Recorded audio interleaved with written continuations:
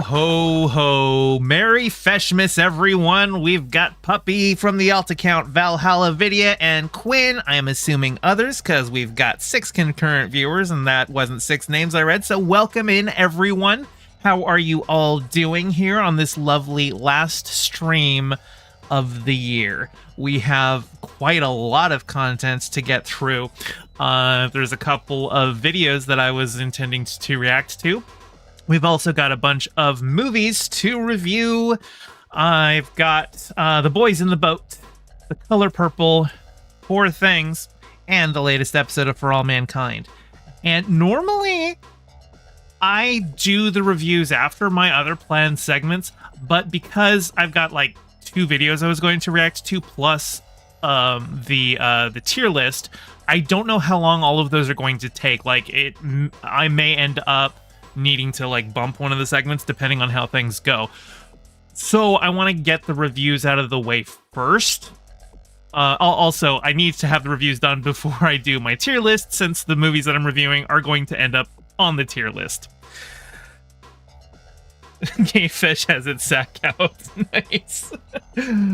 Yeah, no, this is just some cute little thing I whipped up here. I'm probably not going to keep it on for the segments, but I figured, hey, haven't seen you since before Christmas, so here it is. Hang on.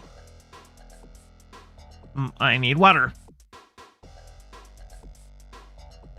But yeah, how's everyone doing today?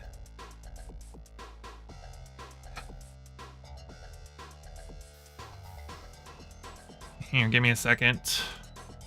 Just double checking that I got everything ready to go for stream today. Getting my notes up. Yeah, I think I've got stuff mostly ready here. All right. You have been hit with ADHD stun lock, Yippee. Yeah. All right, I am recording, I think. Oh, hey, Dragon Knight, Dragonborn. Goes to the cool table. Sorry I'm late, just had the buffer going, and you may have your new PC sooner in the new year, but same 50-50. All right, well, hey, I'm excited for you to get a new PC. I definitely was having my issues with my streaming laptop, and Sai was, generous enough to donate the bulk of what I needed to buy the new PC. So yeah, you cleaned up your Dragon Altar. Nice. Look, it's really beneficial for your mental health to have just a clean Dragon's Lair that you can lounge around in, because if it's just full of like the dead adventurers that you've torched up, or if it's like unpolished gold piles and stuff like that, when it all just stacks up and you look at it and you're like, ugh, how am I ever gonna get myself out of this?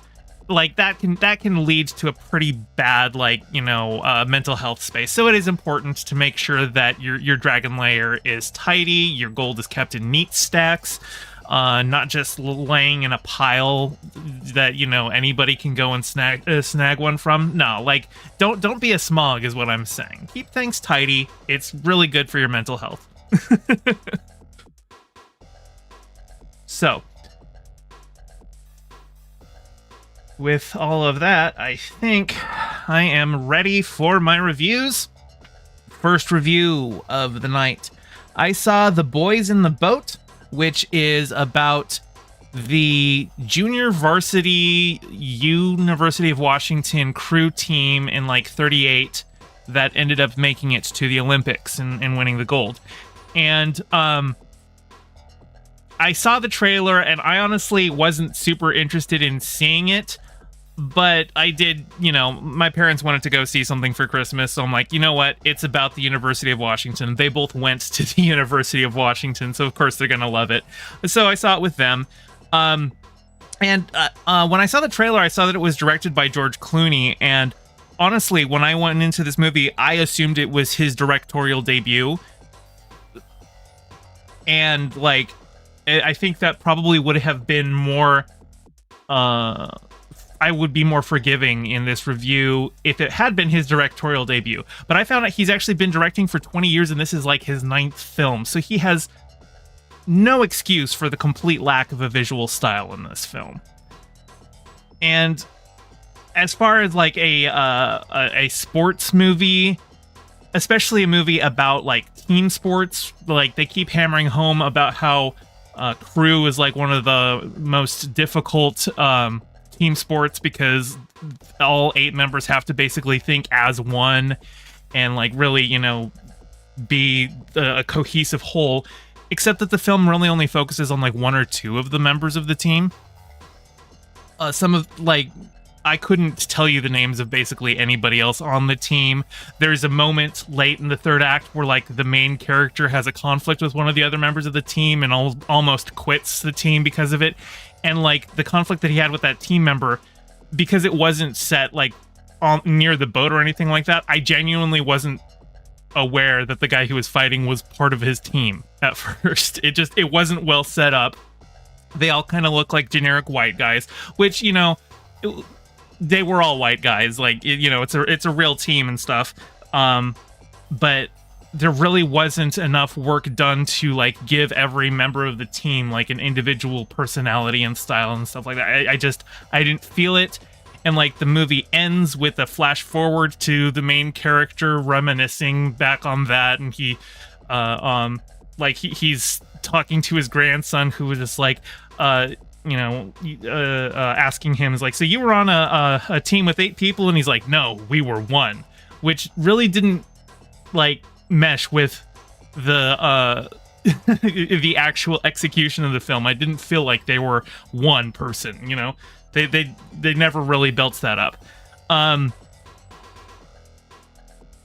There's also just some of the just general filmmaking technique in this movie is very amateurish, and there's like some misuse of film language. Like for a lot of the rowing stuff, there are a couple times where they do like a close-up shot of like the oar hinges on the boat, and like with the way that like they kind of shake and the sound effect that they play where it like kind of jostles a little bit, it sets you up to expect like equipment failure at some point in the film, because they had like 3 different shots where they do a close-up on the oar hinge with like some rattling noises, and it never happens. There's no failure. So it's like all, you know, if they had, it feels like intentional incompetence to get to that point, because the film language all specifically was saying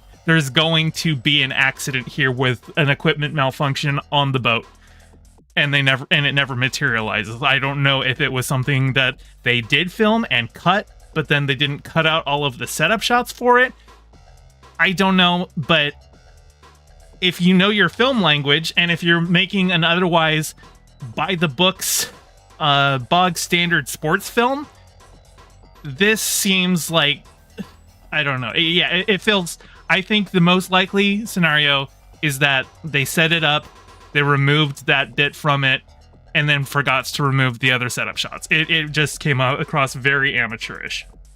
There's also a plot where they're at the Olympics, and one of the crew members is sick, and they're worried they're going to have to sub him out for their alternate.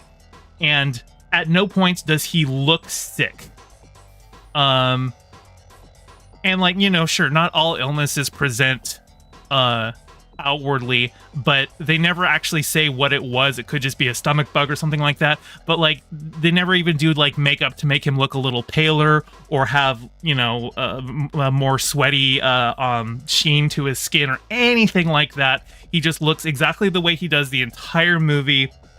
And the actor who's playing him being sick doesn't really do much other than like kind of double over a couple of times. He didn't really have a strong enough performance on his own to really sell me that he was sick. And I think he needed the makeup for that. And then like because it's set during the 1938 Olympics. Obviously, you know, that was the Berlin Olympics. That was the Olympics that the Nazis hosted. So yes, we do get to see Hitler at the Olympics, and they went for like the most we have McDonald's at home Hitler actor that he could have ever gotten. He barely looked like him. He played him a little comically, but like he doesn't really have any lines. He's mostly just like standing in the crowd and like looking angry, and like he the way he was playing him, I was expecting him to like kind of throw a tantrum when the US beats Germany, but he just kind of like turns and walks away. So like it felt like they were like trying to ride the line of him being portrayed a little buffoonish, but without, going like full bore. And I was just kind of like, okay, he didn't even need to be there other than to be like, that's right, we're doing this in Hitler's shadow. And they also, because it's the 38 Olympics, they the main character briefly meets Jesse Owens, and he says, "Oh, you're gonna show these show those Nazis what for?" And he's like, and Jesse Owens is like, "No, I'm not doing it for them, showing the folks back home." And then the main character nods knowingly, like, "Yes, you're right, we have racism back home." But there's no other like moments where racism is even brought up in the film. It was literally just, hey, we've got the Olympics that Jesse Owens competed at, so we'll just have a brief reference there, and we can be like, yes, we acknowledged it. It was a very lazy liberal. Hey, here's something we can throw in for like 5 seconds and not actually build upon it.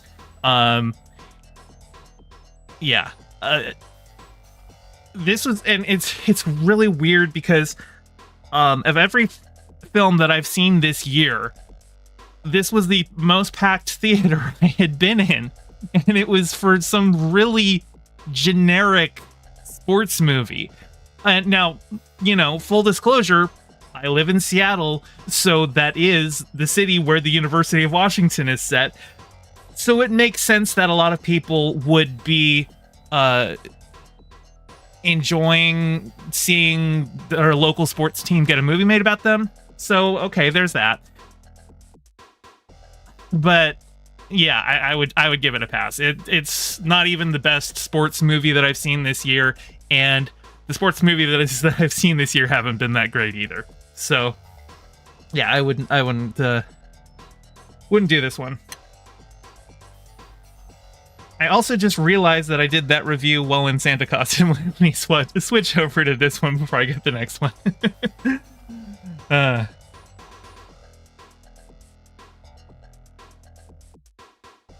All right.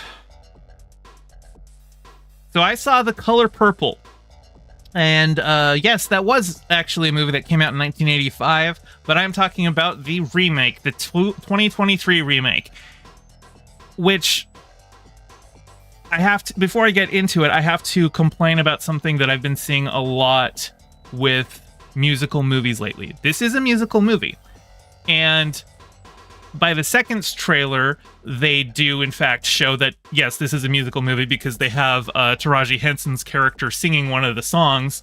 But like, there have been a lot of musicals that have been like coming out recently or are about to come out. Like at time of recording, Mean Girls is coming out in like 2 weeks.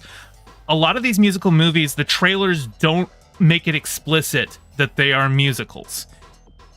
And like, I feel like if you're going to make a musical movie, you should show a character singing one of the songs in the movie in the trailer. And like Wonka, I don't think any of the Wonka trailers had any of the actual singing in there. There's shots of people dancing and stuff like that. And, because it's a Wonka movie, and all of the Wonka movies to this point have been musicals, so there is a built-in expectation there. But even so, musicals are a niche. Not everyone likes them, and in my experience, the people who don't like musicals really don't like them. So I don't think you should be advertising a musical and hiding the fact that it's a musical to trick people into seeing something that they're gonna hate, right? Like, that just seems scummy to me. So, with that out of the way, let's talk about The Color Purple. If you've seen the 1985 movie, this is the exact same story. I would say it's probably it takes the more like memorable scenes from the original movie and uses those, and like has like songs shoot in between those scenes. And if you're familiar at all with the story, it's like it's a story about like lifelong trauma, from like, you know, child abuse to, you know, spousal abuse.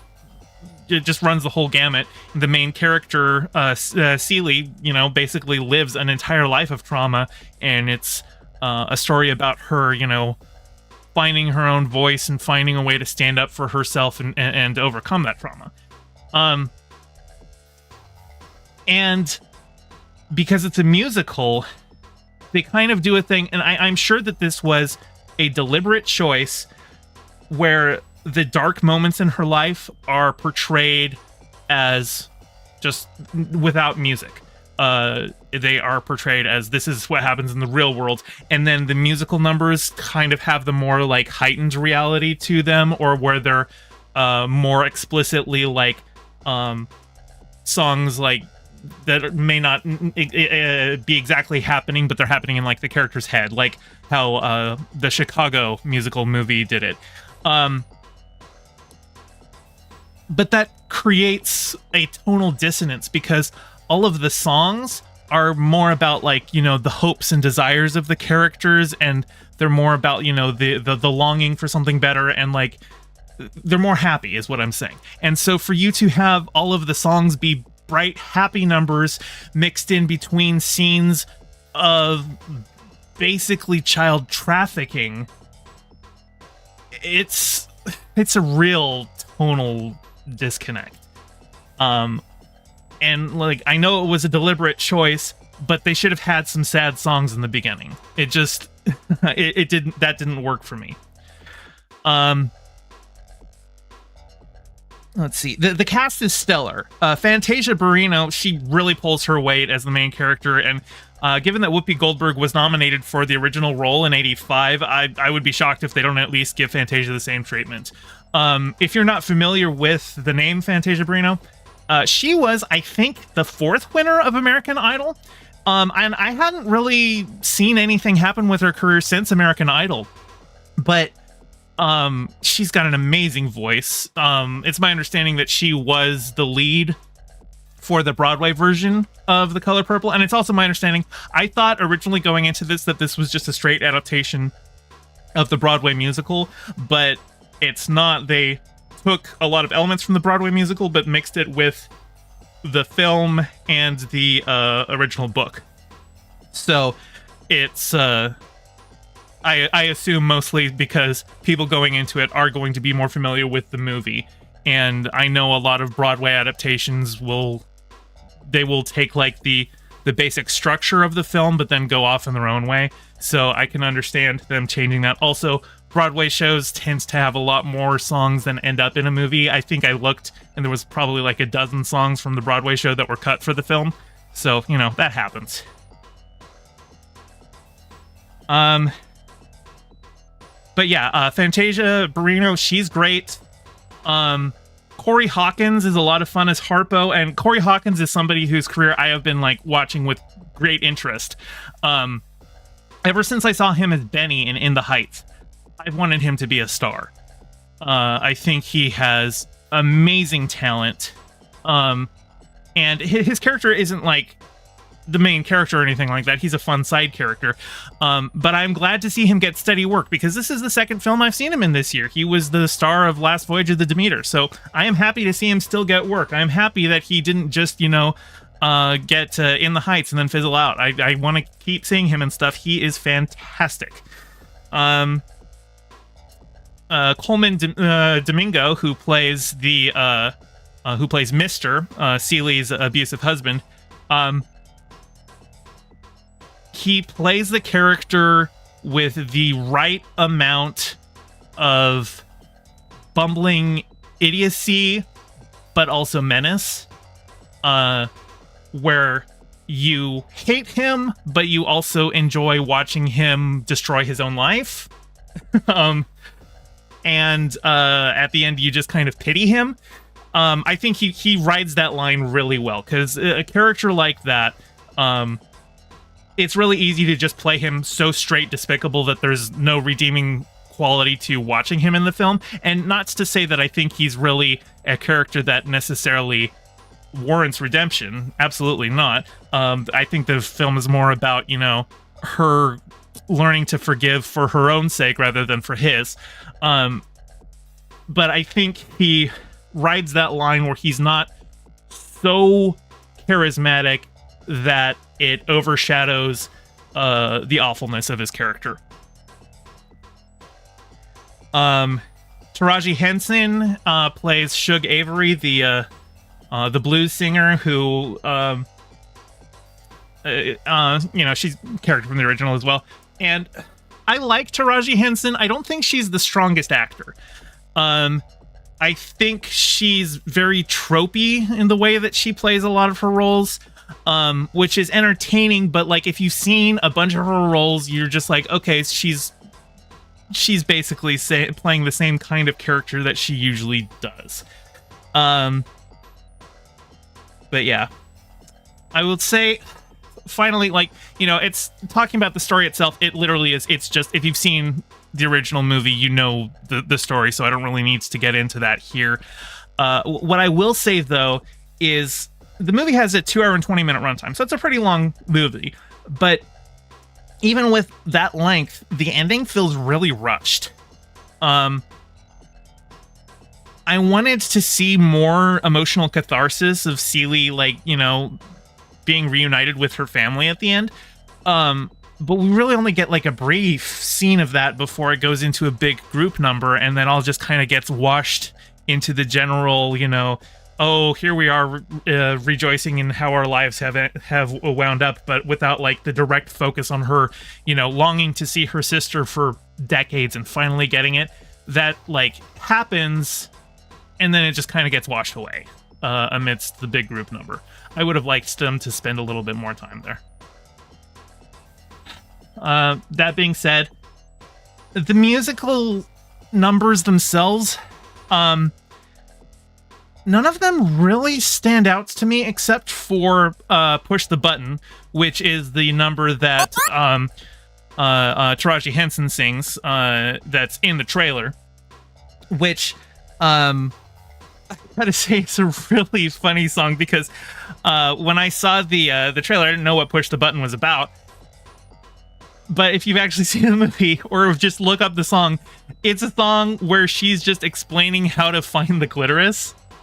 So that made me laugh that they used that song to advertise the movie. It's a lot of fun, though. But that's like really the only song that really stood out that I really remember afterward. So, I would say if you don't like musicals, don't see it, because it is a musical. Just see the original 85 version. And I would still probably just recommend the 85 version instead of this one. Unless you really want to see a musical version of it. Like, if you just have to see a musical version of it, then sure, there's this. But otherwise, I don't really think it surpasses the original. So, there's that. And Dragonite Dragonborn, thank you so much for the $2. Toss some coin to my gay fish. Oh, Valley of Plenty. Well, you had to. Yeah. I don't think I'm going to have, that whole thing that Walsh has with the toss a coin to streamer. That feels kind of like dated at this point. Like when The Witcher first came out, a whole bunch of streamers were doing that. There was like Dragonite Feeny, or not Dragonite, sorry, Dragon Feeny. She was a streamer I used to watch, and she had a similar dono sound, so it feels like a bunch of people were doing that kind of meta like 4 years ago, so now it just seems a little dated. Hey, Lady Kalgana. Yeah, I heard you got COVID. I'm so sorry about that. I hope you are recovering well. I hope Jessica sent my good vibes to you. And I hope you are able to be up and about soon. All right. That's my next review. Give me a second. More water.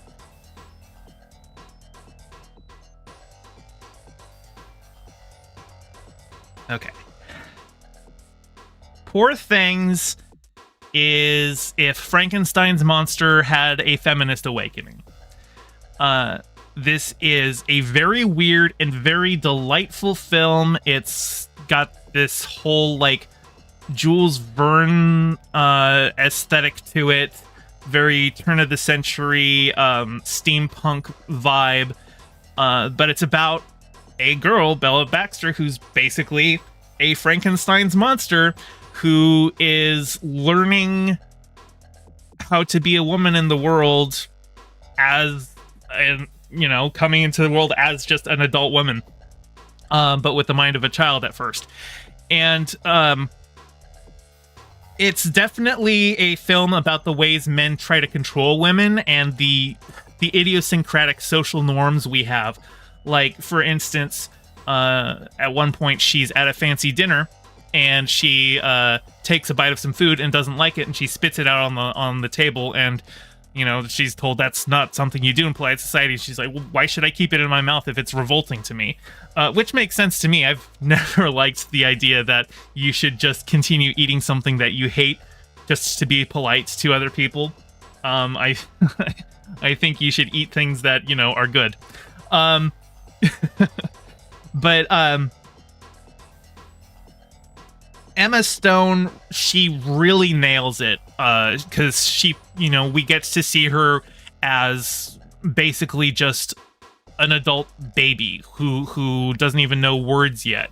From that all the way to, like, this, philosopher queen by the end of the film.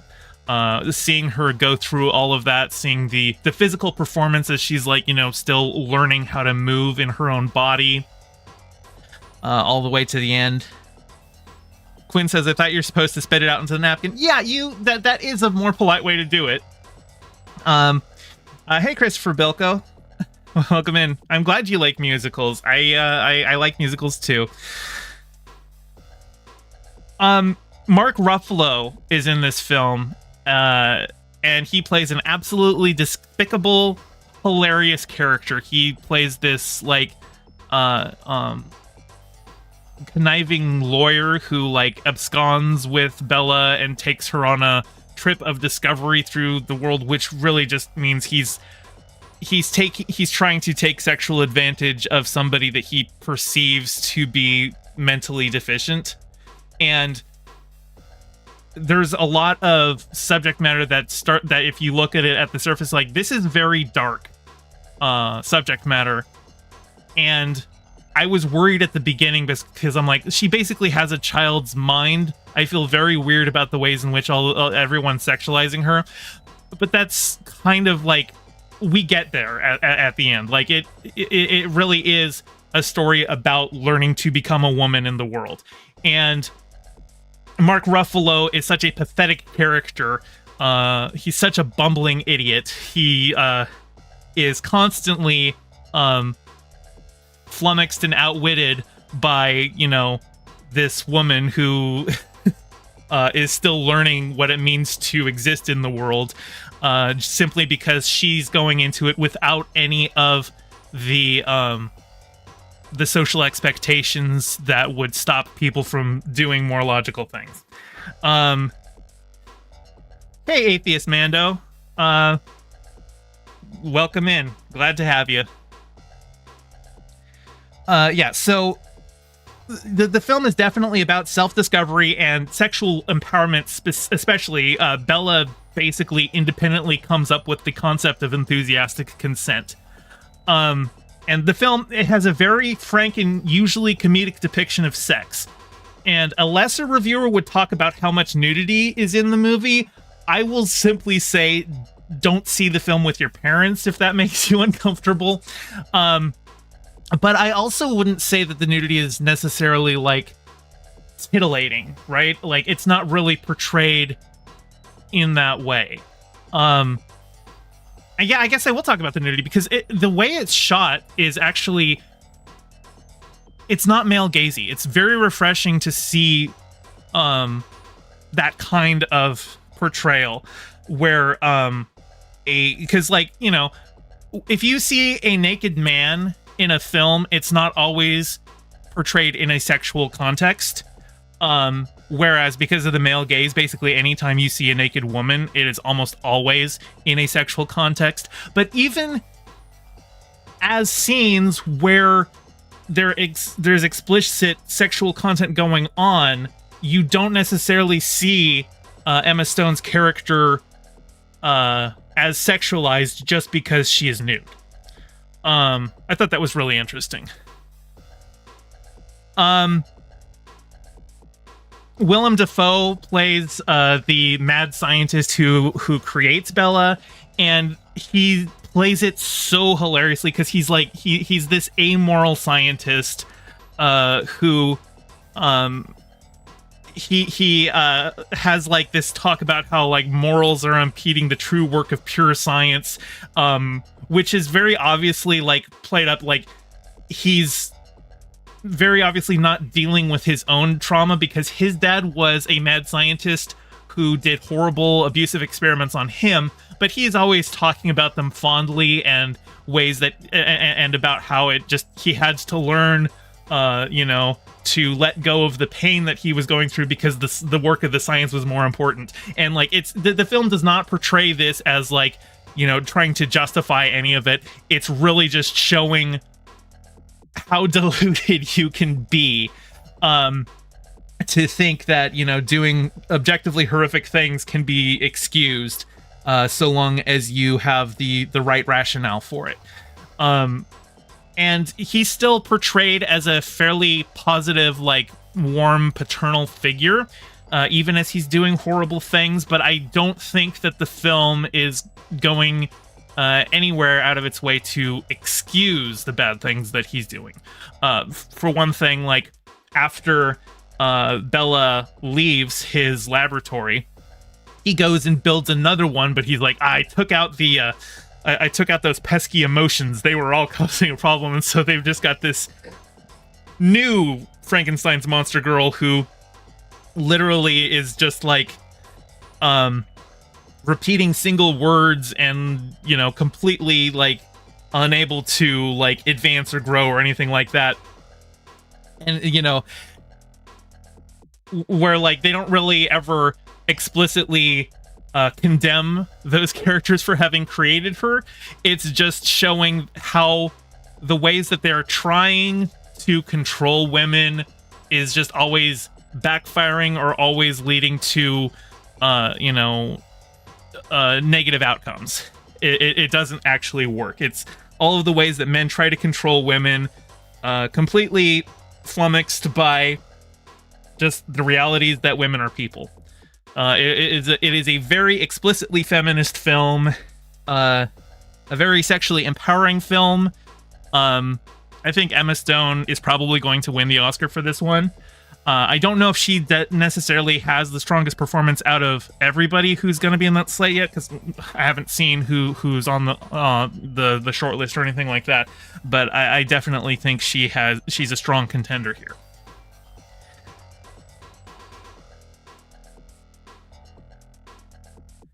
Christopher Bilko says it was a book. The book took inspiration from real letters and changing them to be a mixed version.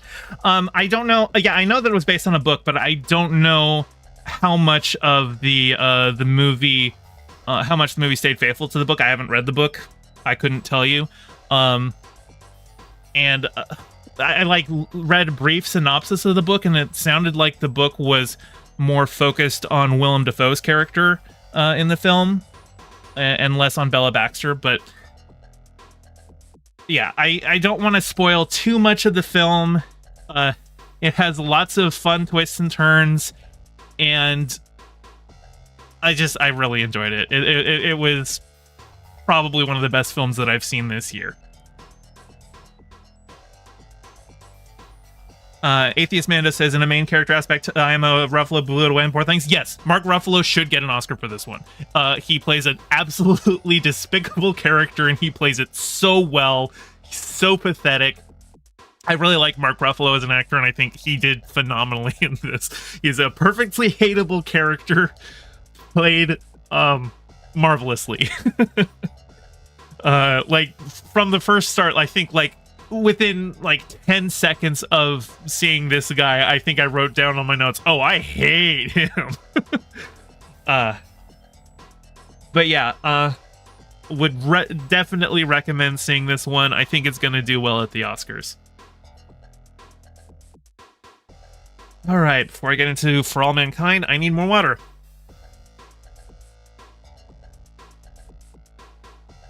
Okay.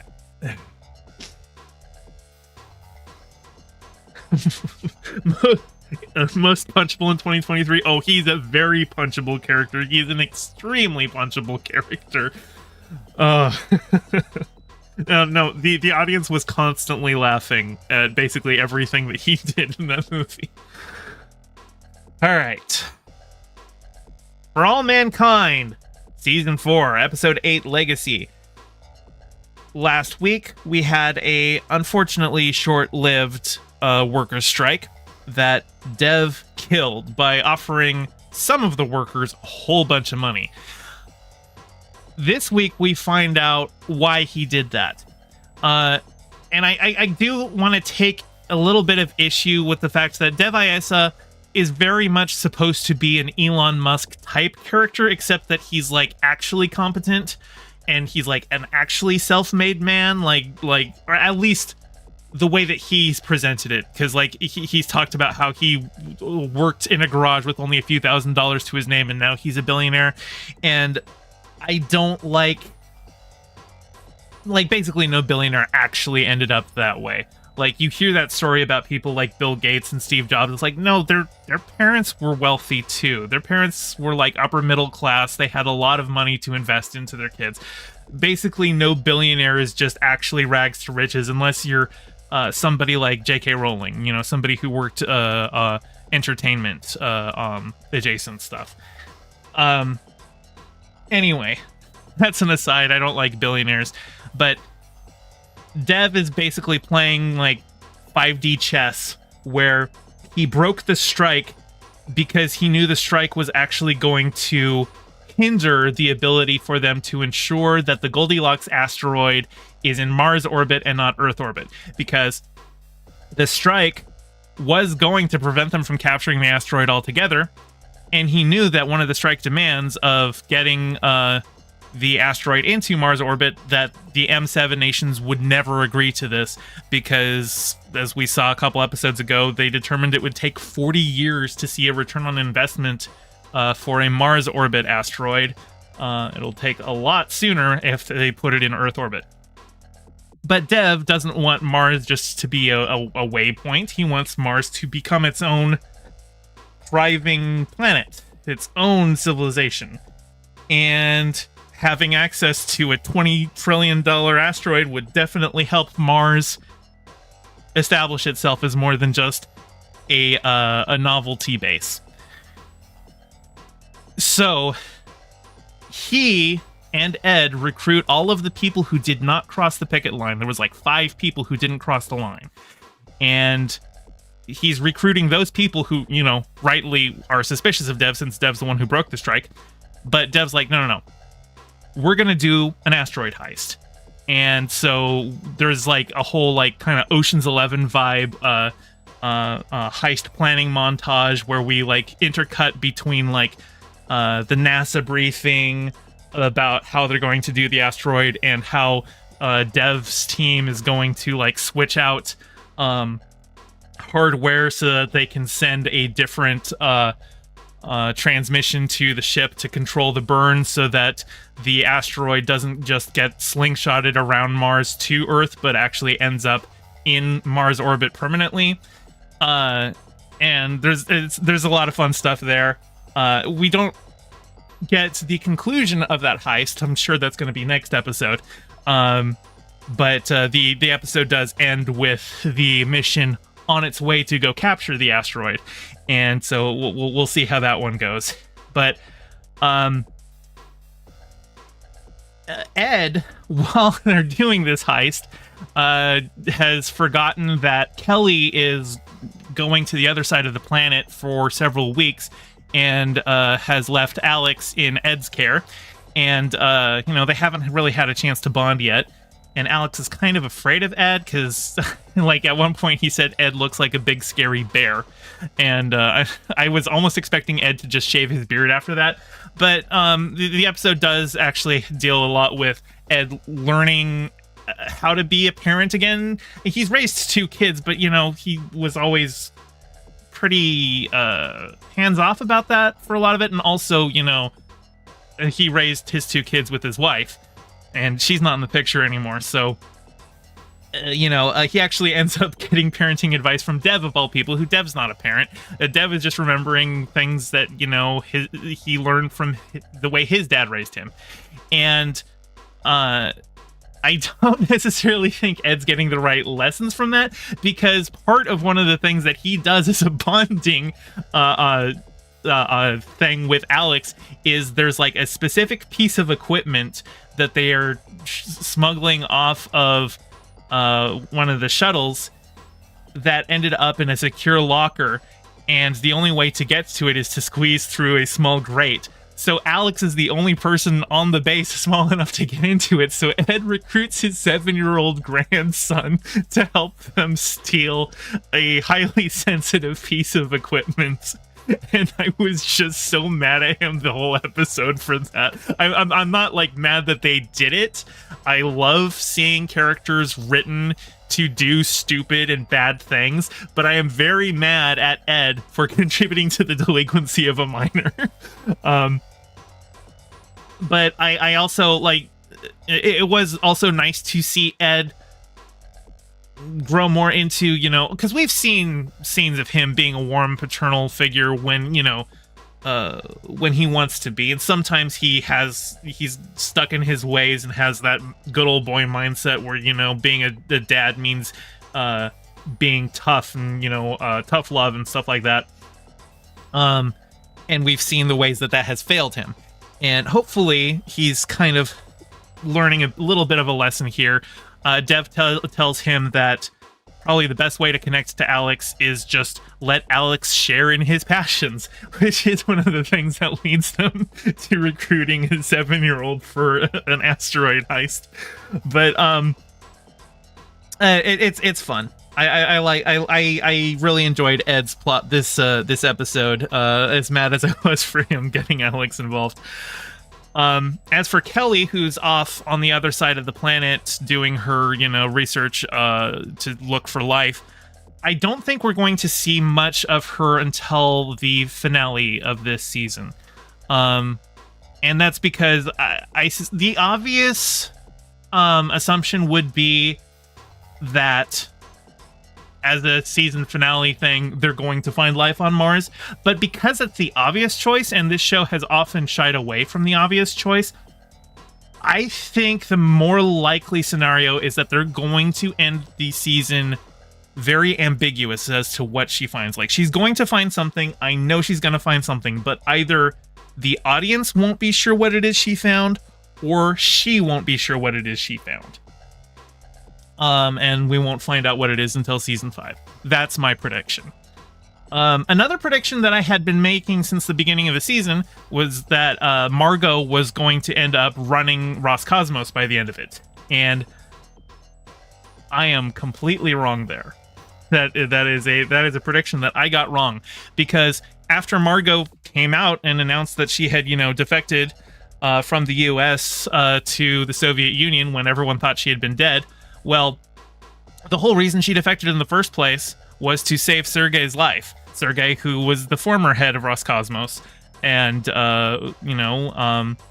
had been used by the KGB to turn her into an asset, but she was able to get him to, safely get to the States. As soon as he sees that she is alive, and then finds out that she is coming back to Houston to liaise with NASA for the M7 asteroid capture program, he drives straight from his home in Iowa all the way to Houston. First to talk to Aleda, because he lets Aleda know basically all of the ways that Margot had been pushed into becoming a KGB asset. But then also to get in direct contact with Margot.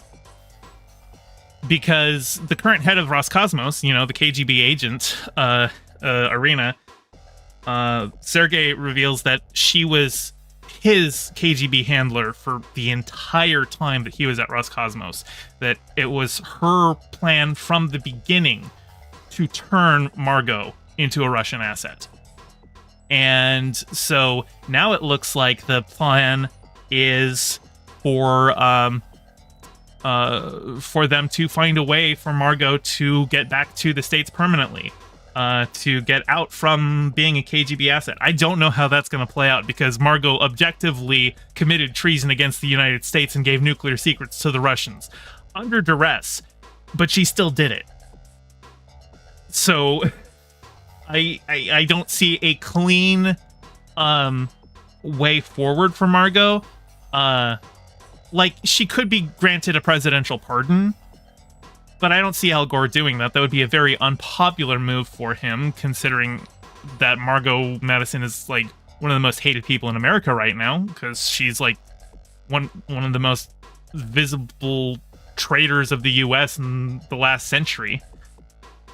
Side Ethel says ankle monitor. Well, right now she is under guard both by, like, U.S. and Russian officers. Like, she's got an office at Houston, and both Russian and American officers are standing outside of her door to escort her everywhere. And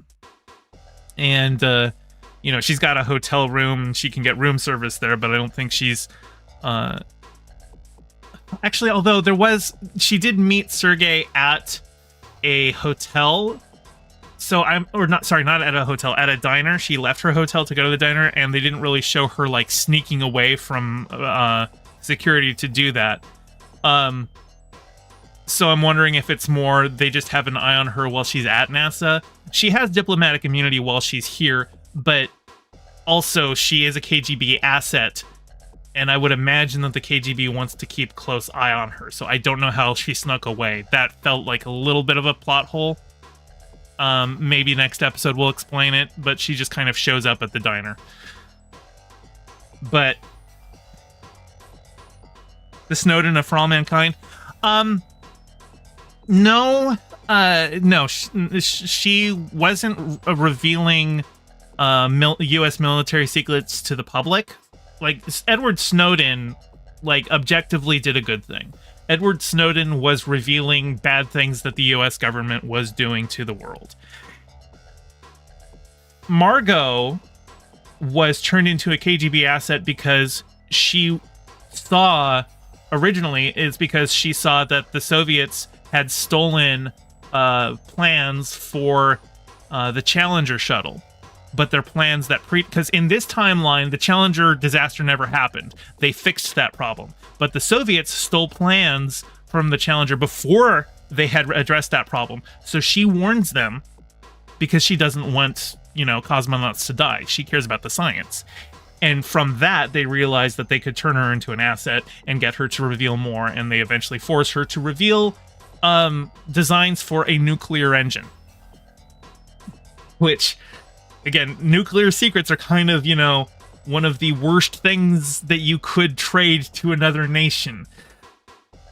So, yeah. Side Ethel says she learns how to teleport. I wouldn't put it past the show getting into some Star Trek sci-fi technology by the end.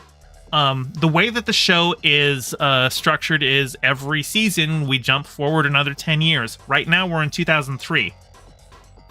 But in, like, 2 seasons, it should be present day. Season 6. And I think they said they're planning for 7 seasons, which means the 7th season is going to be set in the future. I think season 6 is also going to be interesting because it's going to be set in present day, so we can get a really nice one-to-one comparison on where their technology is versus ours.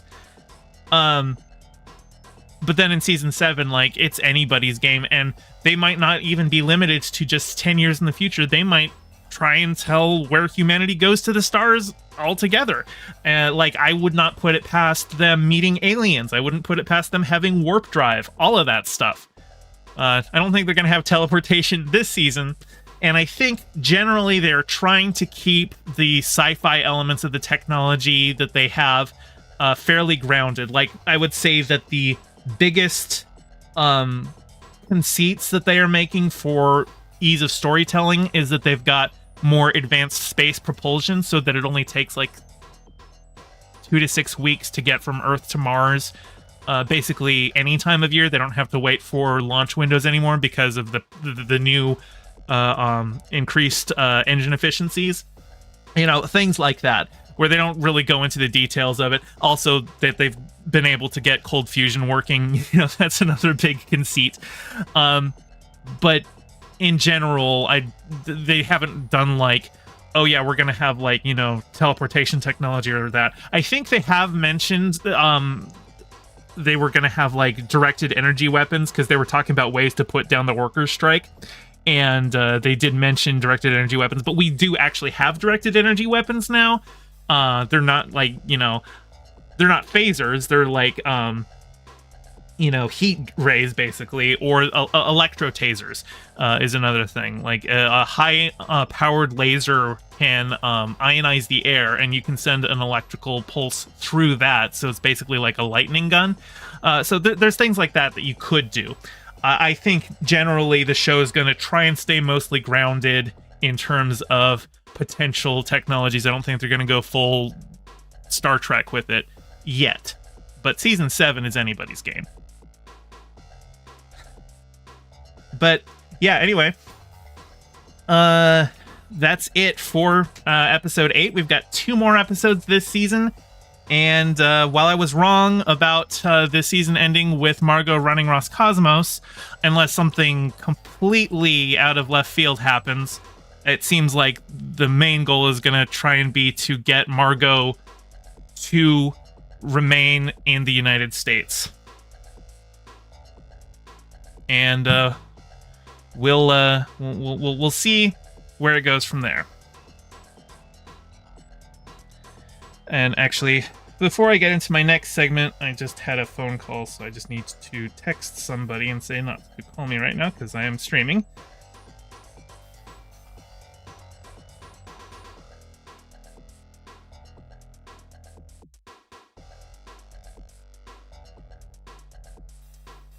Okay. With all of those reviews out of the way, hi everyone, how are you all doing? Yeah, making money, no call. Let's see. We've got 3 segments that we can do, and I'm trying to figure out which order they are that I do them in. Especially because I don't know how long some of them are going to take. It's very possible that I go pretty long with these. I could easily see each of them taking over an hour.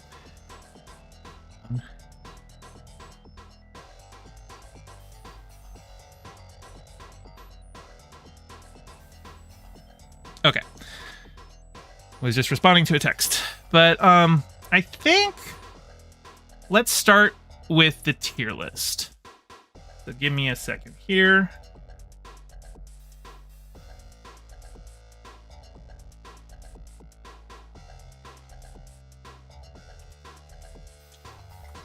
Okay. I'm also going to stop recording and start a new recording for this one. Okay. 2023 has been a pretty big year for this channel. You know, I've been making content here on and off for a couple years, but this was the year that I really dug into it and started streaming and putting out daily videos. And a big part of being able to do that was deciding that I was going to get an AMC A-list account so that I could see 3 movies a week in theaters and review those. And as a consequence of that, I have reviewed 72 movies this year. And I thought it might be fun for us to go ahead and rank them all. Now, I might add some more categories here. But for now, we're just going to stick with the standard, S through D. But, like, if I run into one where, like, I just genuinely don't even remember reviewing that movie, I might have, like, a category of don't remember it. But why don't we get started? Yeah, you can look at all that. That feels wild. 72. Actually, before this stream, because I just reviewed 3 for this stream, and those are on here as well. But before that, I had reviewed 69 movies, and it kind of feels like a pity to break that number, because 69, nice. But let's get started with the movies, and let's see, Rebel Moon. That was one that I recently reviewed. That I would say is a solid D. Zack Snyder has been given every opportunity to excel, and with really no excuses here, no studio that he can blame it on, nothing other than being left to his own devices, he gave a really, really pathetic film for us to see. And I will not be watching the director's cut, because if you wanted us to see a good movie, you should have released a good movie. Yep. Let's see. Next up, we've got The Marvels. I am gonna put Marvels in C tier. It wasn't great. It wasn't like the worst movie ever. It's definitely not the worst MCU movie, but it was kind of a very resounding meh of a movie. Next up, we've got Five Nights at Freddy's. Now, I have never played FNAF. I know a little bit about it. Like, I watched Walsh's review of every single FNAF jump scare, so I have like a passing familiarity with the franchise. But I thought the movie itself was, like, as a horror movie, it wasn't really scary and it wasn't really interesting. I'm gonna put that in C tier. Now, The Conjuring did not come out this year, but I am including movies that I reviewed this year, whether they came out in this year or not. And I have, if you want me to review something else, if you want me to review something specific, patreon.com/gayfesh, I will review something of your choice once a quarter at the $50 tier. So The Conjuring was a request by our very own Cy Deathful. And, I'm really glad that Cy is making me watch The Conjuring verse, because it's an interesting look at seeing, because like the MCU has been out since 2008, and it's easy now to kind of forget the mad rush everyone was in to create their own cinematic universe. And since I never really got into the Conjuring films, I had never seen one until this year. It is interesting to go back and see how some of them, how some the studios were trying to set up their own cinematic universes, because The Conjuring is very clearly made as the start of their own cinematic universe. Like, I watched it and I'm like, oh wow, they're going with Annabelle right away. I would say for this one, I'm like torn between B and C. It was pretty generic. I think I'm gonna go with C. And next up, Mission Impossible: Dead Reckoning Part 1. I'm gonna put this one in A tier. I really like the Mission Impossible movies. This one was really nice to see. Issues with Tom Cruise as a person aside, I do admire the work that he puts into his movies.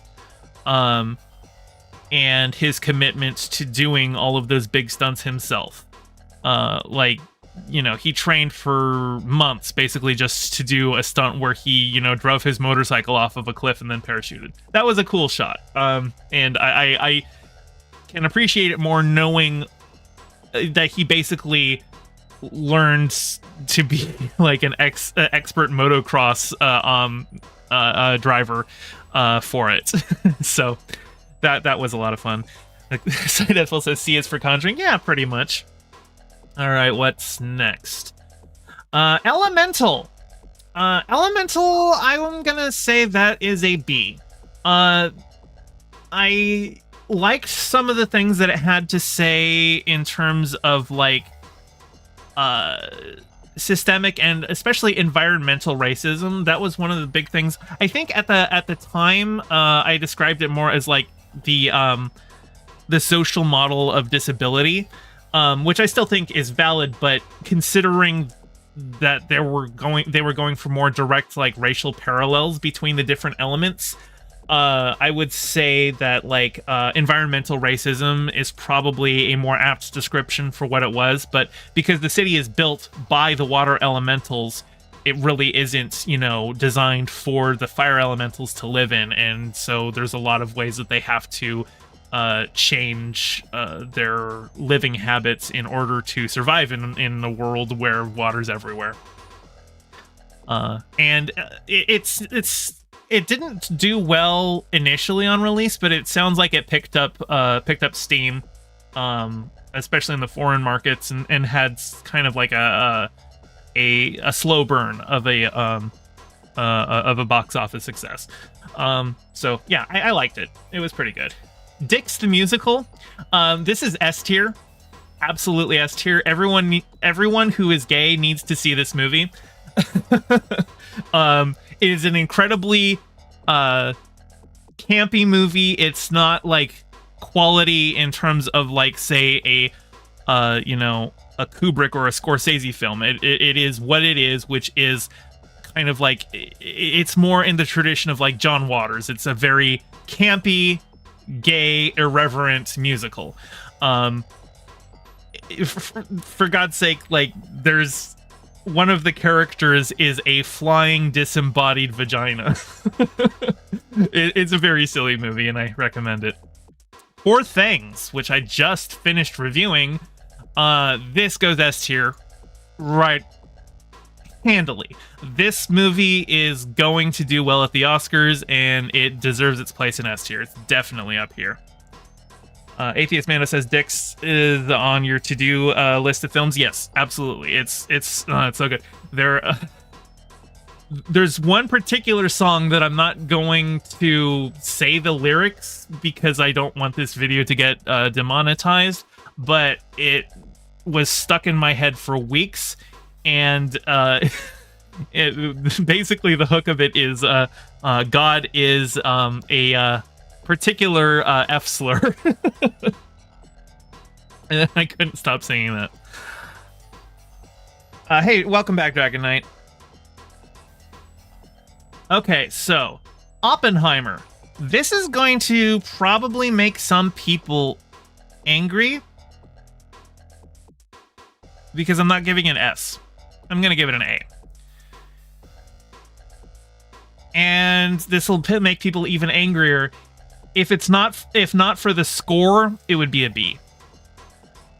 The score for this film does so much heavy lifting that if Ludwig Göransson doesn't get the Oscar for this score, then the Academy fucked up.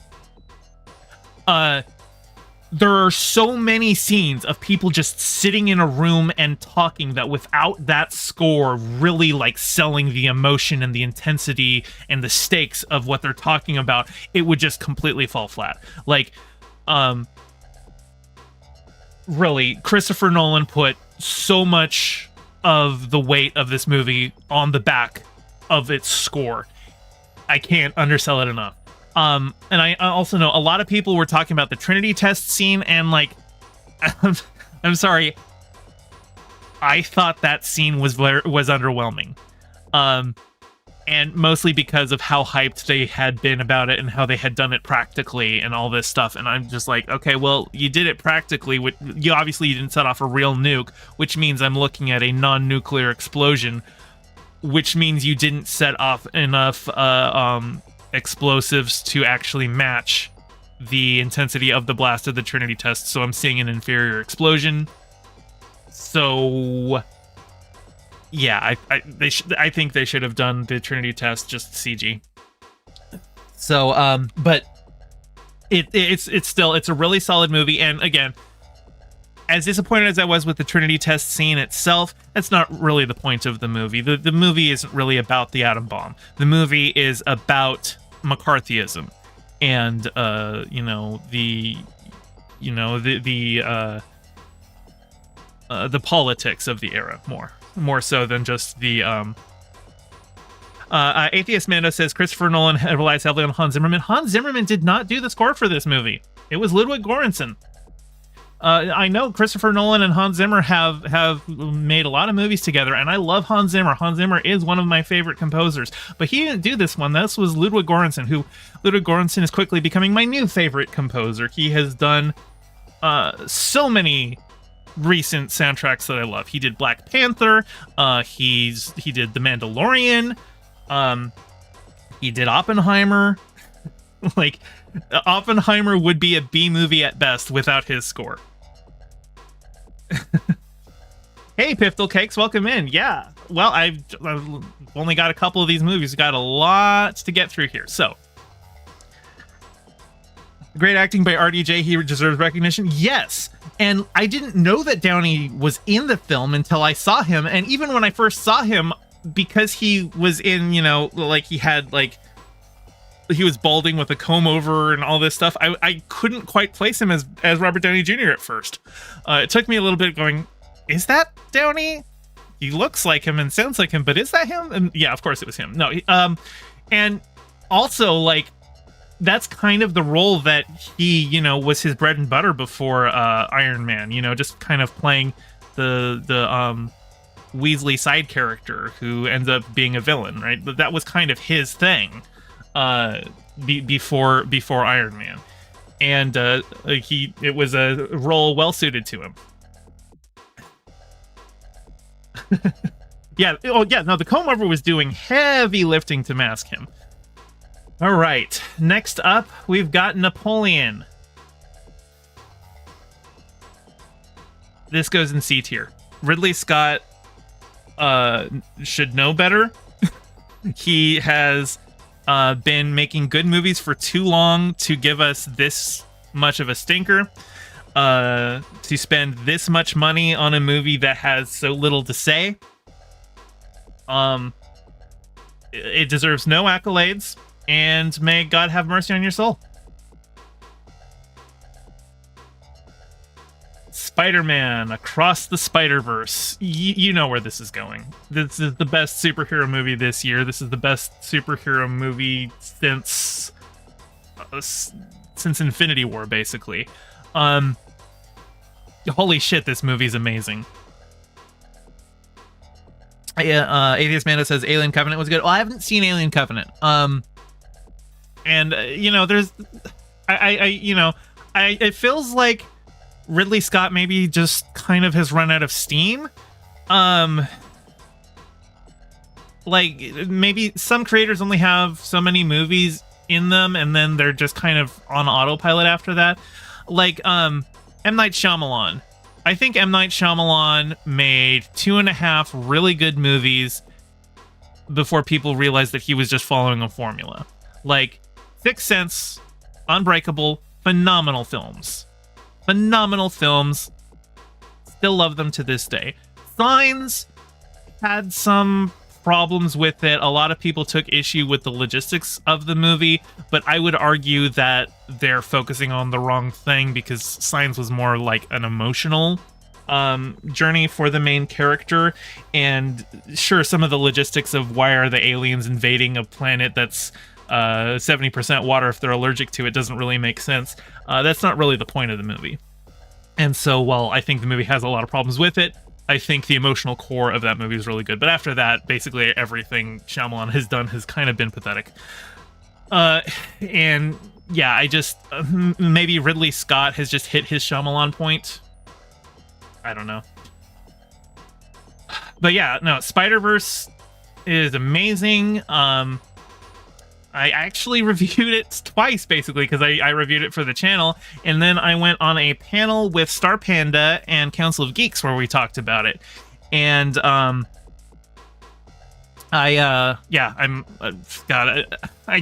can't really think of anything specific to say about it right now, but it handily deserves its spot on S tier.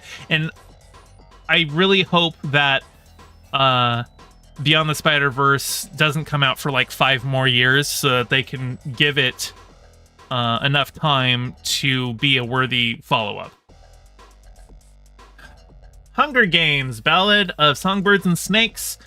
I'm going to say B tier for this one.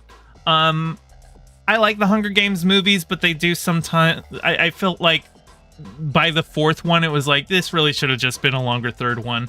But then with this one, because the book, it has basically like a 2-part structure to it, they ended up making the 2nd part just the 3rd act of this movie, and so it's structured really weird. I liked that the main character was Snow. I like having villain protagonists, especially if we get to see, you know, them starting out as a good person, or at least like a morally complicated person before their descent into villainy. And the fact that, you know, it's not just a, oh, we've got the product, we're gonna make a prequel. Like, it was literally, it's still based on one of the books.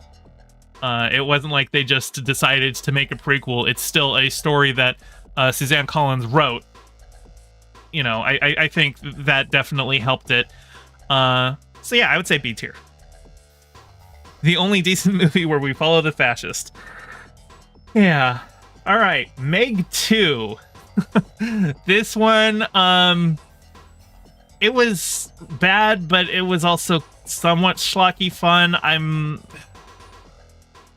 It's between a C or a D, but I'm leaning more toward D. I've had better experiences. Priscilla. Priscilla isn't really an entertaining film. I think it has important things to say about the nature of abusive relationships and how, you know, even as the abuse is going on, it might not look like it, you know, like the abuser doesn't necessarily look like a mustache twirling villain or anything like that. So like I would say it has a lot of good educational value in like showing the signs of an abusive and controlling relationship, but it's not exactly like something that I'm clamoring to see. I'll put that in B tier. Dumb Money. Honestly, C tier. The fact that they like completely ignored the actual events that took place, and like they ended it with like a bit of a hope spot where like, oh, some of the people came out okay, when in reality the people who made off like bandits in the short squeeze were actually just other hedge funds, and like the, you know, the little people, the people who were following on the memes of Wall Street, that's most of them lost everything. And I thought it was irresponsible of them to try and paint it as like a, you know, a David versus Goliath story when that's not how it actually played out. C tier is coming out strong. Golda is D tier. Golda is made entirely to get Helen Mirren an Academy Award for which she doesn't deserve one. It's not a very interesting film. She's got so much makeup on that she can barely emote. And I haven't seen Maestro yet. That's definitely on my list. I'm definitely going to be reviewing that one because I know it's going to get Oscar nominations, and I'm going to be reviewing everything that's nominated for the Oscars this year. But it's one of 2 movies this year in which the lead character is basically wearing Jew face. And I think a lot more people were talking about that with Maestro because it was like, more specifically, Bradley Cooper was putting on a prosthetic nose. Whereas with Helen Mirren, it's more of like an entire face prosthetic thing to change her face to look more like Golda Meir. But like, one of the biggest mistakes that this movie made was showing actual footage of Golda Meir at the end, because you can see how animated and expressive the real Golda Meir was in video versus Helen Mirren, who's got like 10 pounds of latex on her face and can basically move her eyes in her mouth. And that, and the fact that they didn't portray Henry Kissinger as the worst person to ever live, that's a problem. So, yeah. No, it wasn't good. Barbie, straight to the S tier. I loved this movie. It was phenomenal. It was great. You've seen it. What's to say? It's Barbie. It was amazing. Blue Beetle. I'm gonna say B tier, but like bottom of B tier. It was probably the most meh, but inoffensively meh superhero movie this year. It was a fairly basic superhero story, but I did enjoy a lot of the performances in it. And I think that they said that even though the DCEU is over, I think that they said that Blue Beetle will be carrying forward into the DCU. So I think this can actually count as the first DCU movie, even though Chapter 1 doesn't officially begin until Superman Legacy. So you can watch it while thinking, okay, I get to see this guy again. Which isn't necessarily like the best criteria for judging a superhero movie. I think a movie should be judged on its own merits. Like, you should be able to watch a movie not just as homework for future movies, but to enjoy the movie itself. And it had a lot of fun to it. I think it was okay. Bottoms. Bottoms, I'm gonna say B tier. It was a lot of fun, but it was very clearly like trying to be the new Mean Girls. But it was written like it wasn't written just to be a good movie. It was written to try and be a cult classic. And I don't think cult classics can be deliberately made. I think they have to come about organically. And it was still a lot of fun. I enjoyed myself with it, but I just it was a flash in the pan. You know, it came out, people were kind of hyped on it because, like, you know, initially it's like, oh yes, I want to see lesbians beating each other up, but then like it seemed to have no lasting impact. Nobody's talking about that movie now. Dream Scenario, I would say this one's B tier. I really liked it. It wasn't like the strongest performance of Nick Cage's career, but it was a pretty decent one, and it's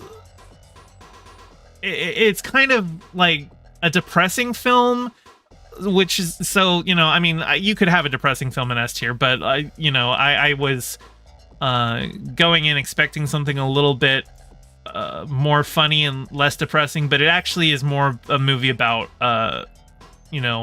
somebody dealing with all of the consequences of fame and then cancel culture and all that stuff.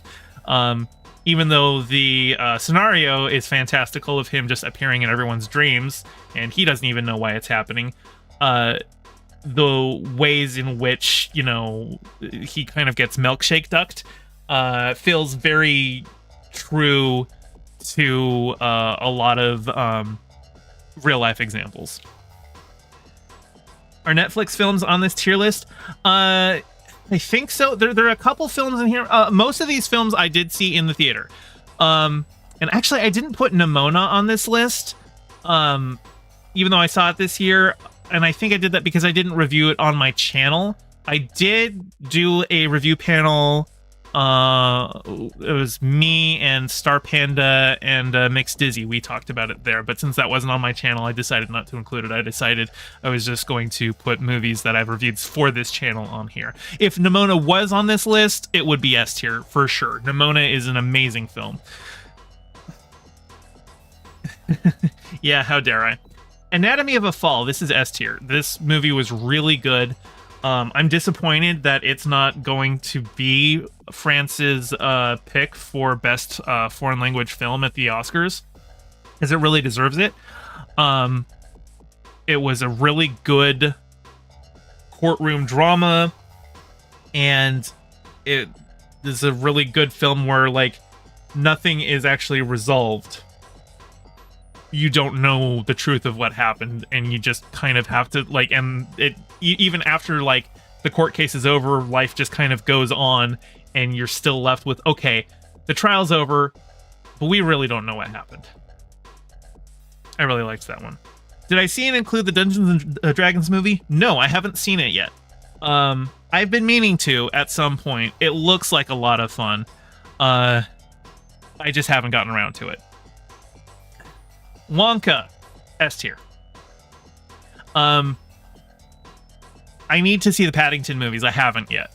And I've heard that those are amazing. And if Wonka is any indication, yes, 100%. This movie was surprisingly amazing. I talked about in the review how bad the trailer is, how bad the trailer made it look. And the only reason that I went to see it was because it was directed by the guy who did Paddington, which I haven't seen, but I've heard good things about. And this, really, this is one of the best films that I have seen in a very long time. It's so good. All of these, if you want to see my full thoughts on them, I have reviewed them all. In fact, I think I actually put together a playlist of all of these movies, and once I put this up as its own video, I'll link the playlist in the description there. But yeah, Wonka, S tier for sure. Godzilla -1, I'm gonna say A tier. This was a really, really good movie. I really enjoyed it. I thought it had a lot of good things to say about post-war Japan, about found families, and a criticism of nationalism and of Imperial Japan, and a criticism of the use of kamikaze fighters. It was a really good movie, and it's like the first Godzilla movie that I've seen where I wanted Godzilla to go away so that I could get more stuff with the humans. Haunted Mansion. This was D tier.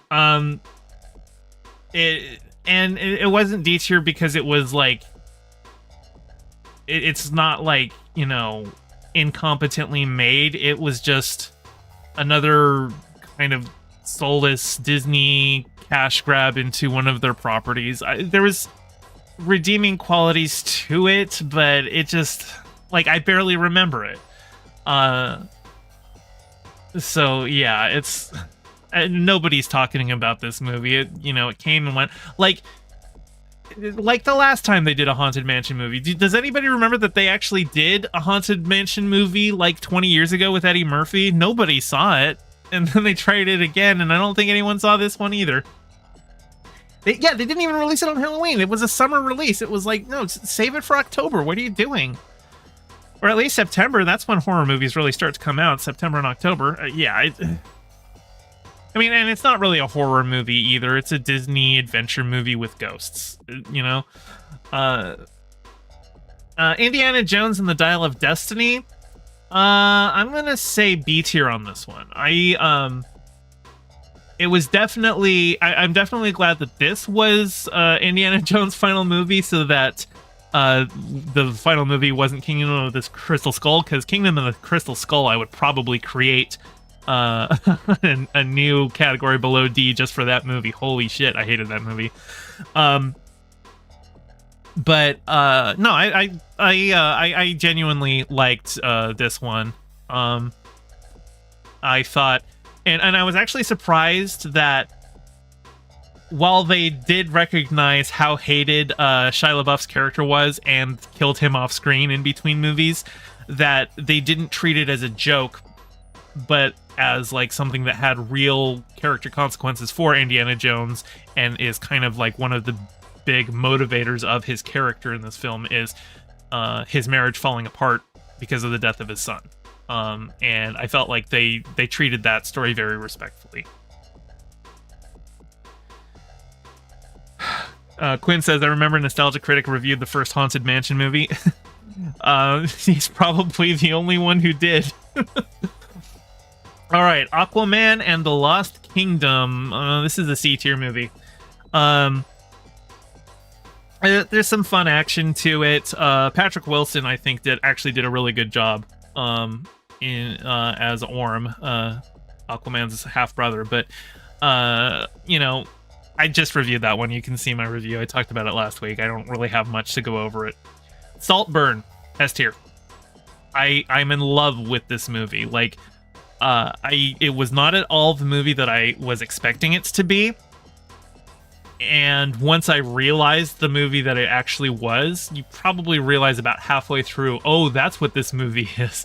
It's a wild fucking ride. Rosamund Pike is also probably another strong contender for, I would say, Best Supporting Actress. I don't know if she would be Best Actress for this film because she is kind of a side character. But she's great in it. And let's see. My Big Fat Greek Wedding 3 is a big fat D.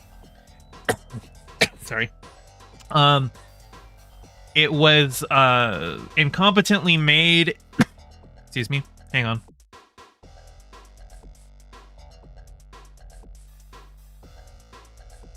Okay, sorry. I had to drink some water and get some coughs out that I wasn't subjecting you to.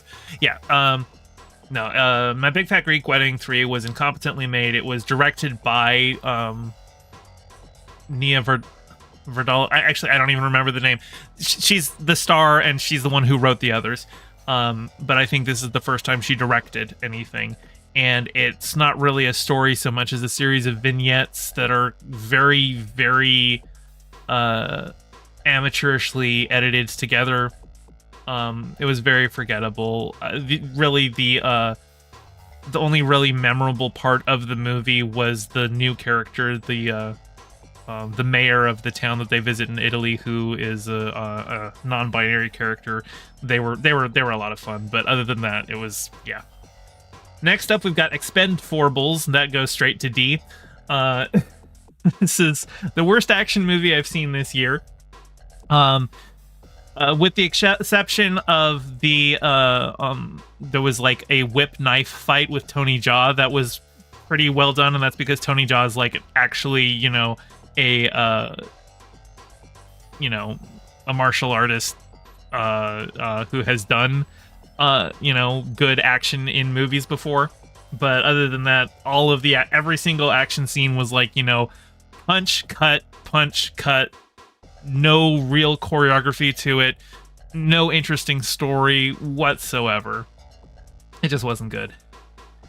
Boys in the Boat is a C tier. It's as far as sports movies goes, it is definitely a sports movie. Your dad will probably like it. But that's all I gotta say. It Lives Inside. I'm gonna say this is B tier. It wasn't really like the most memorable movie that I've seen. It was kind of a I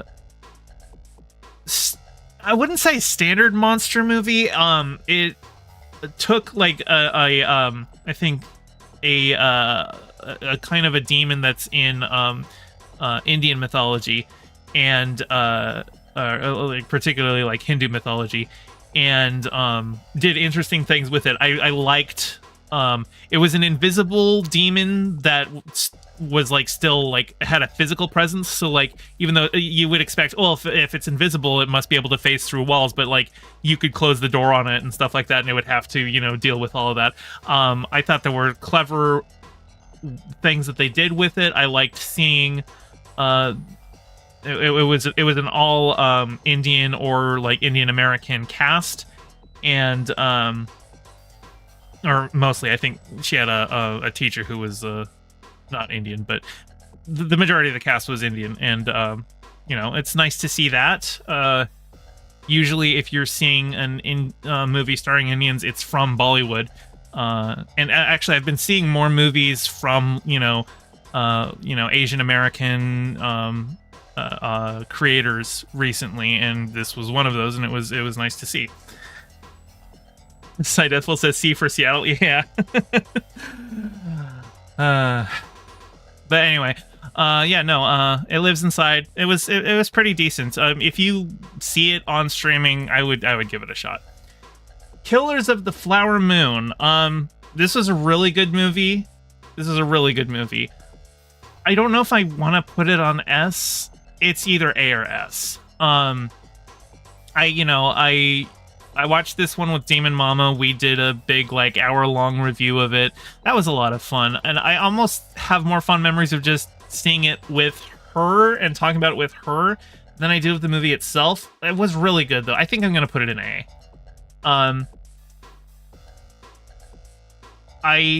There was a lot of interesting choices, but I think I still would have preferred that the movie was more focused on the Osage themselves. Instead of all of the white men who are plotting to kill the Osage. I feel like if you're going to be telling a story about atrocities done to, Native Americans, you should be having them tell those stories. It should be from their perspective. And the best parts of the movie were the scenes from the perspective of the Osage. But Scorsese, he's a white guy and he wrote a movie about white criminals like he usually does. You hope C tier wins. All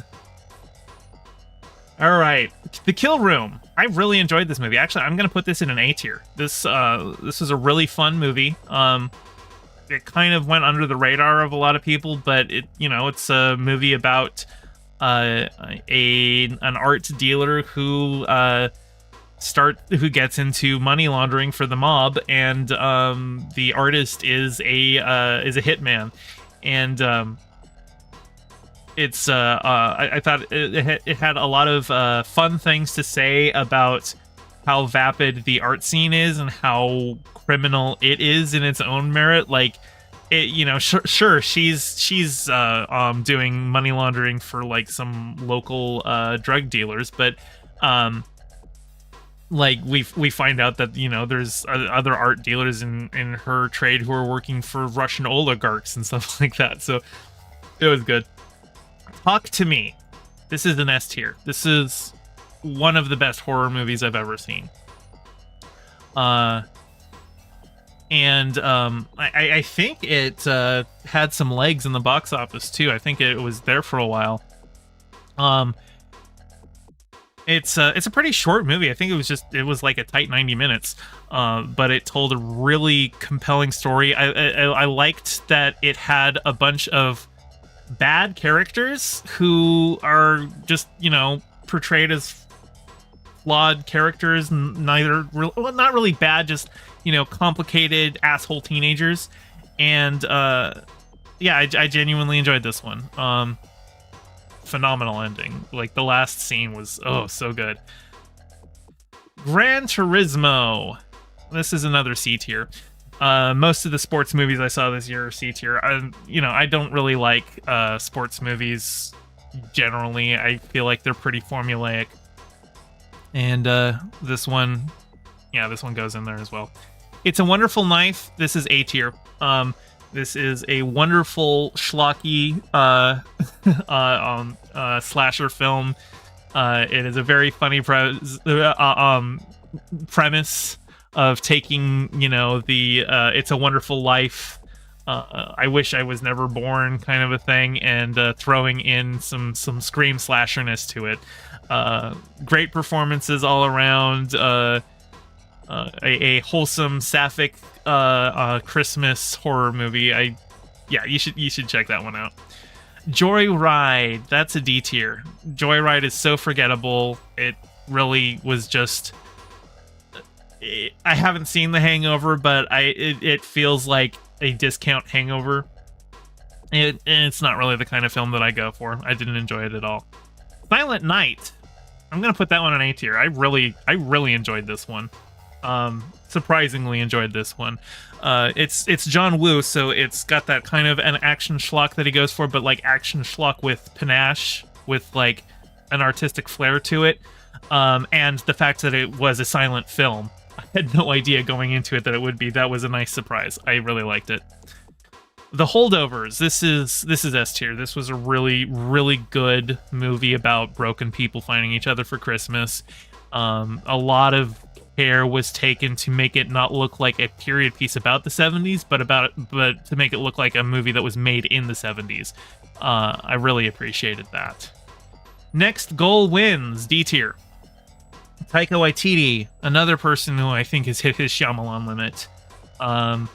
I have severe problems with this movie, especially how they threw in transphobia as like a character growth moment, when in reality that transphobia didn't happen. That pissed me off. Yeah, I didn't like that movie. Strays. This was a really funny movie. I'm gonna give this one a B tier, and it's also, I think, probably the best example I have seen of doing realistic CGI animals. Like, The Lion King could have learned some lessons from Strays, because even though like the dogs are animated to still look like realistic dogs, they have a full range of emotion. You can really read their emotions in it. And like what Jon Favreau did with The Lion King, where he's just like, oh well, they just need to look like animals so their faces never change, which is like, that's not what animals do. I have had cats all my life, and I can tell you cats are very emotive in their ears and in their eyes. So for you to have a movie with a whole bunch of cats and for them to just not have any kind of emotion whatsoever in their face, that was a mistake, Jon Favreau. You should take some lessons from Strays. Strays is also, it's interesting that I would put Strays here in B tier when it is also kind of a Hangover clone. You know, it's one of those raunchy frat pack comedy kind of a things. I mean, it's starring Will Ferrell, so you know, but it was fun. Now we've got The Thing, which did not come out this year. It came out in '82, but this was actually one of the movies. There was like 1 week where literally no new movies were in theaters, at least not in my area. So I decided to go back and watch some classic horror movies, and I threw The Thing in here. I really liked The Thing.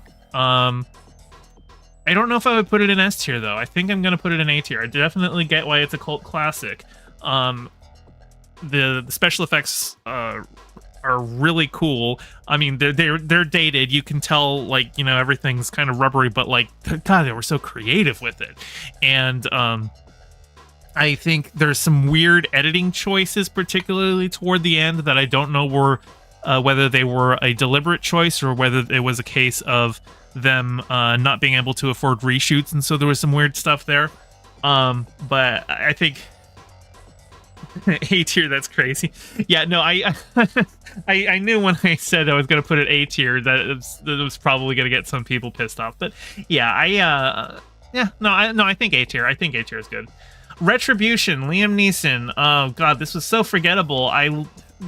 Going through this list, some of these are like, wait, that I saw that movie. This is just Liam Neeson in a car for 90 minutes. It's D tier. It was lazy.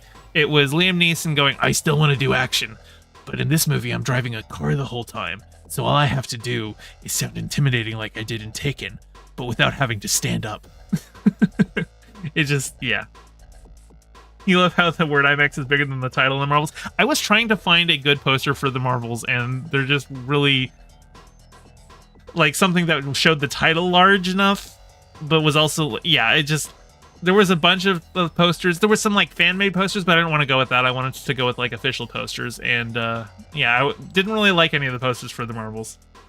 But Fesh, standing is hard. Standing is hard. Look, I get it. Liam Neeson, he's in his what, like 70s now? So I'm gonna look up, how old is Liam Neeson? Yeah, he's 71. So I get it. He's old. But yeah, no, it's completely forgettable. It's not worth it. Standing hard. Ferrari. I'm gonna put Ferrari in B tier. It did some interesting things. It's definitely the best of the sports movies that I've seen this year. Because it wasn't just about the sport. It was, you know, about the family dynamics and like the, you know, the the kind of the cutthroat capitalist nature of everything, but also, like dealing with families and lines of succession. I kind of described it as like, Game of Thrones with cars. But I didn't walk away from it feeling like it had big important things to say. So yeah. Dreamin' Wild. This is kind of, I actually forgot that I saw this movie until I saw it again, or until I saw it in the list. But I remember liking this one. It's a very kind of like, your dad will like it. It's not like a big movie or anything like that, but it's about a guy who comes into fame like 20-30 years after he wrote that music. It's kind of like a little indie film. I did point out how they put Zoe Deschanel on the cover when she's barely in the film. But yeah. Marsh King's Daughter. I liked this one. This is A tier. I thought this, Daisy Ridley gave a really good performance. Ben Mendelsohn as her dad was phenomenal. Very, very intimidating. It was a good, revenge, film. Yeah, it was good. Equalizer 3, I would say B tier. Oh wow, B tier. We have now gotten into we've gotten a second row for it now. Yep, B is pulling ahead, Quinn. I know you're pushing for C, but actually it's interesting how even though B has pulled ahead by 3, we've still got a fairly even balance among the others. C is actually behind by 1, but they're all mostly moving along at the same rate. Yeah, Equalizer 3. I haven't seen any of the other Equalizers. I really liked the action in it, and it was mostly presented as something that, like, a standalone movie that you don't need to have seen the others to have seen it, but then up until the end where they throw in stuff to be like, this is how it connects to the other films, and I was like, okay, I haven't seen those, I don't care. But I liked the action. It was good action. Oh, and hey, Tipster, welcome in. We are doing my 2023 tier list. What's next? Sound of Freedom. Straight to the D tier. Straight to D tier. It wasn't competently made. I think, like, the guy who the movie is about right now is, like, dealing with, like, sexual assault allegations of his own, possibly sex trafficking of his own. Like, it's so weird how, like, every accusation is a confession with these people. I put out my review of it. I would actually, if you are at all interested in the problems with Sound of Freedom, I would recommend watching Dead Domain's video on it. They did a deep dive into, the lies that the movie tells and the truth behind the organization. There's also, like, I feel like there needs to be, and I don't know if I'm the person to do it, but talking about the model, the pay it forward model that Angel Studios is using, because Sound of Freedom, I think it closed out the box office with a couple $100 million, but the pay it forward model that Angel Studios was using, where they're like, hey, you should go and pay for somebody else's ticket so that they can go see it even if they can't afford it. I think they made like $500 million doing that. So they, like, more people gave money to Angel Studios to let other people see the movie for free than actually ended up seeing the movie. And that looks like a really shady money laundering scheme to me, honestly. And it's a system that they have used with some of their other projects. Like, actually, there's a TV show that Angel Studios produces called The Chosen, which is about Jesus's apostles. And I actually watched that show, and I don't hate it. I think it's, as far as, like, explicitly Christian entertainment goes, I think it's really well produced. But they also do a lot of Fathom Events things with it, and they use the same pay it forward scheme with all of that stuff, and it just seems a little weird. Let's see. Jules. I liked Jules. I'm gonna put Jules in B tier. That was the movie about an alien who crashes into an elderly man's backyard, and he just kind of keeps the alien a secret with him and a couple of his elderly friends. And it was mostly a story about, lonely people and how we kind of need community and to be together and stuff like that. Yeah, it was good. Last Voyage of the Demeter, I'm gonna say C tier. Give that one to you, Quinn. All of the Dracula kills were all very one note. Like, I get it, he's a vampire, he sucks your blood, but even so, like, I felt like they could have been a little bit more creative with the way that he kills people, but it all just felt very, very samey. The Color Purple, I'm gonna say B tier for this one. Like I said, I just reviewed it, and I think if you want to see The Color Purple, you should just see the original.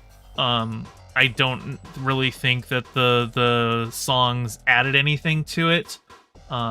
If you are a fan of musicals, it's fine, but I don't think it improved it. Haunting in Venice, I liked this one. I'm gonna say B tier as well. Sorry, Quinn, I think B tier is gonna win this one.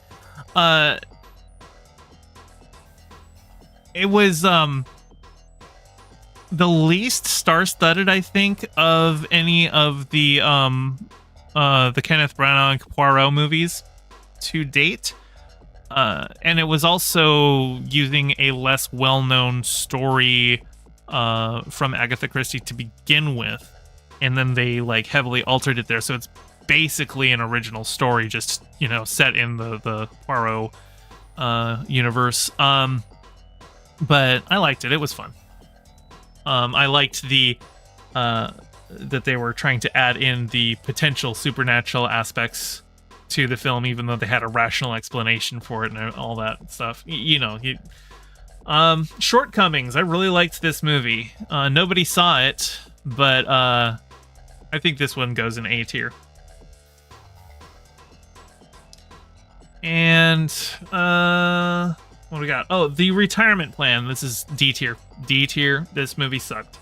I know Nick Cage will do basically anything for money. I don't even think his heart was in this one. Landscape with Invisible Hand. This is S tier. Nobody saw this movie, which is really disappointing. I thought it had a lot of things to say. It was basically just a huge indictment of Amazon as a company, even though Amazon I don't think is mentioned it, but basically the alien invasion, they are Amazon. They dominate the world through capitalistic means, basically. I really like that one. When Evil Lurks is S tier. This is the best horror movie I have seen maybe ever. Definitely this year. When I put out the review for it, like the thumbnail says, the best film I have seen this year. And I'm trying to think if that still holds true. I would need once we've got all of everything else here, and I've got all of my S tiers, I can compare it with the others. But oh my god, When Evil Lurks is so good. I love this movie.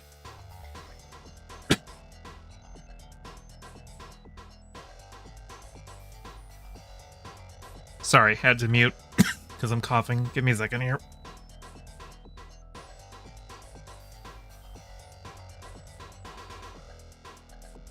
Okay, sorry. The Inventor. This is C tier. It was pretty boring. it's low budget animation, which, you know, I don't mind seeing. I don't think every animated picture needs to be a bloated monstrosity with a bunch of celebrity voices. Although this did have, like, I think Stephen Fry and Daisy Ridley or some of the voices in here. But I remember it was a musical that had, like, the least energetic and least memorable songs ever. This felt more like a movie that, like, your fourth grade teacher would roll out on the VHS when you were, you know, when it was a Friday and she didn't want to teach anything and she just wanted to grade papers and pacify the class. The Royal Hotel is also a C tier. I think it was it had some interesting performances and, like, dealing with women in a vulnerable situation and, you know, how they get out of it. But really the thing that, like, stands out in my mind the most in this movie is that Hugo Weaving was in it, and I didn't realize it was him basically for most of the film, because he had a full beard and had, like, a very rural Australian accent, which is just not what I'm used to seeing him as. And now we've got The Conjuring 2, another Patreon request. Let's see, where did I put The Conjuring? Did I put that in...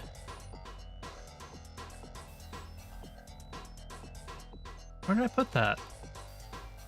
Oh, there it is in C tier. Okay. I just wanted to make sure I wasn't putting The Conjuring above The Conjuring 2. Yeah, we'll put that one in C tier as well. Hey, look at that. C tier. Pulling ahead, Quinn. The Boy and the Heron. This was really good. It's not the best Miyazaki movie that I've seen, but it was really good. I'm gonna put this in A tier. It's a gorgeous film. All of Miyazaki's films are gorgeous. I don't think that it's an S tier film. Freelance. Very, very, very forgettable, but I'll put it in C tier. Eileen. I really liked this movie. It was not at all what I was expecting it to be. It was a very, very messy movie. This goes in S tier. It has all, like, if you see the trailer, you think it's about this femme fatale who has come to corrupt this ingenue, but the reality is so much messier than that, and, like, all of the characters are fucked up in their own ways.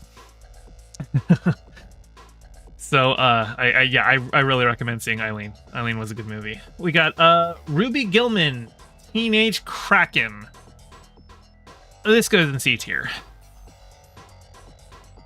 It was kind of a short movie. It was alright. It wasn't anything good.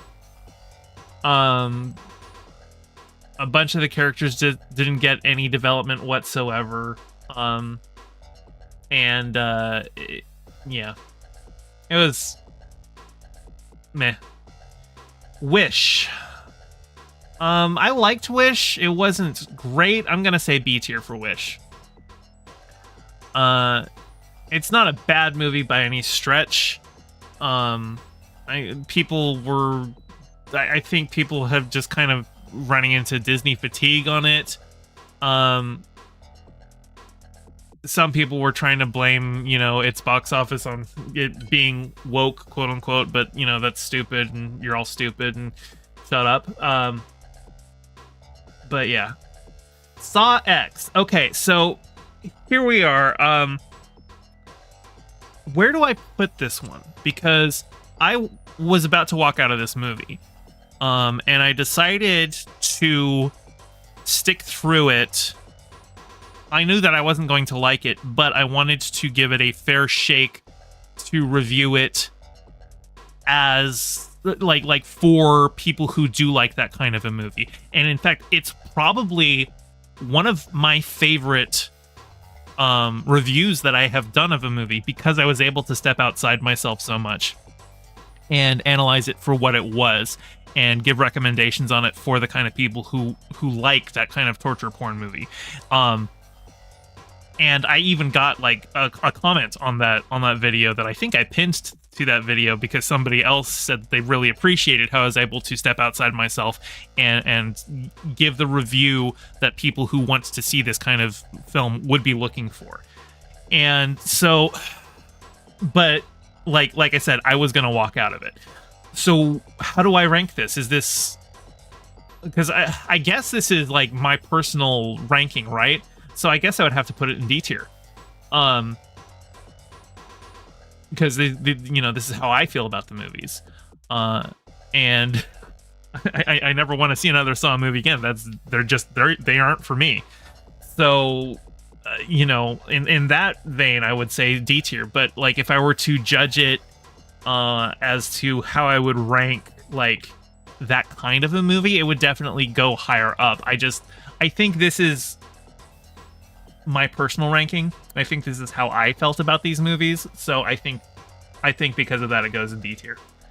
It's not so bad. It's good tier. It's not that kind of a movie. I mean, I guess to some extent that is what the Saw movies are, but it's also more about the, really the Saw movies are about the torture porn, right? Which there is a schlock elements to that. And I like schlock, just, not the kind of schlock that makes me like, wants to jump out of my skin, gotta keep it personal. Yeah, I agree. The Exorcist Believer, I appreciate that they were trying to do something different here. They weren't just trying to remake The Exorcist as it was. Although, if you look at the trailers, you would think it's like an actual direct sequel to the originals. And you would think that the mother from the first movie is one of the main characters when she's like in like 2 scenes.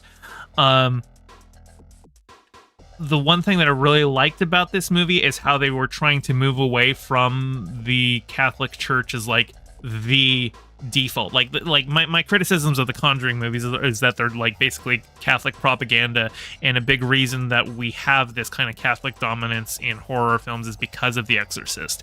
And in this movie, like, they at the end they bring in finally the Catholic priest to do the exorcism because like the Catholic Church is like saying no, we're not getting involved in this one, and he comes in to be the hero and like, oh thank God the Catholic priest is here, now she'll be saved, and the Catholic priest dies almost immediately.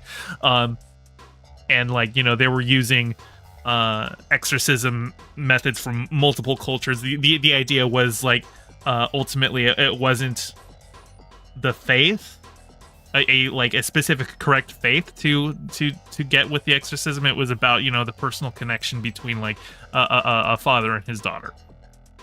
So I appreciate that they went for that, but overall I would say it's a C tier. It wasn't that entertaining. I actually, now that you can't even see the whole thing, I'm gonna shrink this down so that we can actually get the whole thing in one screen. There we go. Okay, so next up we've got The Creator. Where does The Creator go? I liked The Creator. But like the third act just became like the whole the third act just became, let's remake the ending of Star Wars, where we forget about all of the social commentary going on about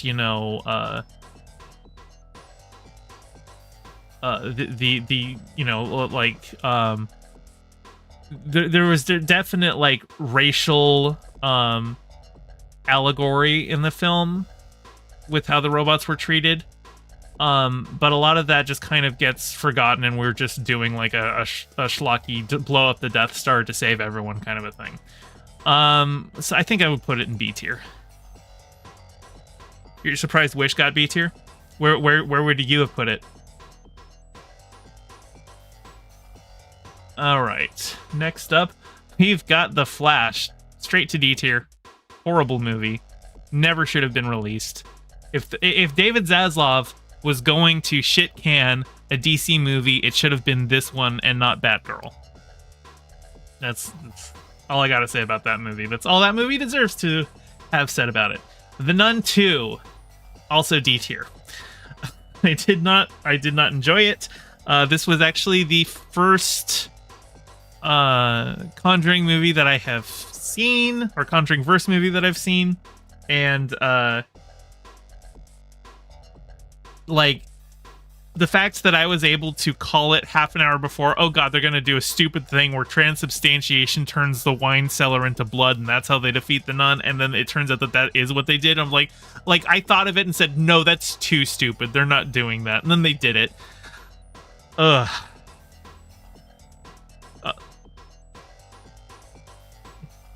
The music of Wish bothered you way too much. Yeah, I can get that. I initially described it as like they were trying to ape Lin-Manuel Miranda's style, but I talked to somebody else about it, and I think I might have changed my mind on that, and it's not really that they're trying to ape Lin-Manuel Miranda so much as they were just going for a more like modern pop sound for the songs, where instead of them being musical numbers, they were more like poppy numbers. Like, one of the big problems that I have with Disney musicals is at the end of the movie when they play the poppy rendition of the songs from the movies, because they usually strip all of the emotion out of it for just the poppy cover. Honestly, one of the worst examples I can think of, it's not even a Disney movie, it's in The Prince of Egypt, where they have was it Whitney Houston and who did that one? When You Believe. Whitney Houston. It was Whitney Houston and Mariah Carey, who are both amazing singers, but they're doing like big, showy vocal performances rather than like When You Believe is a very emotional song. And none of that was in that poppy cover at the end. And a lot of Disney movies do the same thing. Like Moana. What was that? How Far I'll Go? Like the poppy cover of that at the end, just it's soulless. And you get a lot of that. And it feels like a lot of the songs in Wish were written to be that first. Blood Video says, been watching Hippy Dippy and Conservatives. Yeah. Hippy Dippy. I am happy to be here to be an alternative to Hippy Dippy. I saw that it was coming back and I was just like, no, please don't. How dare you insult the absolute masterpiece, which is the Prince... No, Valhalla. I love the Prince of Egypt. It was an amazing movie. What I don't like is the Whitney Houston, Mariah Carey cover of When You Believe that they played at the end credits. That's what I'm critiquing. Prince of Egypt itself is an amazing movie. I just didn't like the poppy cover, which was like the version that was like playing in like on the radio and stuff like that. I hate that because that song was so good in the movie. And the reason it was so good is because they had like actual like musical theater people singing the performance. Or I think Michelle Pfeiffer did her own singing in that role. But the I think Sandra Bullock's character, the singing voice for her was the same singer who was the singing voice of Nala in The Lion King. And, so people, the musical singing is very different from like pop performance singing. You have to have an emotional intentionality in it. You can't just be doing a vocal performance. You have to be acting while you're singing. And I feel like when you popify musical numbers, you lose that. You lose the acting performance, which is a big part of what makes those songs great. Quinn says, I've forgotten all the things in The Lion King. Yeah, she only sings in like Can You Feel the Love Tonight? So it's just one song. But although I think the Jon Favreau version that was Beyonce was Nala, so they gave Beyonce a new song for that movie.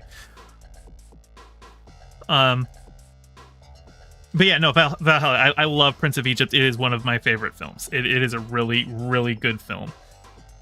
Okay, we've got 3 more to do, and then we are done with this tier list.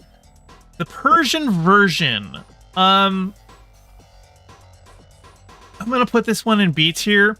It wasn't the movie that I was expecting. The trailer played it more as like a wacky rom-com where a lesbian gets knocked up by a drag queen. But that's like actually a very minor part of the story, and it's actually more a story of like generational trauma and like, you know, immigrant stories and stuff like that, and the pregnancy itself, and like the, you know, the drag queen is actually a very minor role in the movie, even though in the trailers they play up that character as like one of the main characters. But yeah, it was interesting. Wasn't what I was expecting. I think it was pretty good. I don't know if I would recommend it to people. It's a very particular kind of a movie, but yeah. The Witch. This was another one of the movies. It's a more recent one, but it didn't come out this year. But I reviewed it this year. It was during that week where nothing new was in theaters, so I was watching some classic horror movies. I really liked The Witch. This goes in S tier. That was a really, really good movie. Really solid horror movie. And then last, we've got Teenage Mutant Ninja Turtles Mutant Mayhem. And I think you go in A tier. I really liked it. I really liked that movie. I thought it was, for a franchise that's called Teenage Mutant Ninja Turtles, they've never really felt like teenagers. Like, they, you know, had like the totally radical attitude that, you know, it was really more drawn from like surfer culture. And I don't know why we decided that surfer culture was the same as being a teenager, but, you know, for a long time that's what they were. But like, they got actual teenagers for the voice cast and had them all record together, and they all felt like actual kids. And that was a really good take on it. I really liked that movie. Gayfish, you should see The Northman if you like The Witch. It's the same director, right? Yeah, I should watch that one. Blood Video Company says they felt like 90s teenagers from the 90s. Are you talking about the classic TMNT ones or these guys? But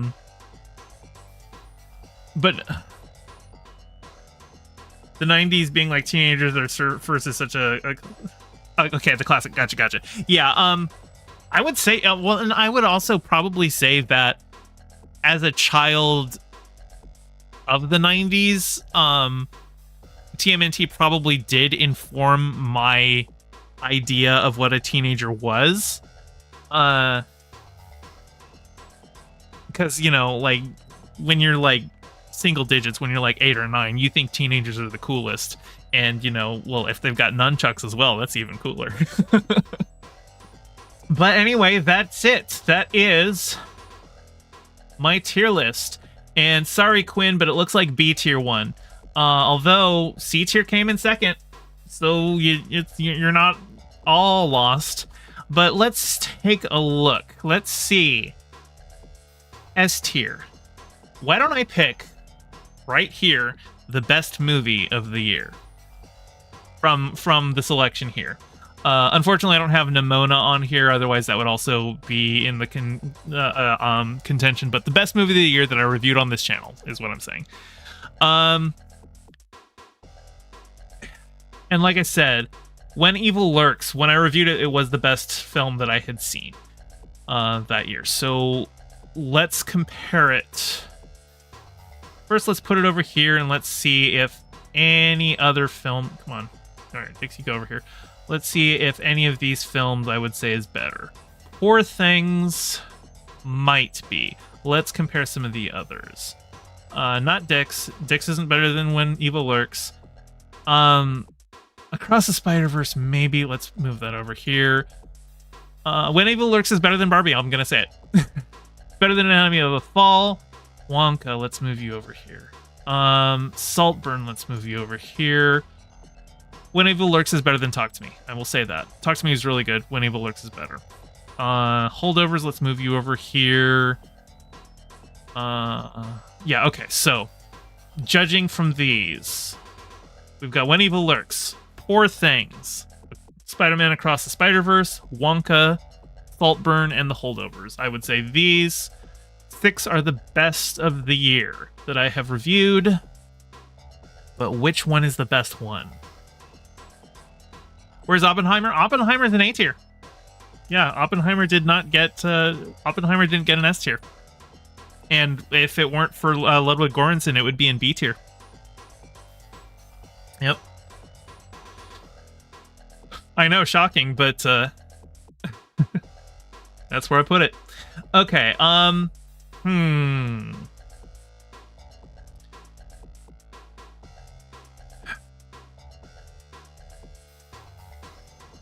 It's really hard to say. These were all such good movies. I just saw Poor Things yesterday, so maybe I'm still in like the post theater high for that one. I really enjoyed seeing it, and I've seen it more recently than the others, so that's probably weighing that one higher. God, but When Evil Lurks was such a surprise to me. I was really surprised how much I liked that movie.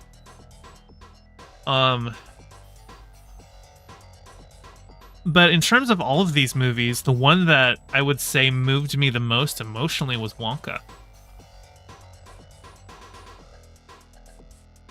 Maybe Wonka is the best movie that I saw this year.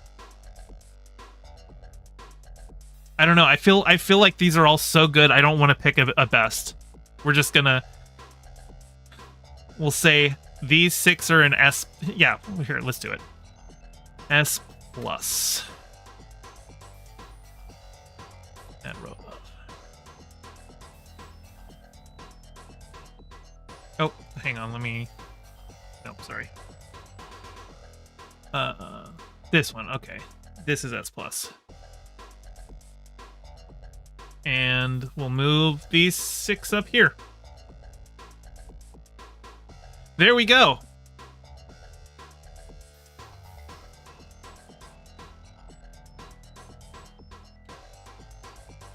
Blood Video says, really, the best movie this year is the Charlie and Chocolate. Yeah, Wonka really was one of the best movies this year. I really liked that one. Okay. Yep. I've got my my tier list. There it is.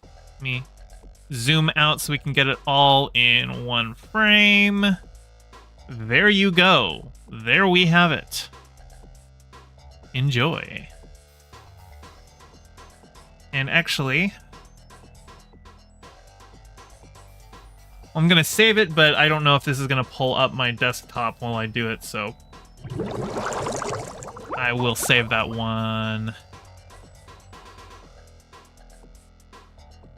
off screen.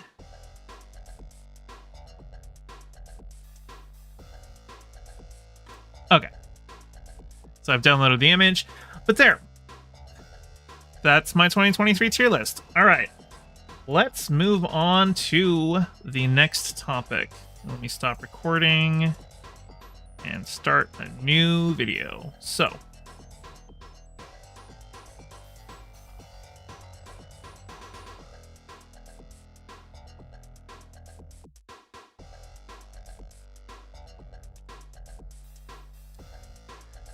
okay, here we go. So, at time of recording, the best performing video on my channel was my reaction to Star Wars Theory's rant about Star Wars Andor. And Theory came up on my timeline this week for something that I think was actually really, really topical. He came up in a very funny way, and he has a video that we're going to go over. I haven't seen the video yet, but I did see the lead up to it. So, if you don't know about Star Wars Theory, he is a very large Star Wars YouTuber. And he is, I think, a self-described George Lucas purist. Like, he rejects the most of Disney Star Wars, although he's like a Filoni fanboy because he feels like Filoni is the one who respects George Lucas's vision the most. But also, Theory has kind of fallen into the fandom menace. I don't know if he is explicitly fandom menace himself, but he's definitely adjacent to them and is kind of falling into that grift of the culture war talking points. But all of that aside, Theory also likes to make Star Wars fan films. I think he was doing like a Darth Vader series. And I don't have a problem with people making fan films. I actually quite like fan films. I'm a huge Star Trek fan, and there's a lot of great Star Trek fan films out there, including ones that have actual Star Trek actors in them. Even, either playing new roles or reprising the roles from the franchise. And the key thing about that is that those actors are actually in those films, playing themselves. I don't know if they were paid for it. It's a fan film. I don't know the logistics that go into that. They might have just done it for love of Star Trek. But they agreed to do it, and they were in it as themselves, playing a role. Star Wars Theory is currently working on a new show, or a new fan film, and well, he posted this on Instagram. Now, I don't know how loud this will be, but he says, I'm developing a new project on top of Vader Episode 2 for 2024, an episodic series. This will be a deep fake animation of Luke Skywalker's adventures into Heir to the Empire. First episode will be 8 minutes with many more to come. It'll be out in a bit. So, instead of getting an actor to play Luke Skywalker, he's using AI to just have Mark Hamill in his fan film. Let's hear it. Coruscant for immediate analysis. General Wedge Antilles is overseeing the transportation. Skywalker out. Oh, I guess that New lived over. Republic mission log 627. This is General Skywalker reporting. I've located another one of the Emperor's hidden bunkers in the Pana system.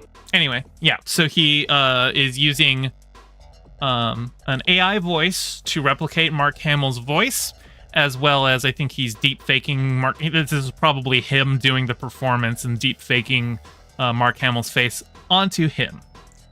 Valhalla says, "Whoa, is that even legal?" Well, legal is a different question. I don't know.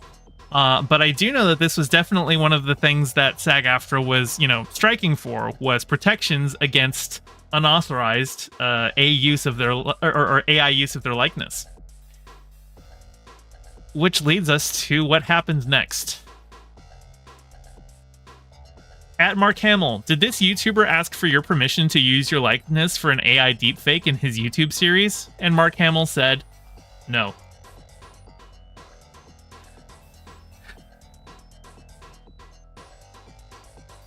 So, this is all Mark Hamill has had to say about it. Somebody asked him, and he said no. But the fandom kind of blew up about it. And like a lot of people are reading into it, one way or another, where like Mark Hamill is saying, oh, fuck this guy for stealing my image and stuff like that. But literally all he did was say no. He just said no, he didn't give somebody permission to use his likeness. He hasn't said anything about whether he's going to sue to stop them or if he cares. He just didn't. He was not asked for permission. That's all he had to say about it.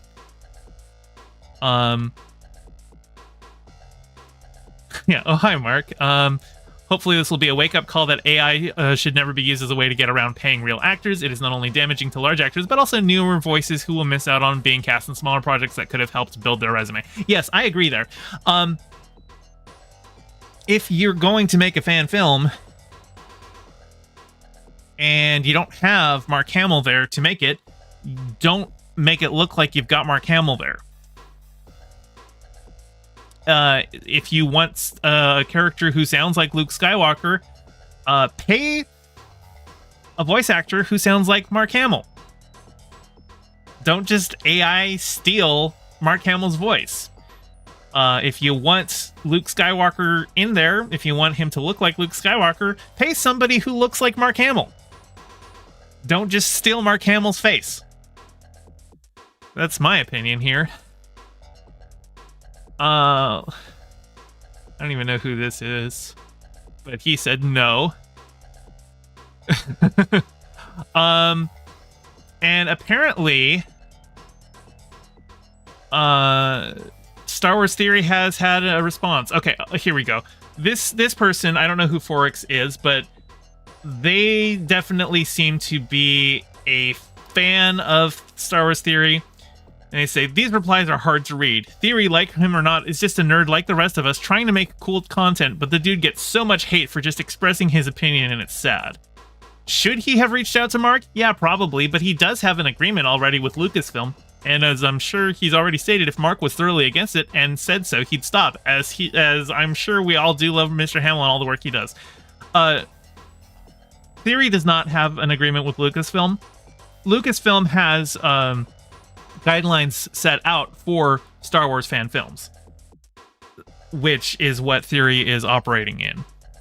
I'm pretty sure using AI deepfakes of Mark Hamill goes outside that those guidelines. I'm not 100% on that. Those guidelines probably haven't been officially updated since the SAG-AFTRA AI agreement. So I don't know for sure. But yeah, the dude gets so much hate for just expressing his opinion. Well, we're gonna find out about his opinion. But why don't we talk about the ethics of using AI? Now, Mark Hamill is not really hurt by this, right? Mark Hamill's a millionaire. But he's still an actor who does work.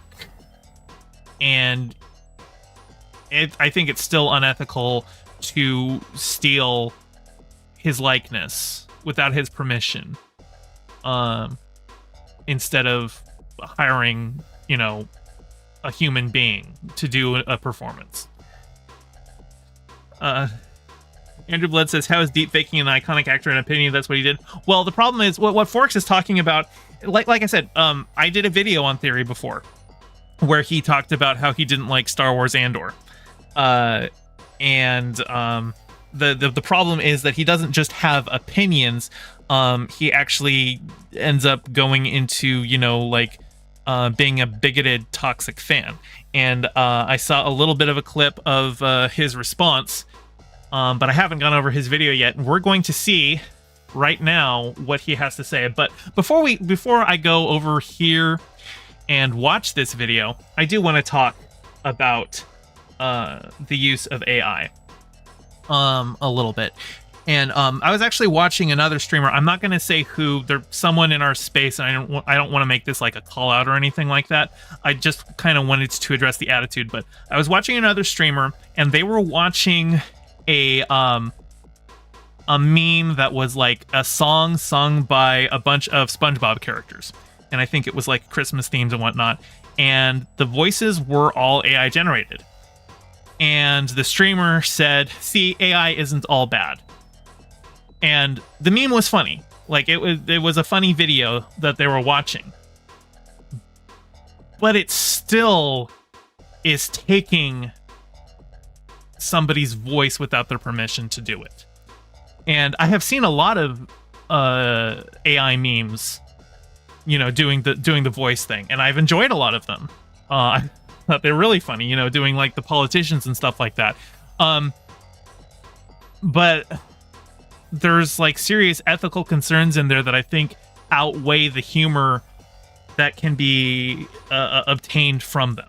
And so just because you can make good memes and you can make content out of AI replicas of actors, that doesn't mean you should. And with that out of the way, hey Theory. Now, I said hey Theory, and my phone thought I said it was talking to her. let's see. Hopefully I can get the audio balance here. Let's see how loud he is. Let's do this first. Is he talking yet? I'm just kidding. Hey guys, welcome to another video. Today, okay, is that good volume for what he's saying? Let's get into this. Let's see what he has to say. So this video is called Mark Hamill Doesn't Like Me, Well This Sucks, which is funny because Mark Hamill hasn't said anything about him. Mark Hamill, I checked Mark Hamill's Twitter after, like, I checked everything that he was posting after this, after he said no. He hasn't said a thing about Theory. The lower the volume, the better. Well, okay, I get that, but I actually do want this mixed well. So, anyway. Yeah, it's called Mark Hamill Doesn't Like Me, which is just objectively, he has no way to know that from 2 letters. Mark Hamill hasn't said anything about him. He just said, he was asked a question whether Theory had reached out to him for permission to use his likeness, and Mark Hamill simply said no. At this point, that's all we know about Mark Hamill's opinion on Theory. But let's see what Theory has to say about it. we're going to be going over something else on the tweets, on the tweeters, on the X's. You guys know about my Luke Skywalker project that I'm creating? Well, I woke up to this message from my animator today, and he's... anyways, new updates for you guys if you guys wish. But he posts a picture, and he's kind of upset about it. I was talking to him about it. He's upset. He's like, more than anything, I hope people realize this is a lot harder than clicking a button. We'll be doing a lot of animating, compositing to bring this to life. He's working really hard. It's a really talented kid. I've showcased his work, and we're creating something not for profit that can't be monetized, that can't make any money off of. It's not crowdfunded. It's literally just me putting my money into something that I can't make money off of in return. I could continue to make fan fiction. Okay, so that does change things. Obviously, well, and I don't think that under Lucasfilm guidelines that you can... I don't know if you can make money off of the fan films. I think they have to just be labors of love. I'm not 100% sure on that. I do know that Paramount's guidelines for Star Trek fan films is that you can't make money off of them. But I don't know the details with Lucasfilm. And he's saying he's doing a lot of animation work. And if we... I don't know, he was showing a little bit up here. It's a lot harder than clicking a button. We'll be doing a lot of animating, compositing.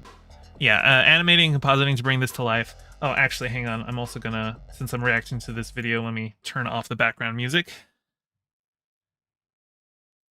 Hamill's probably full on Thanos memeing, doesn't even know who he is. Hey, puppy. Yeah. Okay. So he's saying that there's a lot of animation that goes into it, but the video that I saw on Instagram looks like it was just a pretty standard deep fake. And I don't think it matters whether you're doing it for money or not. Not ultimately. I mean, I think that definitely changes the equation about what you can get away with doing. But I still think ultimately at the end of the day, you shouldn't be taking someone's likeness without their permission, even if you're doing it for free. Bring this to life. He's working really hard. It's a really talented kid. I've showcased his work, and we're creating something not for profit that can't be monetized, that can't make any money off of. It's not crowdfunded. It's literally just me putting my money into something that I can't make money off of in return.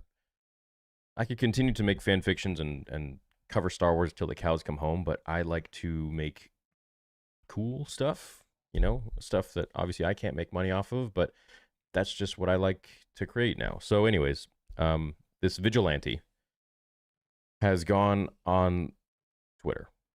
Vigilante. is what you're calling somebody. Just for asking Mark Hamill, hey, Mark Hamill, somebody is using your likeness. Did they ask you about it? And Mark Hamill said no. A lot of people are doing a lot of reading into the no. But if you're using an actor's likeness, you really should have asked first. You really should have asked first. That's the ethical thing to do. And tagged Mark Hamill and said, did this YouTuber ask for your permission to use your likeness for an AI deepfake in his YouTube series? And Mark Hamill replied, and he said no. And of course, everyone's using this to, like, just dog on me like crazy. Oh my, like this guy. He's got the biggest boner for me ever in the world. But before we get into, let me preface this and say, yeah, I'm not going anywhere. So, I mean, I didn't think you were going anywhere. You've got 3.3 million subscribers. You're a pretty large account. I would like you to have better opinions. I don't think you're going anywhere, but you're a large account, which means that you are going to attract criticism. And when you have bad and sometimes just downright bigoted opinions, you rightly deserve criticism for that. Whether you go away or not, like, is immaterial to the fact that when you put out your opinion and your opinion is stupid, people are going to counteract it. And the fact that you're one of the largest Star Wars YouTubers out there, that definitely puts a target on your back. And you just have to, at some point come to terms with that. I'm not going to stop. I will continue to make the best Star Wars content that I want to see forever. And if that bothers some people, well, so be it. I like that he muted the person who tagged Mark Hamill. That's good. Jedi. But look, I've been around for almost 8 years on YouTube. I have the largest Star Wars channel on the face of the planet. Yep. And I say that not with ego. I say, actually, is that true? Here, let me see. Because I bet if I can find like an official Lucasfilm Star Wars channel. Oh, yeah, no. It's not. He's not, in fact, hang on. Would you... Okay, so he has 3.3 million subscribers. Here's the official Star Wars account. 4 million subscribers. So he's pretty close, but this is, in fact, a larger Star Wars YouTube account.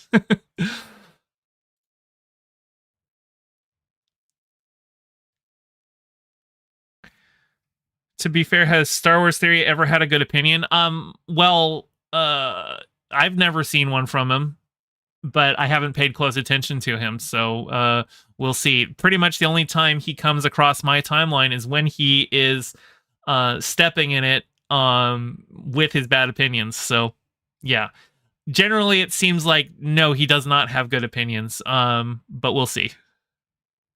That as a thanks to you guys, because you guys are the ones that made it happen. I can't subscribe to myself that many times. Believe me, I would if I could. It's called bots. You can get bot subscriptions. Lots of people do it. I'm sure you've got some bot subscriptions. I'm not saying that he paid for bot subscriptions, just saying there are bot accounts. So if you did want to follow yourself 3 million times and you had the money for 3 million bots, just saying.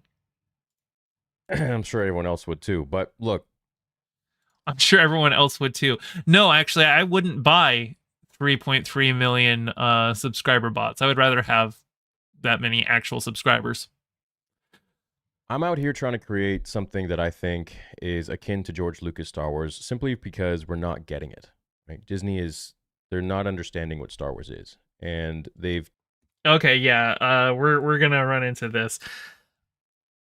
He doesn't understand what Star Wars is because he thinks that Star Wars belongs to one man, George Lucas, when George Lucas wasn't even the one man who created Star Wars. Sure, he directed it and wrote the first movie, but like that was still a collaborative effort that with a lot of other people in the room telling him no.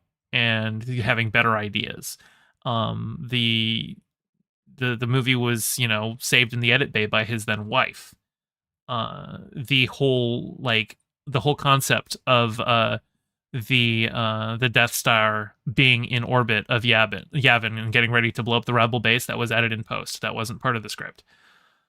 So if George Lucas in the year 2000 was making A New Hope, he wouldn't have had any of those people in the room to give him those ideas.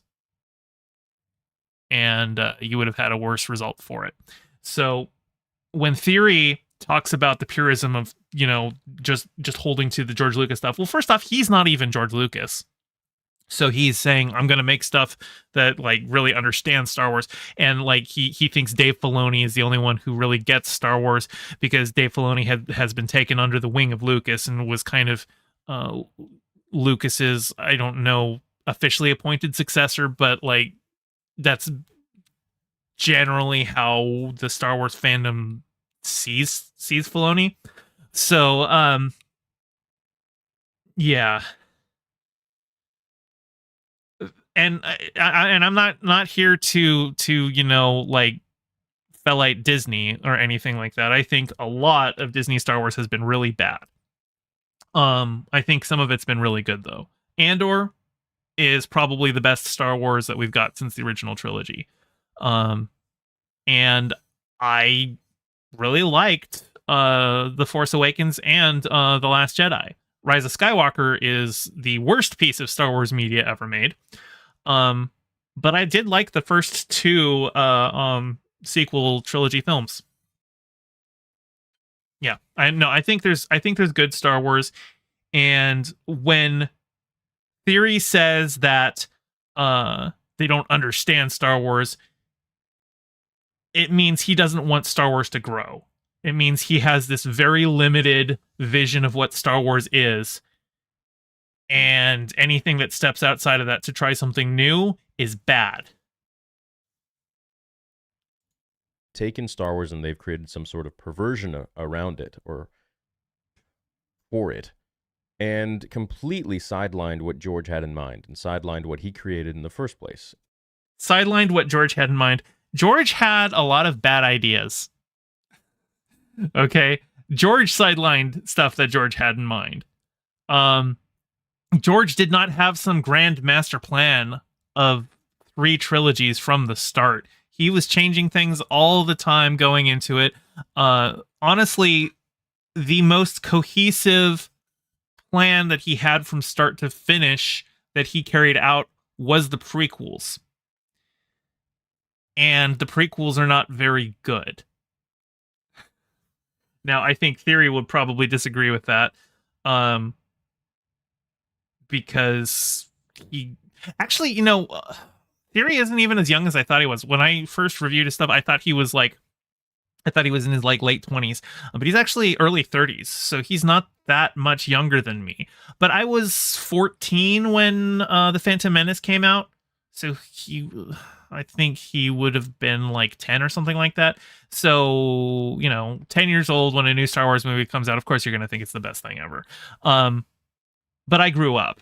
And I don't think he really did. I think he still held on to his nostalgia goggles. And honestly, I think a ton of the people who really like the prequels are remembering the good feelings that they got from the best parts of the Clone Wars. I think a lot of the rehabilitation of the prequels is just because Dave Filoni built out the connective tissue that propped up the Clone Wars. Not the Clone Wars show, but the Clone Wars story overall between episodes 2 and 3 and the show. I think that show is doing a lot of the heavy lifting to make the prequels seem like more of a cohesive, coherent story with fully realized plot threads. And to me, that's not the true heart of Star Wars. And so I'm putting my money into something that will not give me any return. It's not monetized. It's not crowdfunded. It has no ads. There's no money I'm making from this. It's literally just a labor of love, a passion that I have for Star Wars. Look, when I was a kid in the 90s and 2000s, we're not talking about these new age Star Wars fans that Disney has amassed. I am older than you. I'm older than you, and I like the sequels better than the prequels. Although I will say that Episode 3 is definitely better than Rise of Skywalker. It wasn't really all that cool to be talking about Star Wars all the time. It was more of like a hush-hush secret thing, but only amongst your friends and nerds and geeks, real geeks. You're wrong. Star Wars was one of the biggest film franchises ever. Broad, widespread appeal. You just think that it wasn't cool to be a Star Wars fan because you probably weren't a likable kid. And you think that because you liked Star Wars, you couldn't talk about it because people would make fun of you for liking Star Wars. But I'm sorry, everyone liked Star Wars. They probably just didn't like you. Oh God, here comes the real gamers. Yeah, I'm actually gonna back up a little bit because this comes to the clip that I did see of this. But only amongst your friends and nerds and geeks, real geeks. Like now you have like e-girls being like, I'm such a nerd, I'm such a geek. It's like, no, you're an opportunist. Yeah, you're a sexist. Sorry, women like nerdy things. I'm sorry that like you couldn't get a girlfriend who liked Star Wars when you were in high school. I could, so skill issue. This reminds me, like, this was a pretty common attitude among some of my friend group growing up. That not only were girls, not interested in nerdy stuff, but like if they said that they were pretending for attention. And one of the weirdest ones that I ever ran into is a guy who I used to be friends with. We haven't talked in a couple years, but we'd been friends for basically since childhood. And he was going on this thing about how he, a bunch of girls weren't real gamers because they only played like phone games or games that he thought didn't count as like real games, like The Sims. If you were playing The Sims, you weren't a real gamer. And I was just like, well, like, what about Felicia Day? Is she a real gamer? And he was like, no, I think she's just kind of, faking it for clout. And it's like, she made The Guild one of the first internet series based entirely on her addiction to World of Warcraft. And this guy that I'm talking about has been a dev on World of Warcraft for a decade. So she basically pioneered internet series before streaming was a thing based on her experiences in a game that he develops. And that wasn't enough for him to consider her a real gamer. So it's just sexism with these people. Atheist Mando says, Gayfesh, if I like Disney canon, am I not a real fan, even though I get giddy seeing Legends lore being conscripted in the new lore for younger generations to enjoy? According to theory, I guess that would depend on whether Dave Filoni wrote it. I think, well, and actually what you're talking about is something that I kind of refer to as, glup shittoing, right? And glup shitto has kind of become like a bit of a pejorative of like, oh great, yeah, okay, we've got Cad Bane in this show, even though he wasn't set up in the show beforehand. We're just supposed to be like, oh my god, it's Cad Bane from the cartoon, and people who have never seen the cartoon are just gonna be like, oh, it's a guy with tubes in his face. And like there's ways to do a glup shitto well, and there's ways to do a glup shitto poorly, so I'm not criticizing doing a glup shitto, just pointing it out. Yeah. Anyway, let's hear him out some more. Anyways, back then it was like the real nerds. And Star Wars was extremely important to me. It was a connection I had with my dad, my mom. I did not, with myself, I saw my heroes in Luke Skywalker. I saw heroism in Luke Skywalker. I saw the hero's tale in Luke Skywalker. And then when the prequel trilogy came out, I was all about Anakin because I saw so much of my flaws, so many of my flaws in Anakin Skywalker. And I was like, oh my God, cool. Like I can learn from this. I'm going to say that given the like kind of incel vibes that we're going for, I think I can see the flaws that you saw in yourself in Anakin.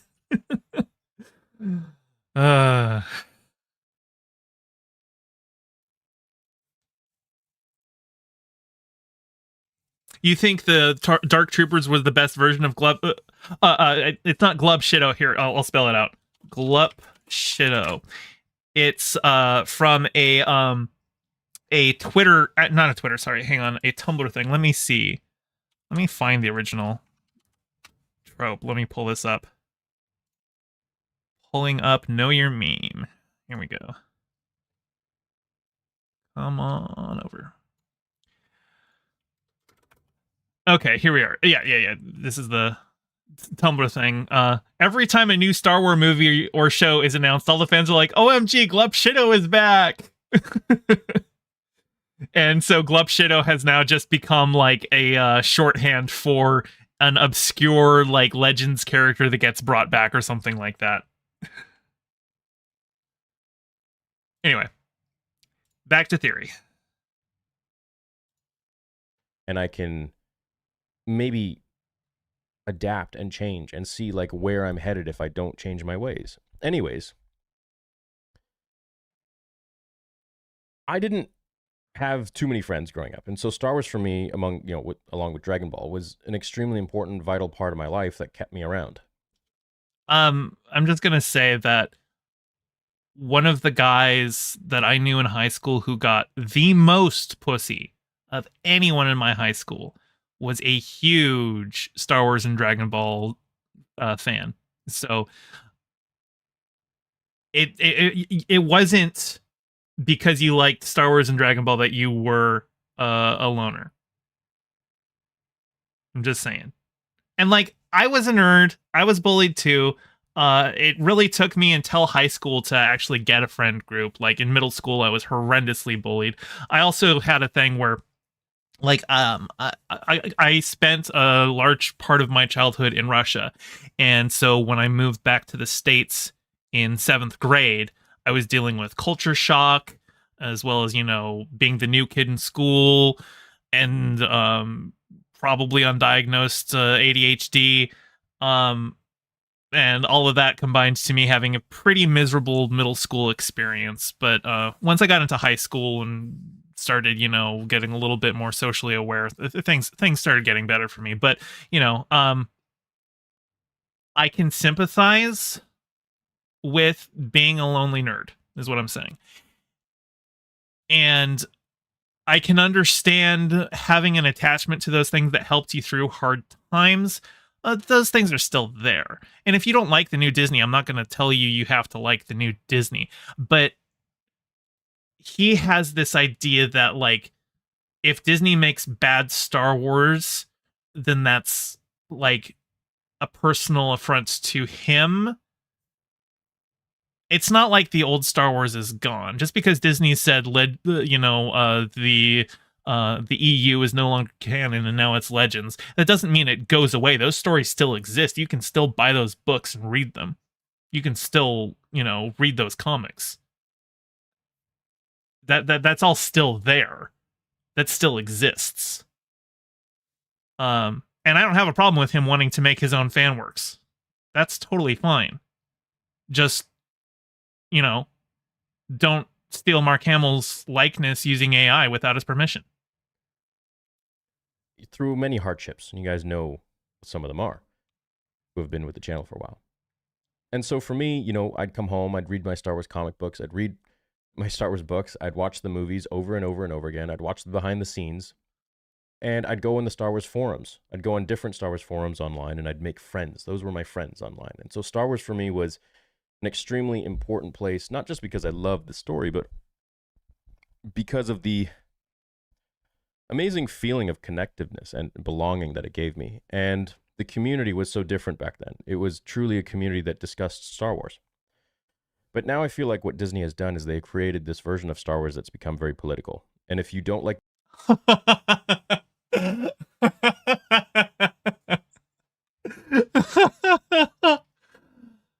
Have you seen the interview that George Lucas had with James Cameron, where James Cameron was talking about the asymmetric warfare that he was observing in Star Wars, and George Lucas said that, yeah, he deliberately modeled the rebellion off the Viet Cong against the American Empire in the original trilogy.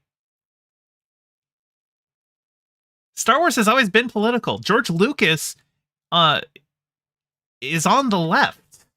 George Lucas made the prequel trilogy about how liberal democracies are susceptible to the rise of fascism. He didn't do it well, but that was his intent. Like, episode 3 explicitly criticizes it explicitly criticizes the Bush administration. Like, the Anakin, like, literally quotes George Bush saying, if you're not with me, you're my enemy. Like, that was, like, literally what George Bush said about, you know, it's like, you're either with America or you're with the terrorism. It was that. Okay? Star Wars has always been political. It's just that the politics that were in Star Wars when you were a kid, so you didn't pick up on it, so you just think that's okay. It's like old Star Trek fans who were talking about how Star Trek has gone too woke now, and it's like, buddy, Star Trek was always woke. Star Trek was intended to be woke. Star Trek was always progressive. They put a black woman in a position of command on the bridge of the Enterprise. Like, she wasn't, you know, I like to bring up a Whoopi Goldberg turned on Star Trek one day and ran to the other room to get her mom and said, I just saw a black woman on TV and she's not a maid. Star Trek, so, like, yeah, Star Trek was always political, and a lot of people who grew up in, like, the Berman era and remember all, you know, the TNG and the DS9 and the Voyager and stuff like that, now that they're adults and the new stuff comes out, Discovery, they're like, oh no, Star Trek's gone woke. No, you just grew up to be a conservative, and you don't have the nostalgia goggles for the new Star Trek, so you're able to recognize the politics, and unfortunately, you didn't learn the right lessons from watching Star Trek growing up. Star Wars is political. It's literally a franchise about war, and war is political. It's a franchise about fascism. Sorry that you don't like it, but it's always been there. And now that you're an adult, you can't turn a blind eye to it anymore. That's not a problem with Star Wars. That's a problem with you. The sequel trilogy, then you fall on one side of the political spectrum. And if you do, then you're on the other side. And that can go for shows as well. It never was like that. It was like, oh, you just don't like the originals, or you don't like the prequels, or whatever it might be, Legends or whatever. But nowadays it's completely different. And so it riles up a lot of these political freaks online. Okay, so there is a truth in that the fandom discourse in this day and age, and this isn't something unique to Star Wars, this is just the atomization of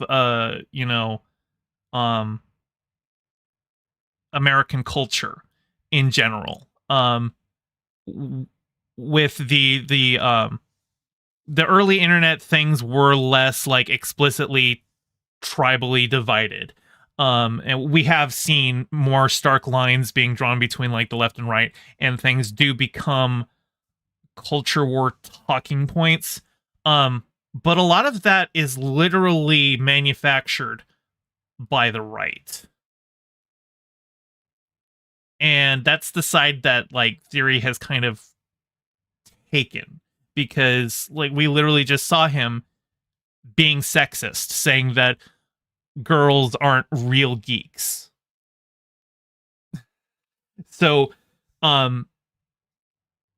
yeah, the problem is that like when we were kids, being a nerd wasn't seen as cool.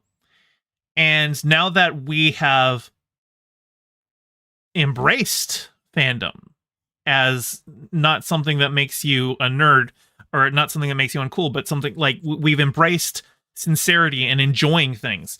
That means that people who you had previously excluded because you were an asshole gets to go and enjoy those things too. And you don't like that because you think they're taking it from you, but no, you were always keeping it from them. That's the real problem. And a lot of this like talk of, oh yeah, if you don't like the if you like the Disney movies, then you're on one side of the political aisle. Like, I'm on the left, and honestly, everybody hates Rise of Skywalker except for like one person, the guy, the Snyder bro that I debated a while back. I still need to get him on so we can debate Rise of Skywalker, because I gotta pick his brain on that one. But a lot of that has just been because of actors on the right who are seeing the way that they can take culture war talking points to help grow stuff like the alt-right, like Steve Bannon. Steve Bannon was like a WoW gold farmer at one point, and he saw that there was an untapped potential in the angry gamer bros as a way to like turn them to the alt-right. So like if your big concern is with how every single fandom now has just become culture war talking points, you've chosen the side that has been doing that. Yeah, it is Gamergate energy, Andrew Blood. You're right. Who will try and do anything they can to bring you down because they think you fall in some sort of political spectrum, because to them in the US, politics is end all be all. Okay, well, I know you are a cis, white, presumably straight male. So, generally speaking, politics isn't going to directly impact you as much as it is going to be other people. But politics actually is important. The way that people live in this country actually does matter. And politics is like kind of, yeah. Like, I would say that for the trans community, for instance, politics is the be all end all, because if politics goes a certain way, they're trying to kill trans people. So that's very important. Yeah.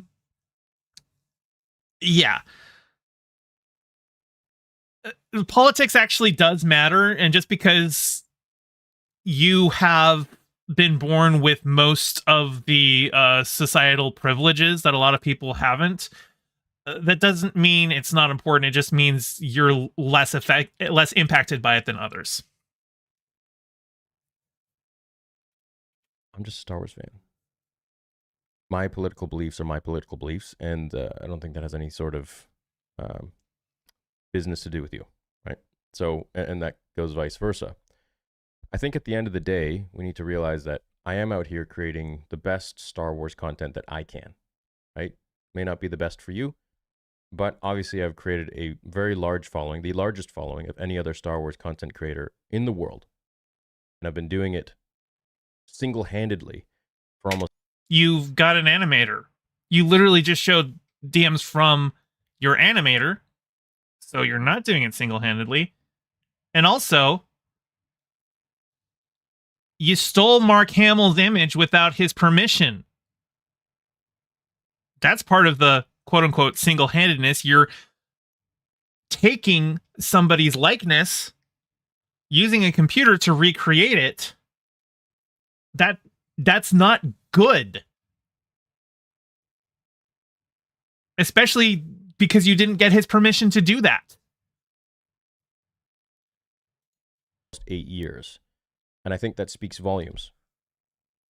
And so I thank you guys for that. And because of that, I want to give you guys projects that I can't make money off of, but I'm sinking hundreds of thousands of dollars into, like Vader Episode 1, 2, 3, like this new Luke Skywalker project, where we're going to be taking aspects of Legends, of the real Luke, not the Last Jedi Luke.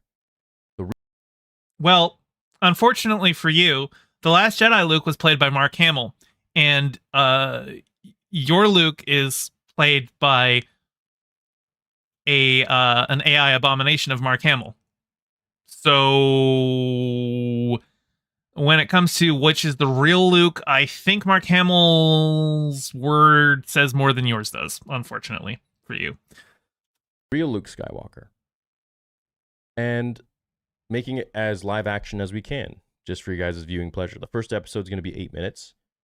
There's no ads running on it. It's not being crowdfunded. Literally paying for it from everything I earn from the channels, all the channels I have, as well as the merch and the sabers. So it's your guys' support that's allowing me to do all this. Anyways, to Mark, you know, there are many people out there that are using his likeness as Luke Skywalker to create fan film projects. And are they using AI? If they're doing like, if they're drawing Luke Skywalker, I think that's more defensible. That's fine. Because that's also like doing actual art.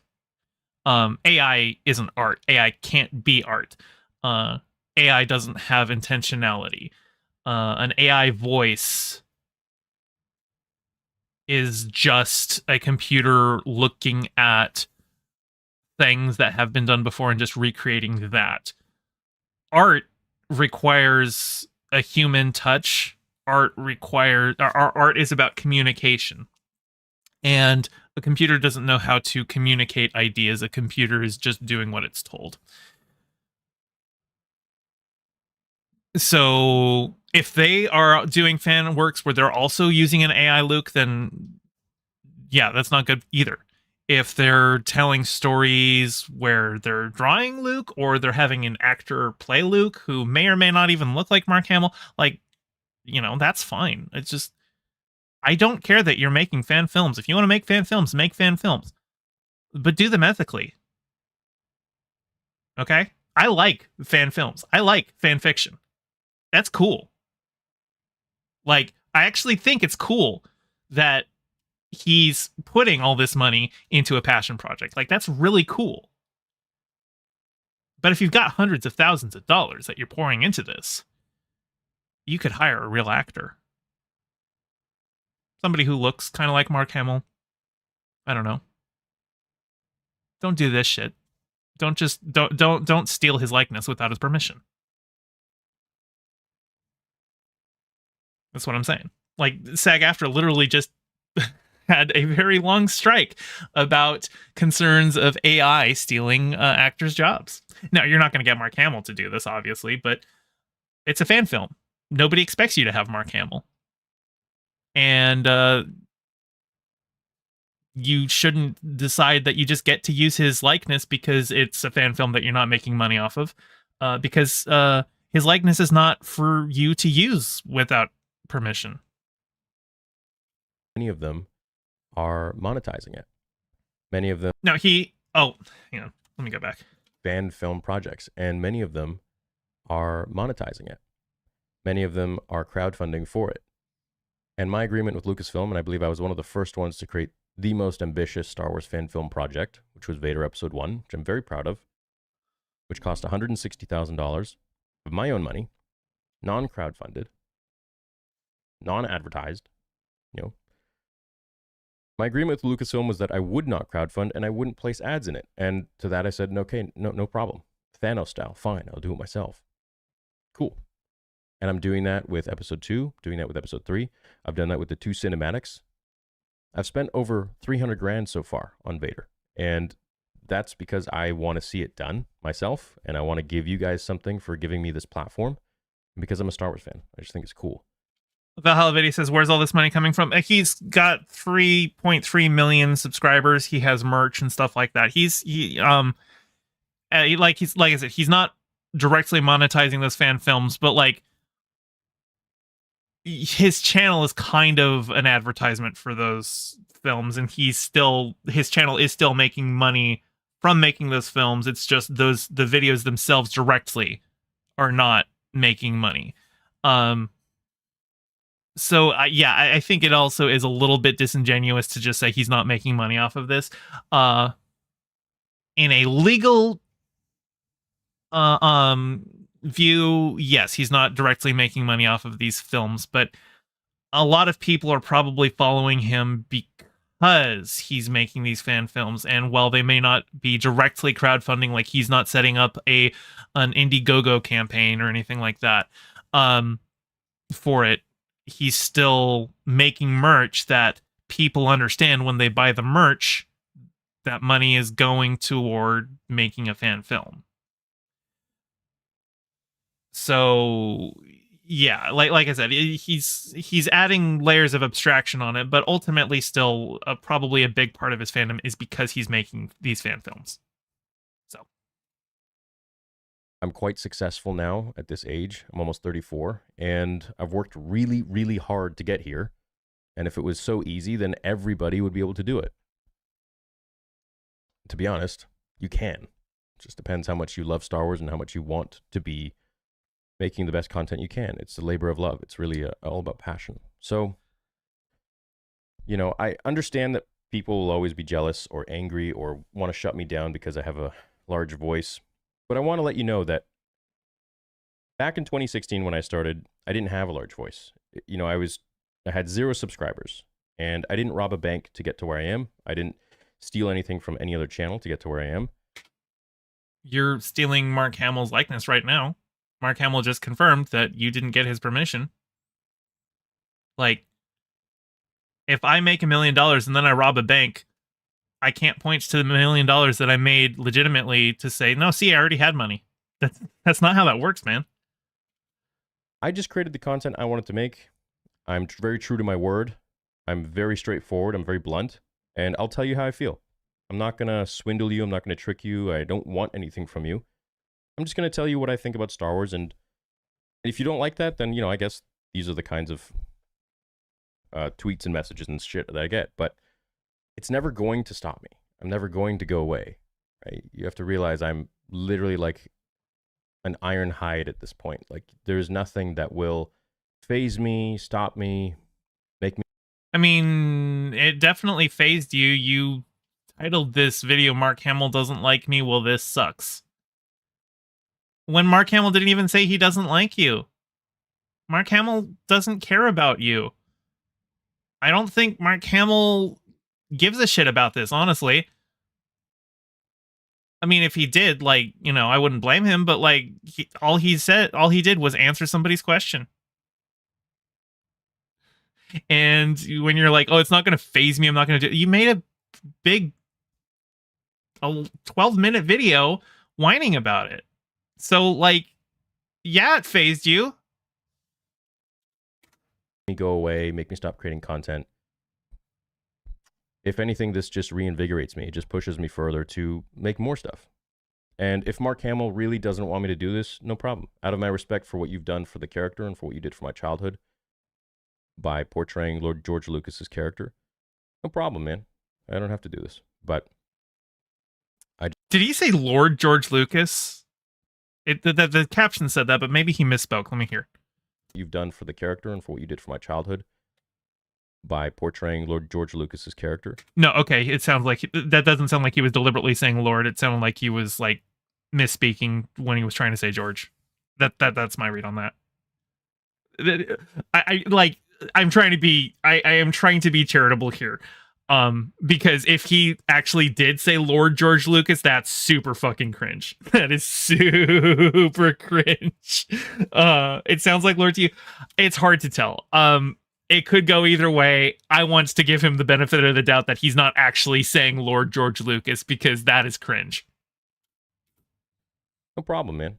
I don't have to do this. But I just figured, it's time the fans get something that was actually akin to the real Luke Skywalker. And not the perversion that Disney created to line their own pockets in what they think was Luke. That's really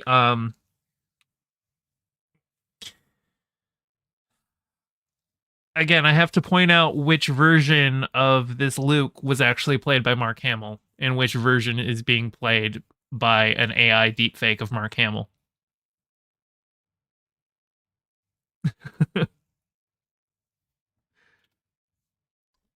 But anyways, look, maybe I'll just create it for myself, and maybe I'll just upload it on Twitter or Instagram or whatever it might be. So anyways, definitely want to leave with one thing in mind, that don't go to this person's social media or anyone's social media and berate them or even give them any clout or anything like that. That always ends up falling back on me, and then they whine at me and complain at me saying that I'm responsible. That's a good general CYA. Yeah, nobody go harass Star Wars Theory about this. I'm just responding to him here. Honestly, nobody should really be paying Theory attention. I'm paying him attention because he has a large account, but really, if you're a fan of mine, don't pay attention to this guy. Just leave him alone. I do want to say a big shout out to this dude for obviously within 2 minutes grabbing a screenshot. I mean, he's obviously subscribed, so appreciate it. Thank you for the free marketing. This project's going to be pretty dope, and I hope you guys are looking forward to it. And I hope you guys are looking forward to Vader Episode 2. We're working really hard at it, and really appreciate you guys' support on everything that you do, whether it's watching videos, sending super chats, buying the merch, buying the sabers. This is how I'm able to afford all of these extracurricular activities and projects to bring you guys without monetizing them, without crowdfunding them. Okay, I feel like he's done here. I don't know. Well, let's bump you up to 1.5 for the rest of your spiel, in case you got something important to say. So I really appreciate the support. I hope you guys will enjoy the projects coming forwards in 2024. And if you can take one thing away from me, it's to always be true to yourself. Never bend to the will of anyone. What you have in this world is your honor, yourself, your word. And that goes a long way, especially today, because many people are fake, and they're all just trying to fake it till they make it. So, love you all. Yeah, okay, that's just, I'm glad I stuck through to that, because that, I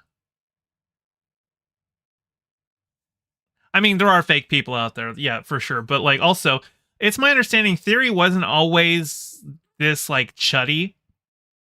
He kind of went that way. A lot of people have accused him of just kind of being a grifter. Playing into the culture war talking points because he gets more money off of it. And he definitely doesn't seem to be as invested in those talking points as somebody else like Doomcock. But somebody like Doomcock, I would say, is probably an actual true believer in that kind of shit. So basically what I'm saying is this guy's more of a faker than Doomcock. Thanks so much for your time, and I'll see you in the next video. May the force be with you. Always. Okay. Well, Theory, you still dodged around the central question, which was it says, Mark Hamill doesn't like me. It's not about whether he likes you. He doesn't know you. He doesn't care about you. What matters is that you took his likeness without asking him. You shouldn't be doing this. Well, I'll ask for forgiveness now. You should be asking permission. And if you're not going to ask him for permission, then don't do an AI deepfake of him. Get an actor. Let's see. And in the description it says, all my fan films are not for project. Yeah, blah, blah, blah, blah, blah. Mark, if you don't want me to continue this not-for-profit project, tell me, I will cancel it. I don't think Mark Hamill cares. I don't think Mark Hamill's going to say anything more about this. I think this is probably going to peter out here. It's just really... It's really kind of sad to see, to get a glimpse into this side of the internet. And for him to really not get what the actual complaint was. Nobody is telling you you can't make Star Wars fan films. That's fine. I actually think of all of the things he's doing, that's probably the coolest. I like fan films. I like fan projects. They should be done ethically, and that's the concern. Anyway. That's all I have to say about that. SAG-AFTRA just had a huge strike about, among other things, AI concerns. And it seems like you didn't get the memo because you were busy not being political or whatever. All right. Now, let's see. I know I've got this. Let me pull this one up. Yeah, okay. Give me a second here.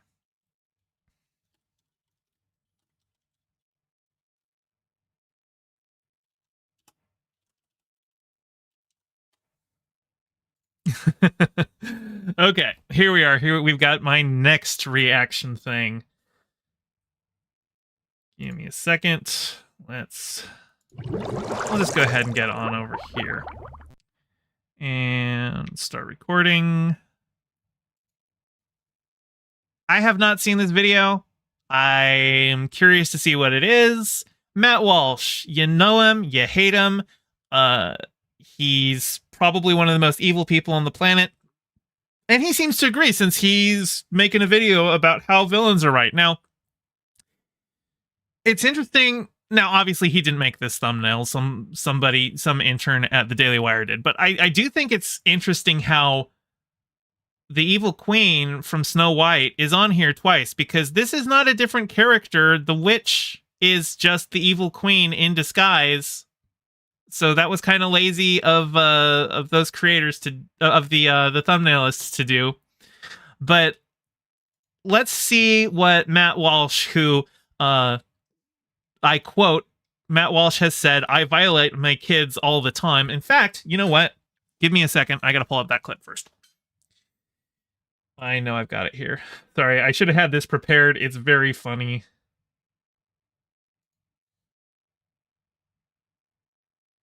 Do.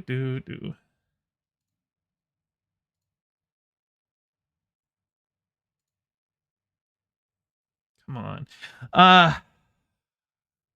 Oh, you know what?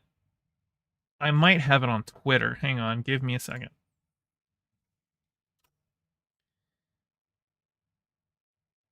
If it's in my bookmarks.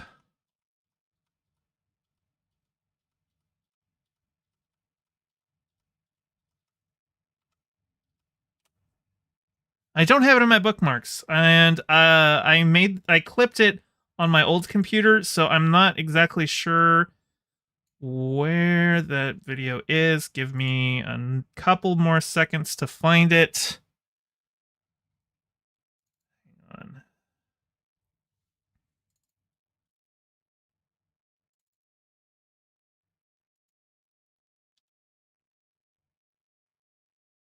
Yes. Here we go. Oh, hang on. Oh, you know what? Shh. No. I want this one. Here we go. This should be it.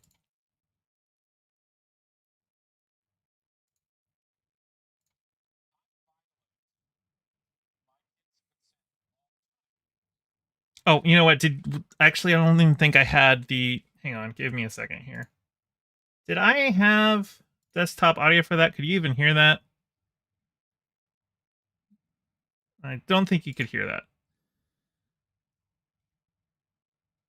No sound? Yeah, give me 1 second. Sorry, this is scuffed.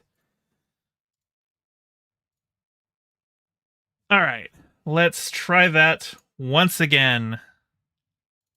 I violate my kids' consent all the time. Sorry, what was that, Matt? I violate my kids' consent all the time. Damn, can't believe he would say such a thing. Anyway, let's see what he has to say about Disney villains and why they're right.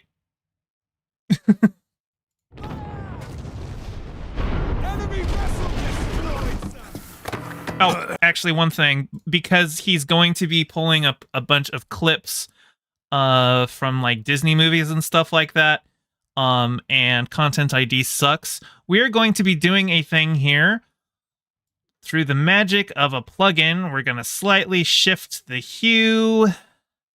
Throw in a little sepia there. Just a little bit of color correction. Not too much, but just enough so that hopefully the Content ID... Oop, there we go. Would you... Wait, are you seriously...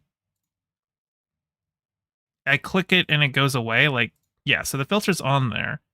Are you going to go away? So we all know that okay, we're Disney good. movies these days are hopelessly woke and basically... Let's also get content. The captures here. Let's go. awful in every way. I'm a narcissist. Weird. And that's why most people think back fondly to like the old days at Disney. They pine for the classics. I understand that mentality, but the truth is that even older Disney movies have issues. The problem is that in those films, in many cases, the alleged villains are treated, I think, very unfairly. Okay, let's find out. Also, I hope this music doesn't get me hit either, because I have no idea the copyright status on the music that's being used. This is a pretty overly produced video for what Matt Walsh has usually done. Usually it's just him ranting at a camera and they might throw in like a boomer edit, but this is actually like they're doing a big production on it this time. Well, of course he's ranting about the word woke. That's his whole bag. He's a fascist. They get a bad rap. In many cases, they are misunderstood, misconstrued. I only wanted to help. And look, maybe it's just my overabundance of empathy and compassion. You know, it gets me into a lot of trouble sometimes, and maybe that's what allows me to see it this way. But either way, today... You don't have a good enough, like, riz to pull off that kind of sarcasm, right? Like, he, you know, obviously he's trying to be, like, very ironic about it, but, like, you got no riz, man. You have no talent. You have nothing but this boomer dad energy. Bro, here, fascist mixing. In this very important video, we're going to talk about Disney villains who were actually right all along. Okay, so here's the interesting thing. A lot of Disney villains have been queer coded. And a lot of that is just part of a relic of the Hays Code, where gay people were not allowed to be portrayed positively, and oftentimes not explicitly portrayed at all. So if you wanted to have queer representation, it was always like oblique. Is that the word that I'm thinking of? It wasn't ever direct. And it was always like hinted at, and again, you couldn't portray them positively, so you know they would be played as villains. And so I think he's going to be picking from a lot of Disney villains who are very gay and honestly slay, you know. But I don't think he's going to be agreeing with them for those reasons. Let's hear it out though. Yes, queer coded villains are the best. No, Disney villains can get it. I fucking love Disney villains.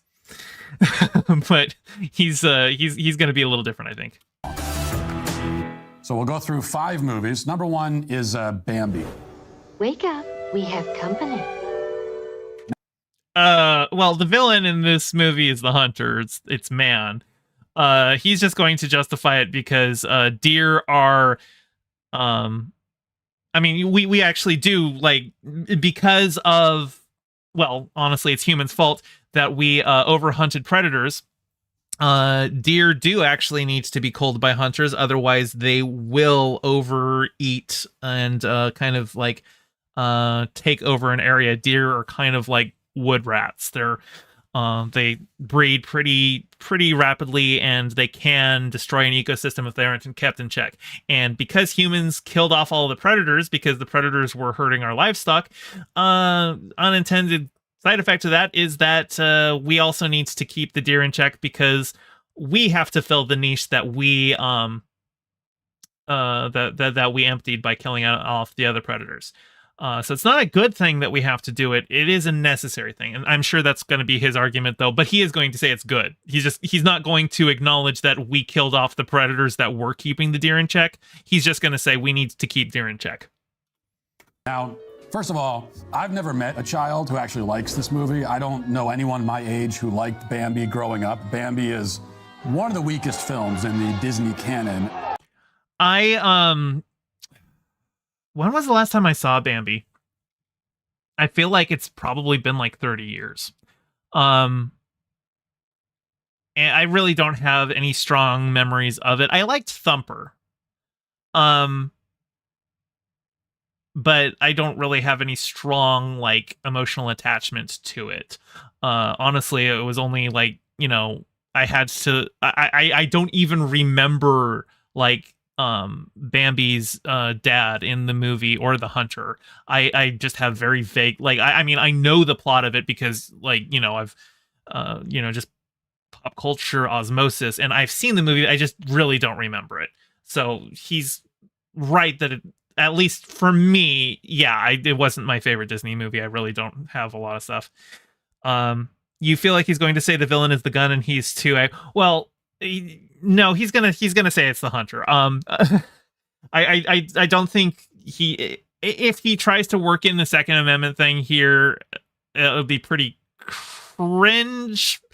I wouldn't put it past him, but I don't think he's going there. I think he's just going to talk about the need to cull deer populations for conservation purposes. And if that's his argument, then yeah, yeah, I'd agree.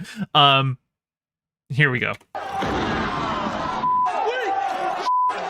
And Valhalla Video says Yellowstone is up your way, right, where they reintroduced some wolves to the wild. Well, Yellowstone is like in the same half of the country as me. I'm in Seattle. Yellowstone is several states away. Actually, there is a zoo in Tacoma called Point Defiance that has a red wolf breeding program, because the red wolf was like almost completely driven to extinction. I think at some point their wild population was like double or maybe even single digits, and Point Defiance has a red wolf breeding program, and they've been able to successfully reintroduce the red wolf into the wild. So yeah, you know, I'm not in Yellowstone, but definitely my neck of the woods has helped save a wolf species. yet it's viewed as a classic because it happened to be released in the 40s, although it could have been released last year based on the fact that the villains in this movie are the hunters who shot Bambi's mom. No hasty, careless shooting. Yep, like I said, and like I'm not opposed to hunting, like as a like just on its face. I think that if you are a hunter, you do need to be a proper conservationist and not do it for sport. I think you should be doing it, you know, to make sure that species that threaten overpopulation, keeping their numbers in check. You shouldn't be hunting predator species, though. Nobody should ever hunt predator species. Those are for starters, you know, predators tend to, you know, we see generally in the wild, we'll have too many predators, they overhunt, then they can't find food, they die out, which lets the prey grow up their population, which means predators can grow up their population, and it's like a pulsating cycle there. And by us overhunting predators, we heavily disrupted that cycle. So we should not be hunting predators. We should only be hunting specific species that are threatening others with overpopulation. So like deer. But yeah, I think he's probably going to make more of a sporting argument. I don't think he's going to be making the conservation argument. And if he does, he's not going to be acknowledging that the conservation only needs to happen because of humans in the first place, because of human hunting. There you are, fire away. Oh, good shot, boy, good shot. But they were obviously entirely justified in doing so. First of all, because venison is delicious. Of course, the first one he has to go for is venison. He can't go first of all because of the need to keep deer in check. No, he has to make sure that we know that he mostly concerned about eating meat because he's a man. And I like meat too. I'm not a vegan, although I do think vegan ethics are ultimately correct. I'm just a hypocrite and I like the taste of meat too. But I'm not trying to virtue signal about it. This is literally a virtue signal. This is we should kill deer because they taste good is his argument. Those hunters, I'm guessing, made some great venison steaks, maybe some deer jerky out of Bambi's mom, which is a fact that could have brought Bambi some comfort and solace if anyone had explained it to him, but they never did.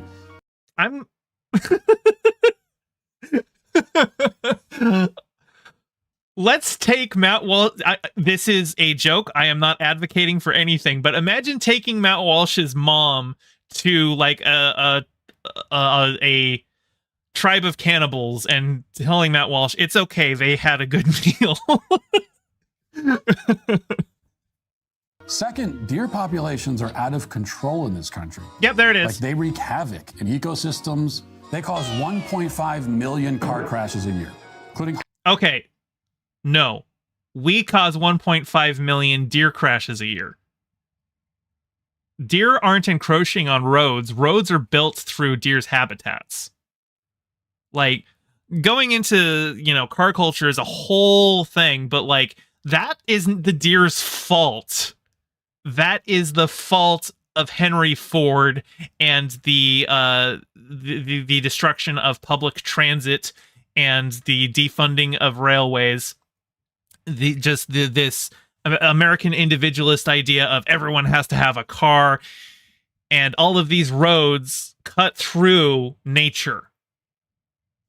Every deer hit by a car is the fault of man, not the fault of deer.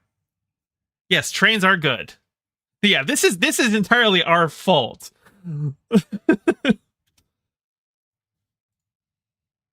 Hundreds of fatalities. So deer hunters are performing a service, and yet they've been villainized in a movie that generations of bored children have been forced to watch. Think about this.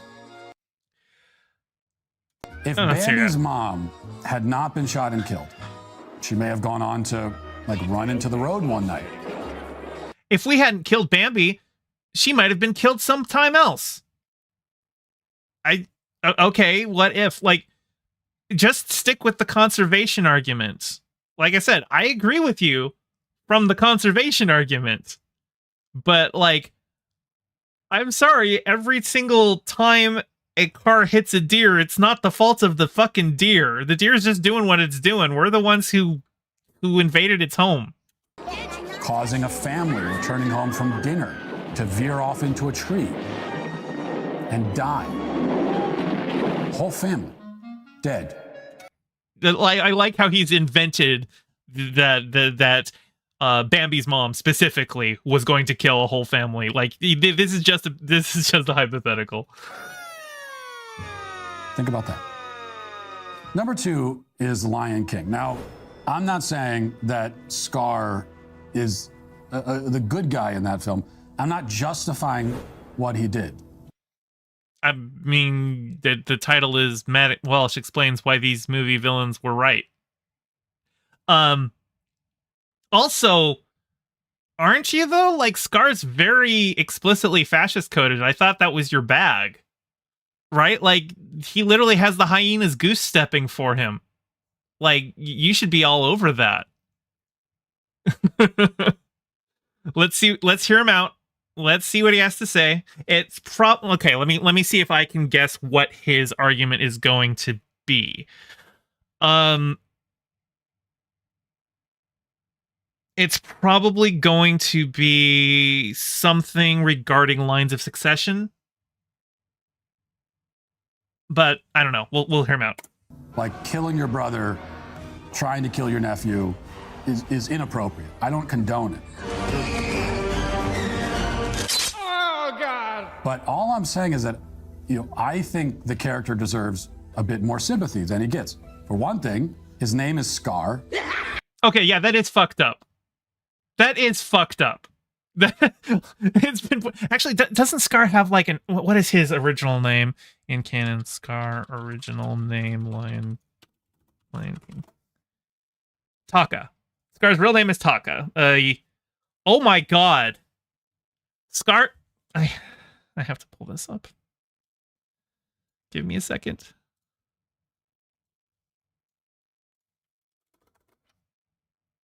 Scar's real name is Taka, a Swahili word meaning dirt or rubbish. That's fucked up too! Oh man, he just got a raw deal all around.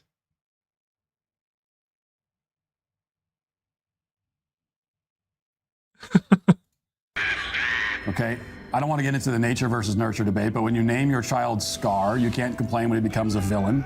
Well, he wasn't named Scar, but he was named Rubbish. So, like, yeah, he got the nickname Scar after he got the scar. You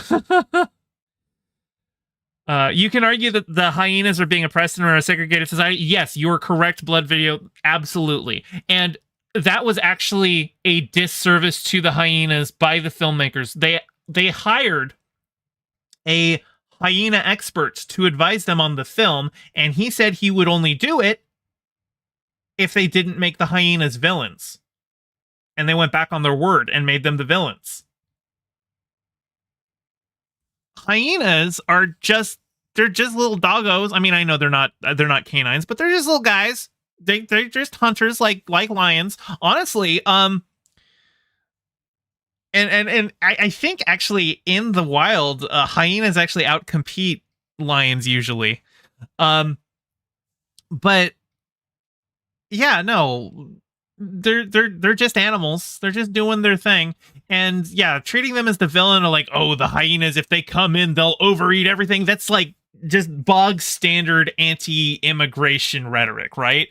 Yeah, no, Mufasa was a bad king. He should have incorporated the hyenas into the Pride Lands as part of the circle of life. Like, the hyenas aren't outside the circle of life. They exist just like everything else does. So yeah, no, I would say that the big criticism, the villains who were right in the movie, it's not Scar, but it is the hyenas. They're just guys. They're just trying to eat like everyone else. Like, yes, you're very noble, Mr. Lion. You have all of the people that you're going to eat come and bow to you as you present to them the new king who is going to eat them. Like, Especially if we have one kid that you name Mufasa. You have that strong name. Mufasa. Ooh. The other one you name Scar. What'll that make you? A monkey's uncle. So what did you expect? Also, I'm not saying that Mufasa deserves to be thrown off a cliff, but there's a fundamental, like, moral dishonesty to Mufasa that I always found deeply troubling, even as a child, the first time I saw it. I even said to my parents, there's a fundamental moral dishonesty in this film, Mom and Dad. I said that to them. Yeah, you don't have the riz to pull off a joke like that. Come on. And here's why. He eats his own subjects. Okay, 1 minute, they're all celebrating the birth of his son. Okay, all right. We're on the same page here. I was literally making this argument. Okay. All right. Okay. You know, they're bringing gifts or whatever, they're cheering. And the next, they don't show this in the film, but Mufasa is hunting them down and consuming them. And by the way, lions eat their prey alive. That's how lions... Oh, yeah, cats are horrible. I have a cat. they are cruel in how they treat their prey. Oh yeah, no, cats are they're psychopaths. You can argue the Lion King is a pretty bad. Well, I mean, you can if you take the story elements, and like extract them from like the totality of the story itself. I think the Lion King slaps. I think the Lion King is a really, really good movie. You can, hyper analyze it and go, oh yeah, no, these implications are actually really bad, and I think that's valid to do. But I don't think that makes the Lion King a bad movie. That is the original Lion King. I would say that the Jon Favreau Lion King is a complete piece of cinematic dog shit, and it should be flushed out the nearest airlock. But the original slaps. Come on, it's a fun movie. Lions eat. That's how Mufasa treated his subjects. And then he has the audacity to get all high and mighty towards Scar. Like, you can understand Scar's resentment. What was that fart noise added? Like, what is this? Why is this video so overproduced? Like, you don't have the charisma to actually appeal to anybody under 40. But this is like this zoomer editing where every single 2 seconds you've got another scene from another thing thrown in and stupid sound effects and stuff. Like, Zoomers aren't watching you, man. Who is this editing for? And to make matters worse, they acknowledge it in the movie. So Simba asks his dad, Dad, don't we eat the antelope? they were just at our baby shower and now like we eat them. And that's kind of not cool. And Mufasa says, well, son, that's okay because it's part of the circle of life. When we die, our bodies become the grass, and the antelope eat the grass. Okay. Thank you for cutting that. I was just like, oh, you're gonna just leave that completely unedited clip from it? Come on, I'm trying to run a channel here. Okay, but that is not the same thing at all. That is not an even trade. So give me a break. And also, your body doesn't even become grass, so that's bullshit to begin with. And I'm not holding it against the lion for being a lion. I'm just... Oh no, you couldn't say shit. You had to bleep it out with the fart noise. Pussy! I'm just gonna say shit. Shit, shitty shit. Come on, Matt. You're supposed you wear flannel and you've got a beard, so you're presenting yourself as a rugged masculine individual. It's okay to say naughty words sometimes like shit. Saying that there's arguably a certain intellectual integrity in Scar's outlook and behavior that you don't find with Mufasa. That's my point. Number 3 is Pocahontas. Yeah. Oh god. Pocahontas? Oh, let's go. How racist do you think he's going to get here? How racist do you think he's going to get here? Like, how far into just total genocide of the native population do you think he's going to defend here? Of course he can, Blood Video. He literally oh, okay. Well, I don't even need to like make a prediction here. I just have to predict how far he's going to go. Oh my god. Yeah, don't blame you, Sai. Let's go. Honest. This is an obvious one. The villains in this movie are the evil white Europeans who are portrayed as brutal, greedy barbarians, oppressing the innocent Native Americans who are all kind and generous and so in touch with nature that they can literally... Okay. As bad as this movie is, he's just... Oh my god. The racism is just dripping out of every single syllable he's uttering. Listen to the contempt that he has for other human beings. Like, holy shit. Oh my god. really talk to the trees. Good morning, child. Somehow everybody speaks perfect English, including the trees. Oh, come on. Are you really going to make that argument, that complaint? They literally have a scene in the movie where they use magic so that John Smith can understand Pocahontas.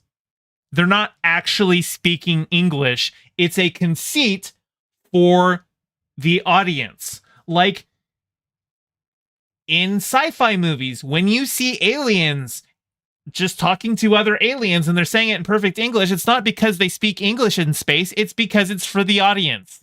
What kind of especially for this movie where they have an in-story explanation for how John Smith is able to talk to Pocahontas. What kind of lazy bullshit is that? Oh my God. This is like the noble savage myth put to film. It's also really, we talk about wokeness in Disney films. This was the beginning of Disney's long march into wokeness. Look, Pocahontas is a bad movie. I'm not going to defend Pocahontas. I think Pocahontas is actually a pretty racist movie. If we want to talk about a Disney film that is trying to tell a story about Native people, I think probably Brother Bear is a better film in that regard. I like, you know, having talked to Native friends about Pocahontas, no, they all fucking hate this movie.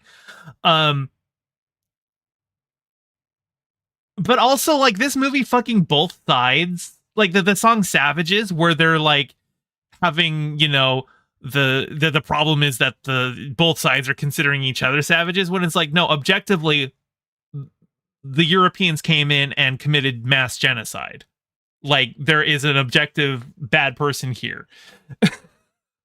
And the movie actually tried to both sides it. Like, the movie is actually less woke than Matt Walsh thinks it is.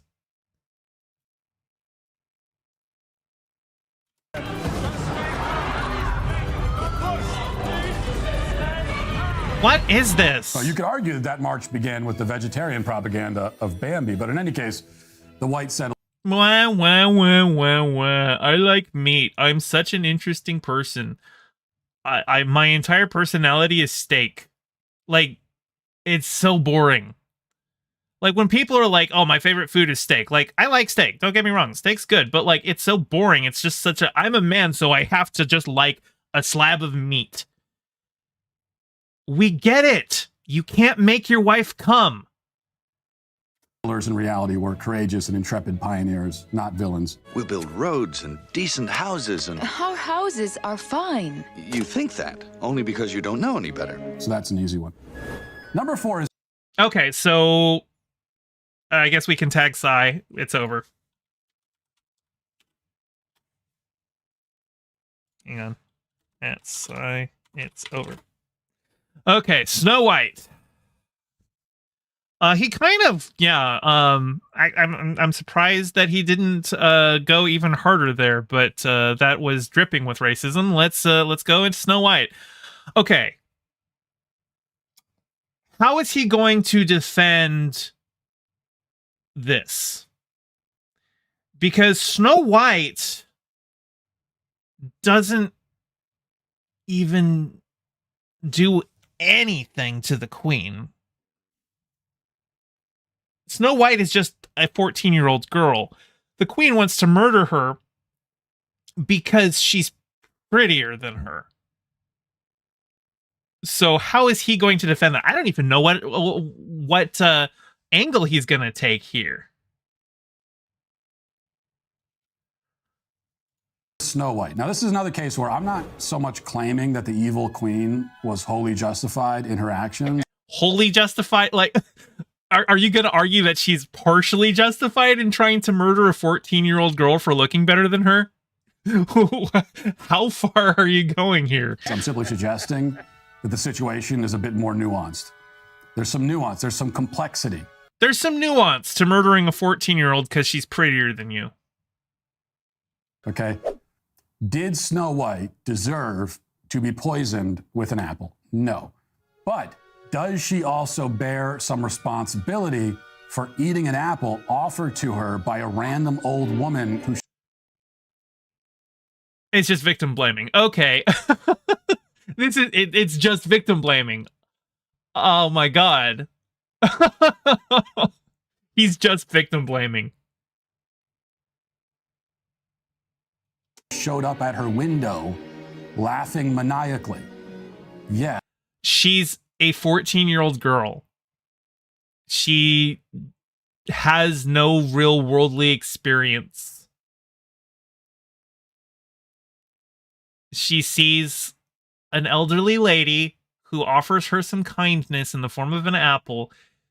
She's a naive little girl, and you're going to blame her for accepting the kindness of a stranger. Fuck you, man. Yes, absolutely. All alone, my That's true, Valhalla. Matt does like 14-year-old girls, and he would probably blame them for complaining. pet. She never even asks, like, who the woman is. Yes, I am. Just the woman She's a kid. She's naive. She's a kid. shows up at the window and says, hey, do you want an apple? And she never says, who are you? What are you? Why? Also, like, no Disney character really has parents. Like, we never meet Snow White's parents here. She's off living with some dwarves. She's, like, an orphan, right? So, like, who's gonna teach her stranger danger? That wasn't even... I mean, okay, the word stranger danger didn't exist, but actually, like, a lot of these fairy tales were kind of the old school version of stranger danger. Like, I would imagine Snow White as a fairy tale probably was written to carry a message of don't accept food from strangers. Just like Hansel and Gretel is a story about don't wander in the woods alone.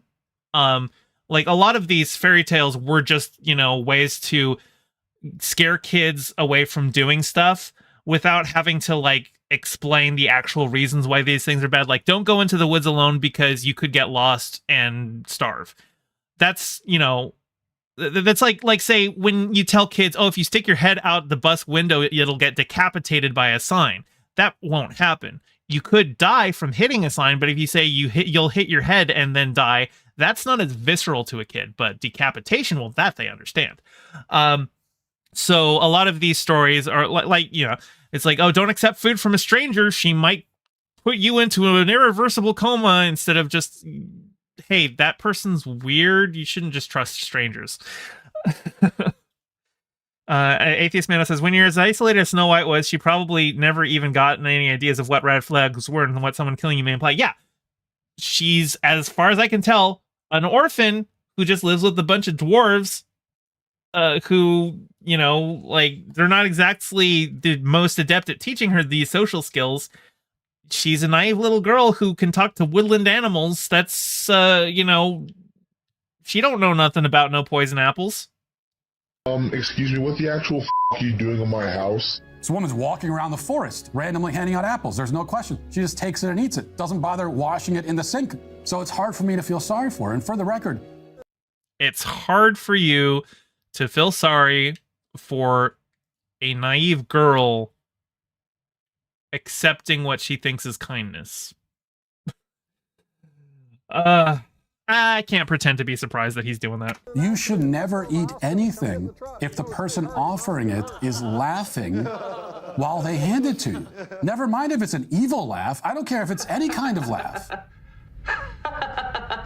And never mind. Hey, don't use Star Trek. You don't get to use Star Trek. Like, the Star Trek future is built in a world where Matt Walshes don't exist. So you don't get to use Star Trek. That they're at your window in the middle of the day for no reason. Not to mention the fact that the whole Snow White fairy tale is really about home invasion and burglary. This woman barges into the home of these clear... Woman, she's a 14-year-old girl. Clearly mentally disabled old men. Jiminy Crickets. Who aren't even half her size. Makes herself at home. What a cute little chair. Now, eventually the dwarves grow attached to her, so you might say, oh, they're friends. No, they were terrified when they first got away, like anybody would be. You get home and there's this giant, like, sleeping on your... Okay, that's not really, like, saying the villains were right, though. Because Snow White isn't a villain and the dwarves aren't villains. So this is, I feel like you're straying a little far from the point of your video here. They're her chosen family. I mean, he is like gesturing toward the vague region of a point about the home invasion stuff, but like she's a little girl lost and alone in the woods and she finds shelter, so she takes shelter. That's like, yeah, you should do that. And like the dwarves pretty quickly realize that she's just a kid and they take her in, you know? All of your beds that she's helped herself to? Of course you're gonna be, anyone would be scared. And they were scared, but eventually this kind of Stockholm syndrome takes effect. She's not, what the fuck is Stockholm? No! They realize that she's just a kid and they take her in and they take care of her. And they become friends. And then when she dies, they put her in a glass coffin because they somehow had a full-size glass coffin lying around, which makes you question their motives, frankly. Okay, that's yeah, why do they have that? And they display her body for several days until a prince who has never met her before, okay, shows up at— oh yeah, no, 100%. This is rapey as shit. Yeah. Well, also, at least with the Snow White myth, I'm pretty sure in the original myth it was just a kiss. I know for the original Cinderella myth, it weren't no just kiss. I'm pretty sure, like, didn't she have like multiple kids by the time she woke up? Yeah, Cinderella, the original story, is real fucked up. But yeah, no. Also, true love's kiss doesn't just happen because like there's a soulmate randomly assigned to you in the universe. True love isn't like something that you find out there when you just meet the right person. True love is something that is earned and built upon through, you know, years of a relationship. Don't kiss sleeping girls. That's creepy and non-consensual. Also, she's 14. I'm pretty sure this prince is like at least 18. So there's that too. Yeah, no, but here's the thing though. Oh, Valhalla Video says Sleeping Beauty. Sorry, did I say Cinderella? Yes, I did mean Sleeping Beauty. But yeah. But here's the thing though, like, Matt Walsh wants to be this guy. Like, Matt Walsh... Do I need to bring it up again? Yeah, actually, I think I do. Shit, I just had it open.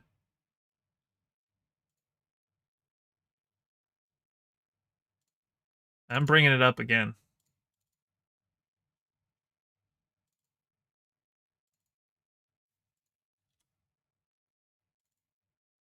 Violate my kids' consent all the time.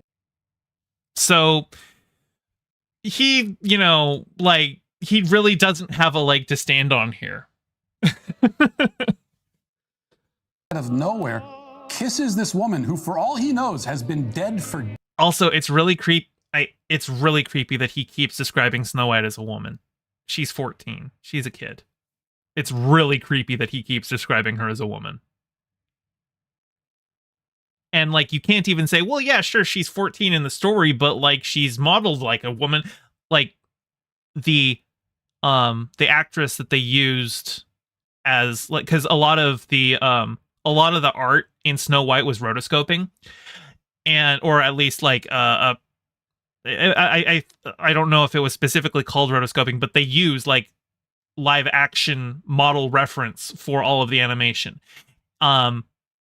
So they had, I'm pretty sure, a 14-year-old girl as the model for Snow White. So you can't even say, well, she's drawn to look more like an adult. Well, no, she's drawn to look like a teenager. She's a kid.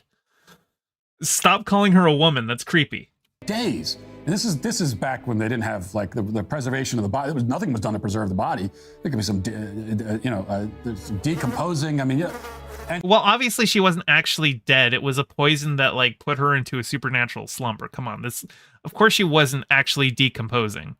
Come on.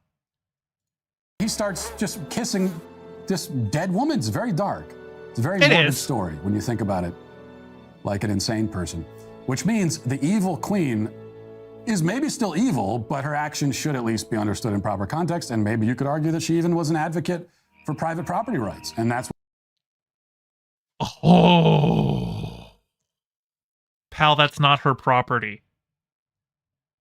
This is like Kyle Rittenhouse defense shit. Where it's like, oh, Kyle Rittenhouse was there to defend property. It wasn't even his property. And like, she's not doing this to defend the dwarves from this home invader who's not a home invader. The dwarves took her in because she was a child. Oh my God. Private property, right? Yeah, no, yes, totally. She killed Snow White because Snow White was living in a cabin. Why she was so upset at Snow White. I don't, that's one interpretation. No, it's not. It's not an interpretation. Nothing in the text supports that read of it at all. That's a reach. All right, Beauty and the Beast. Okay, so let's make our predictions here.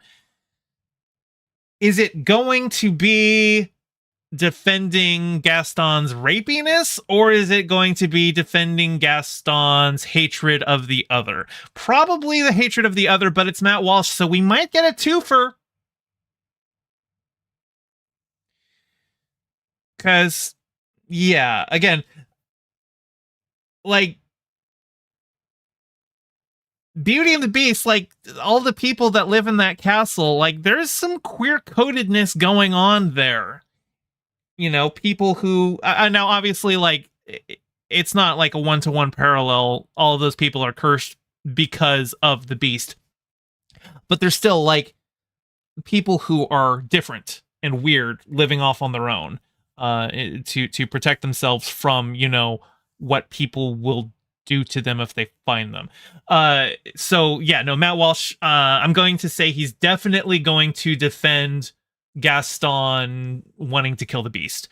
But he might, you know, for extra credit, also defend Gaston being rapey. Finally is Beauty and the Beast.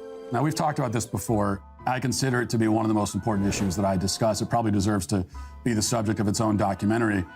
Gaston is the quintessential villain who was actually the hero of the story. Yeah. He's going to talk about how Belle has Stockholm Syndrome, and he's rescuing her from somebody who kidnapped her. But, like, Belle doesn't have Stockholm Syndrome. Lindsay Ellis had a great video talking about this, but Belle rebuffed the Beast at every turn and didn't start liking him until he started behaving like a proper human being toward her. Like he started treating her with respect and kindness. That's when she warmed up to him. She wasn't like, oh, I'm being held captive here and now suddenly I'm feeling good about it. No, he had to start working on being a good person before she liked him. So let's get that out of the way. If he's making the Stockholm Syndrome argument, that's because he's a lazy hack. The atheist man said that Belle was the kind to say, I can fix him, and succeeded. I don't even think it's that. It's not that she said, I can fix him. It's that he realized he needed to fix himself. When he treats her poorly, she reacts poorly. When he treats her well, she reacts well. It's really, like, I don't think we should be robbing the Beast's agency in his own character growth here.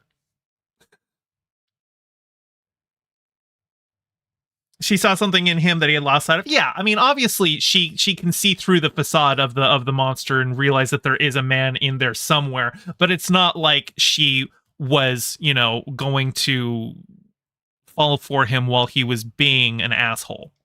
That's not what happened here. Hello, Belle. Bonjour, Gaston. And I will insist on this until my dying breath. Okay, what's up? We're supposed to hate Gaston from the beginning, because why?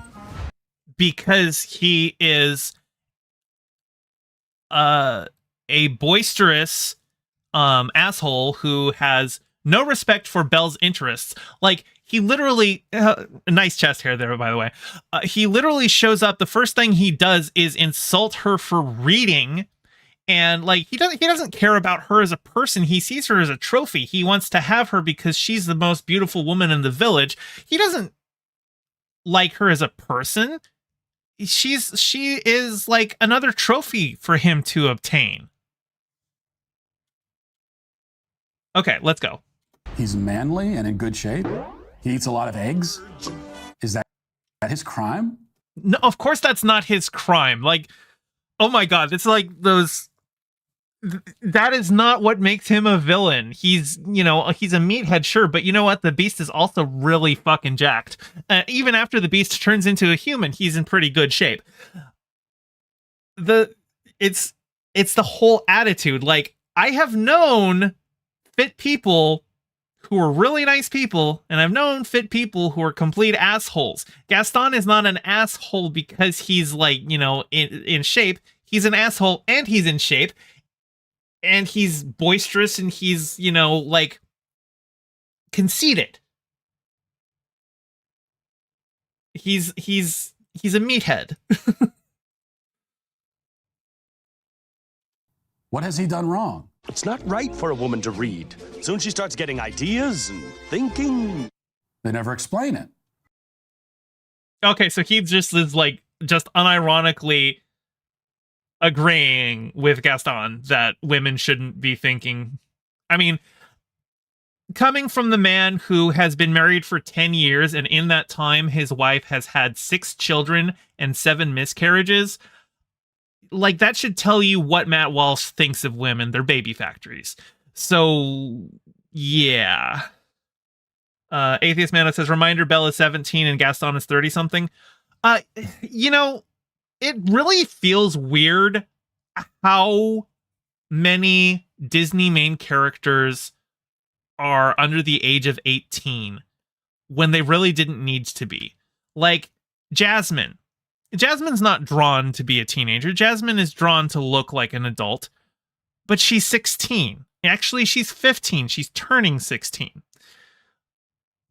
They could have just said, like, on your 19th birthday. That's when you're supposed to be betrothed. They could have easily done that. Instead, no, she is 15 in the first movie. I don't know. It's creepy. They should just, if you want them to be young so that your audience can like connect to them, just make them 18 at least, please. And the anti-Gaston propaganda is laid on thick from the very beginning, but even in spite of that, it's clear who the real protagonist is. We see Gaston early in the film. What a pleasant surprise. Right? He's dressed to the nines. He visits Belle to propose marriage. Say you'll marry me. Okay, but she doesn't want to. And that should be the end of that. Also, like, it's creepy to propose marriage to somebody you're not even dating. I'm just going to say that. And he's obviously an advocate of traditional marriage. And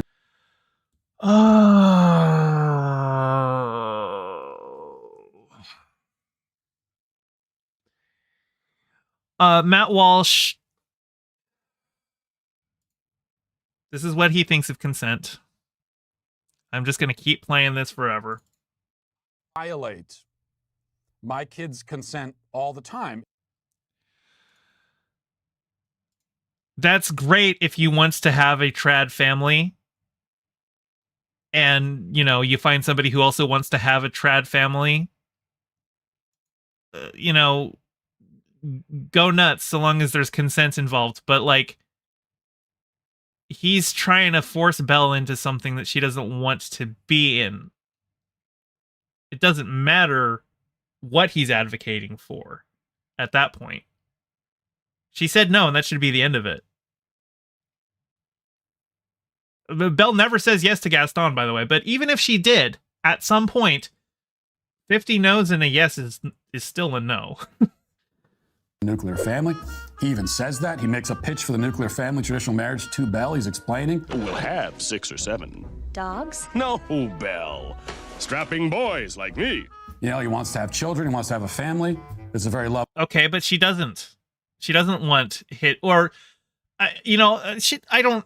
know exactly what she wants. I mean, she wants to be able to read and think about things. And she wants, she's not opposed to love, obviously. She falls in love with the Beast. But you're taking none of her concerns into account here. You're just thinking Gaston wants this thing, and I like that thing, so that's good. Never mind what Belle wants. So, yeah, okay, so he's defending the rapiness. Lovely thing. Belle turns him down and pushes him into a mud pit.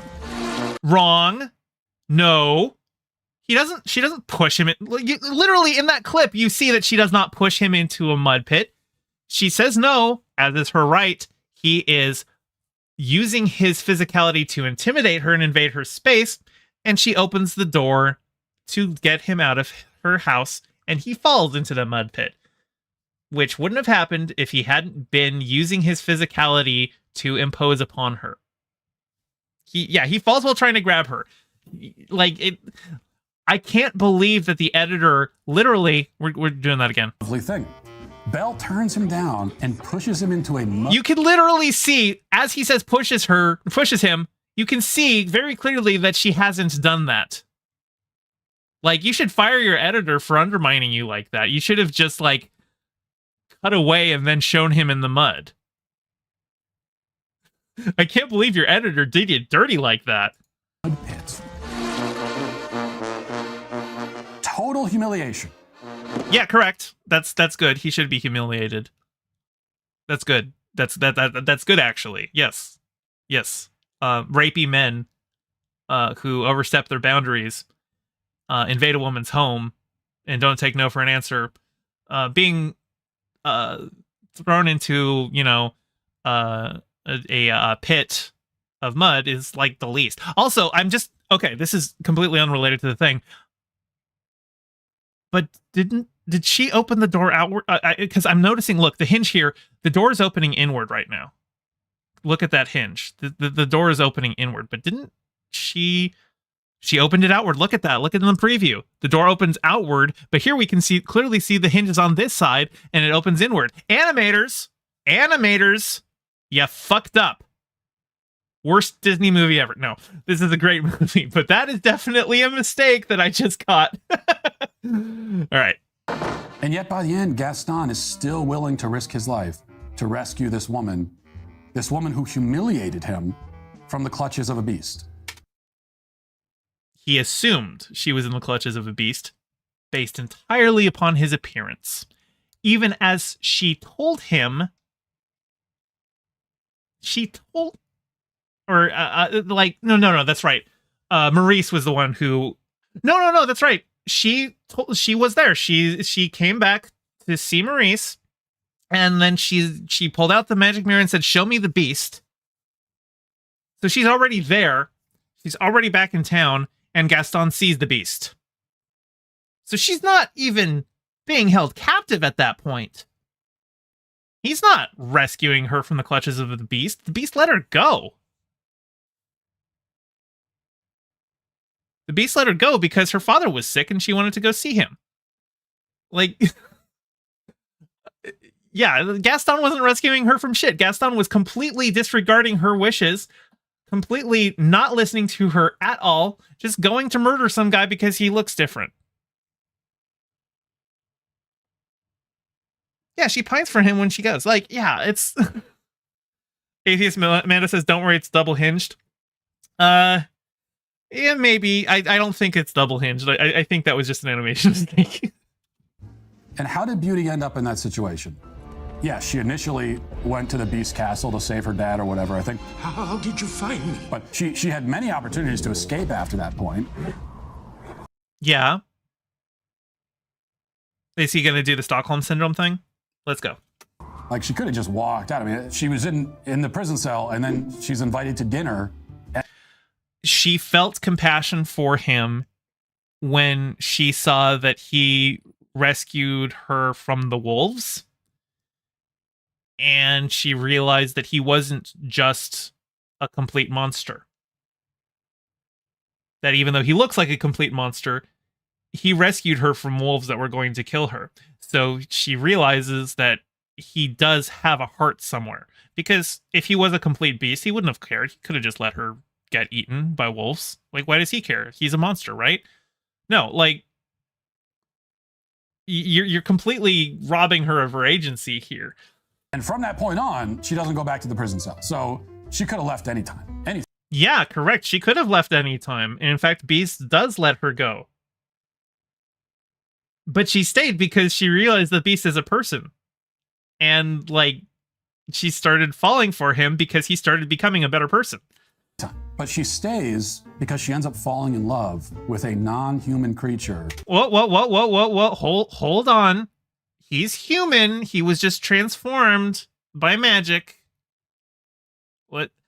Okay. Also, but even if he wasn't human, what's wrong with that? Okay? He's a sentient being, very clearly.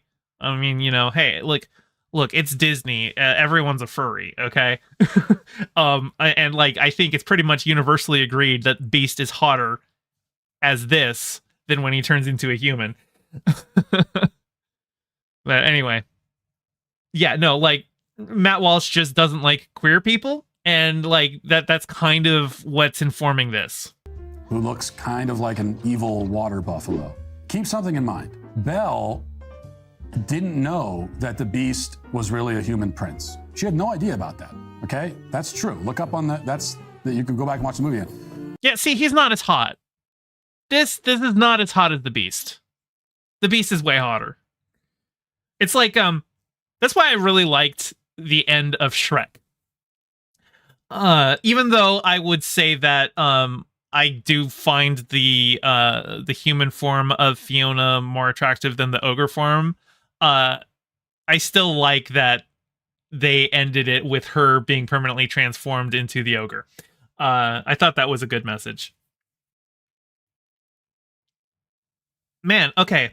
Mickey Mouse, by the time this video comes out, it'll probably already be January 1st, but Mickey Mouse, as of January 1st, at least the Steamboat Willie version of him is entering public domain. So the next Shrek movie, they could actually literally have Mickey Mouse in there. They've been parodying Disney for 20 years with these movies, and they could literally have Mickey Mouse in the next one. That would be funny.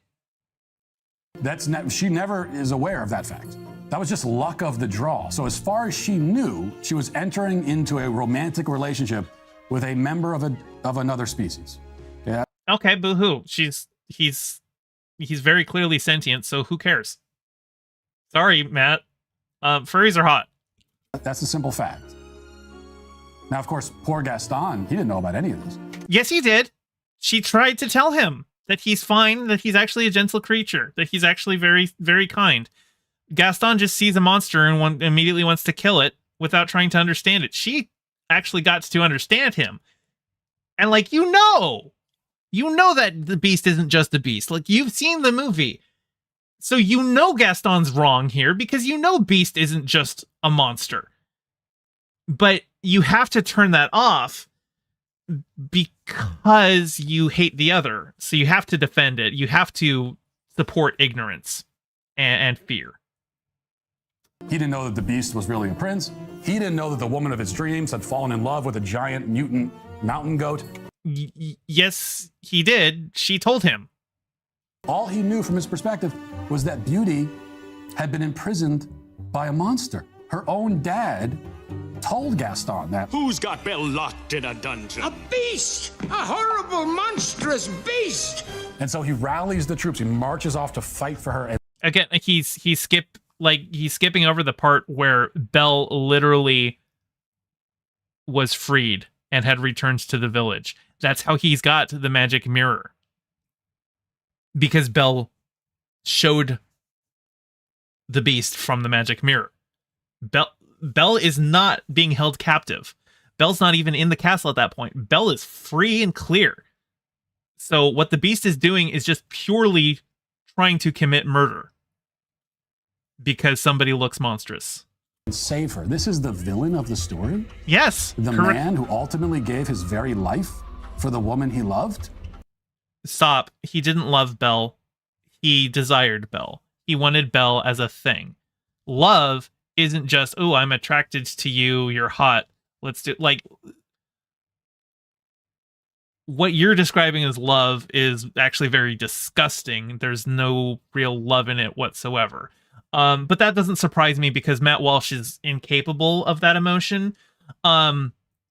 So you have to kind of meet him where he's at. And the monster who kidnapped a young woman is supposed to be the one we're rooting for?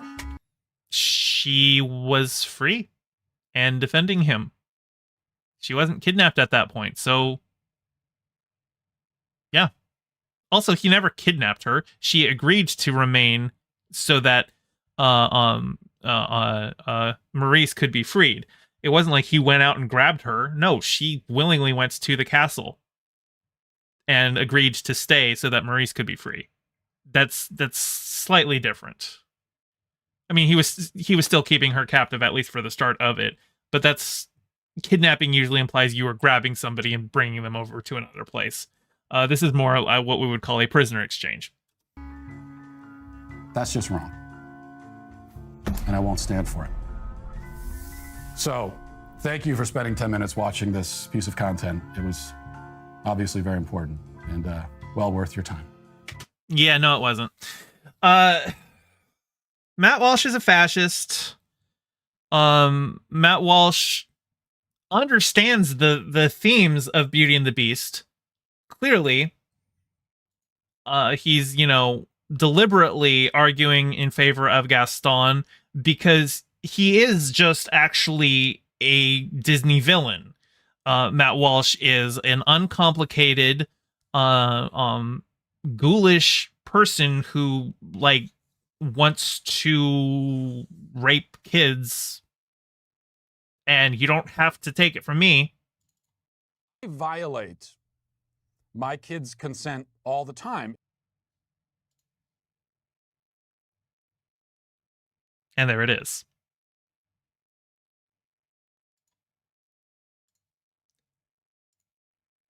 All right. Here, let me get the text off. Okay. That was fun. Now, I still have about 40 minutes of stream left. So what I'm going to do, there is a game that's been out for like a decade, but I've never played it before. And it recently had a big update. Oh, here, let me get the background music back going. Although that's going to go away in a second.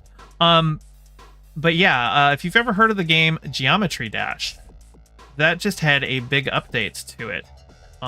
With a lot of new and fancy things added, and I feel like I want to play through Geometry Dash, at least the main campaign stuff, and also see what some of the new levels are. So, while I get that set up, I'm going to give you an ad, but it'll be up in a minute.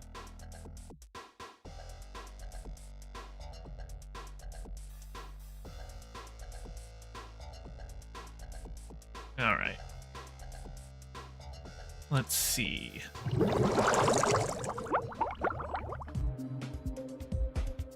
Okay. Seems like that's working.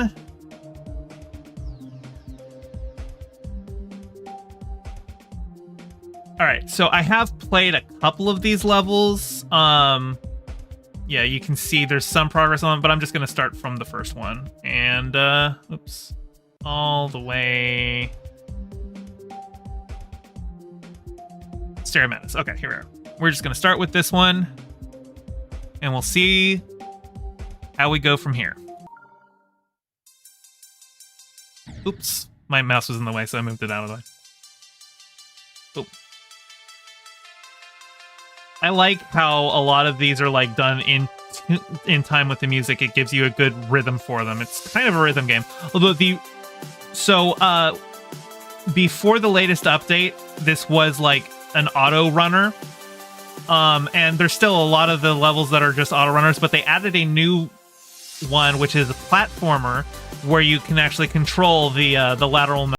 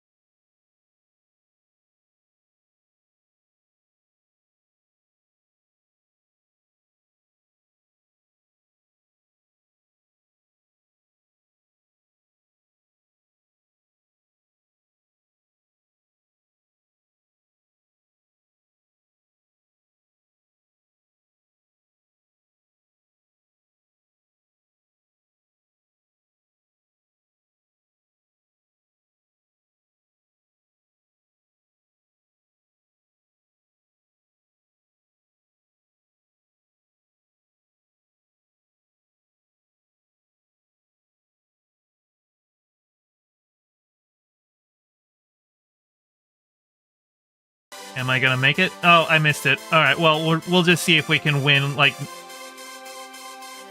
At least we'll just see the normal win. I won't get 100%, but okay, I beat it. You miss his top knot ponytail, looked hot. I like short-haired Walsh. I think I'd be curious to see how ponytail Walsh would look now that he's lost some weight. But I do think just the that aesthetic of just the pulled back ponytail. I guess the top knot, usually that's not as pulled back, but he was like, I think he stopped doing the top knot because he was, kind of avoiding the stereotype. I think I'll come back later to get that one, but that's not what I was. Wrong button. I'm gonna try for a level that I haven't actually beat. You think longer hair looks nice on guys? Yeah, I think so too. Actually, I really liked when Walsh had his long hair down. I thought that was a good look for him, but he didn't like it as much because it got in the way. Which I can understand. I used to have long hair too. Now I have no hair, but... Boom. Oops, that's a jump.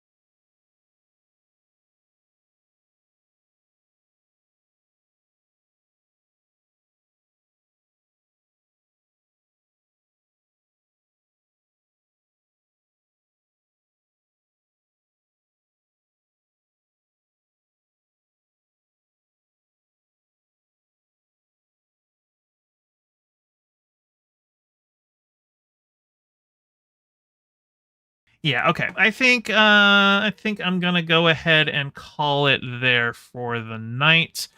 But Mondays are, you know, my generally game dedicated streams. I will be doing a segment, you know, celebrating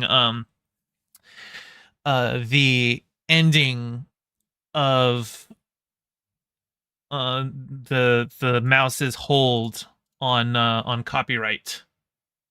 But before I head out, let's see who's live. Who can I redirect us to? Riverboat Jack's live. So I'm going to go ahead and send you all her way. I want you all to give her all of my fishy love. And I hope you all have a wonderful rest of your year. I will see you again on the 1st. And we will watch Steamboat Willie together. Have a wonderful evening.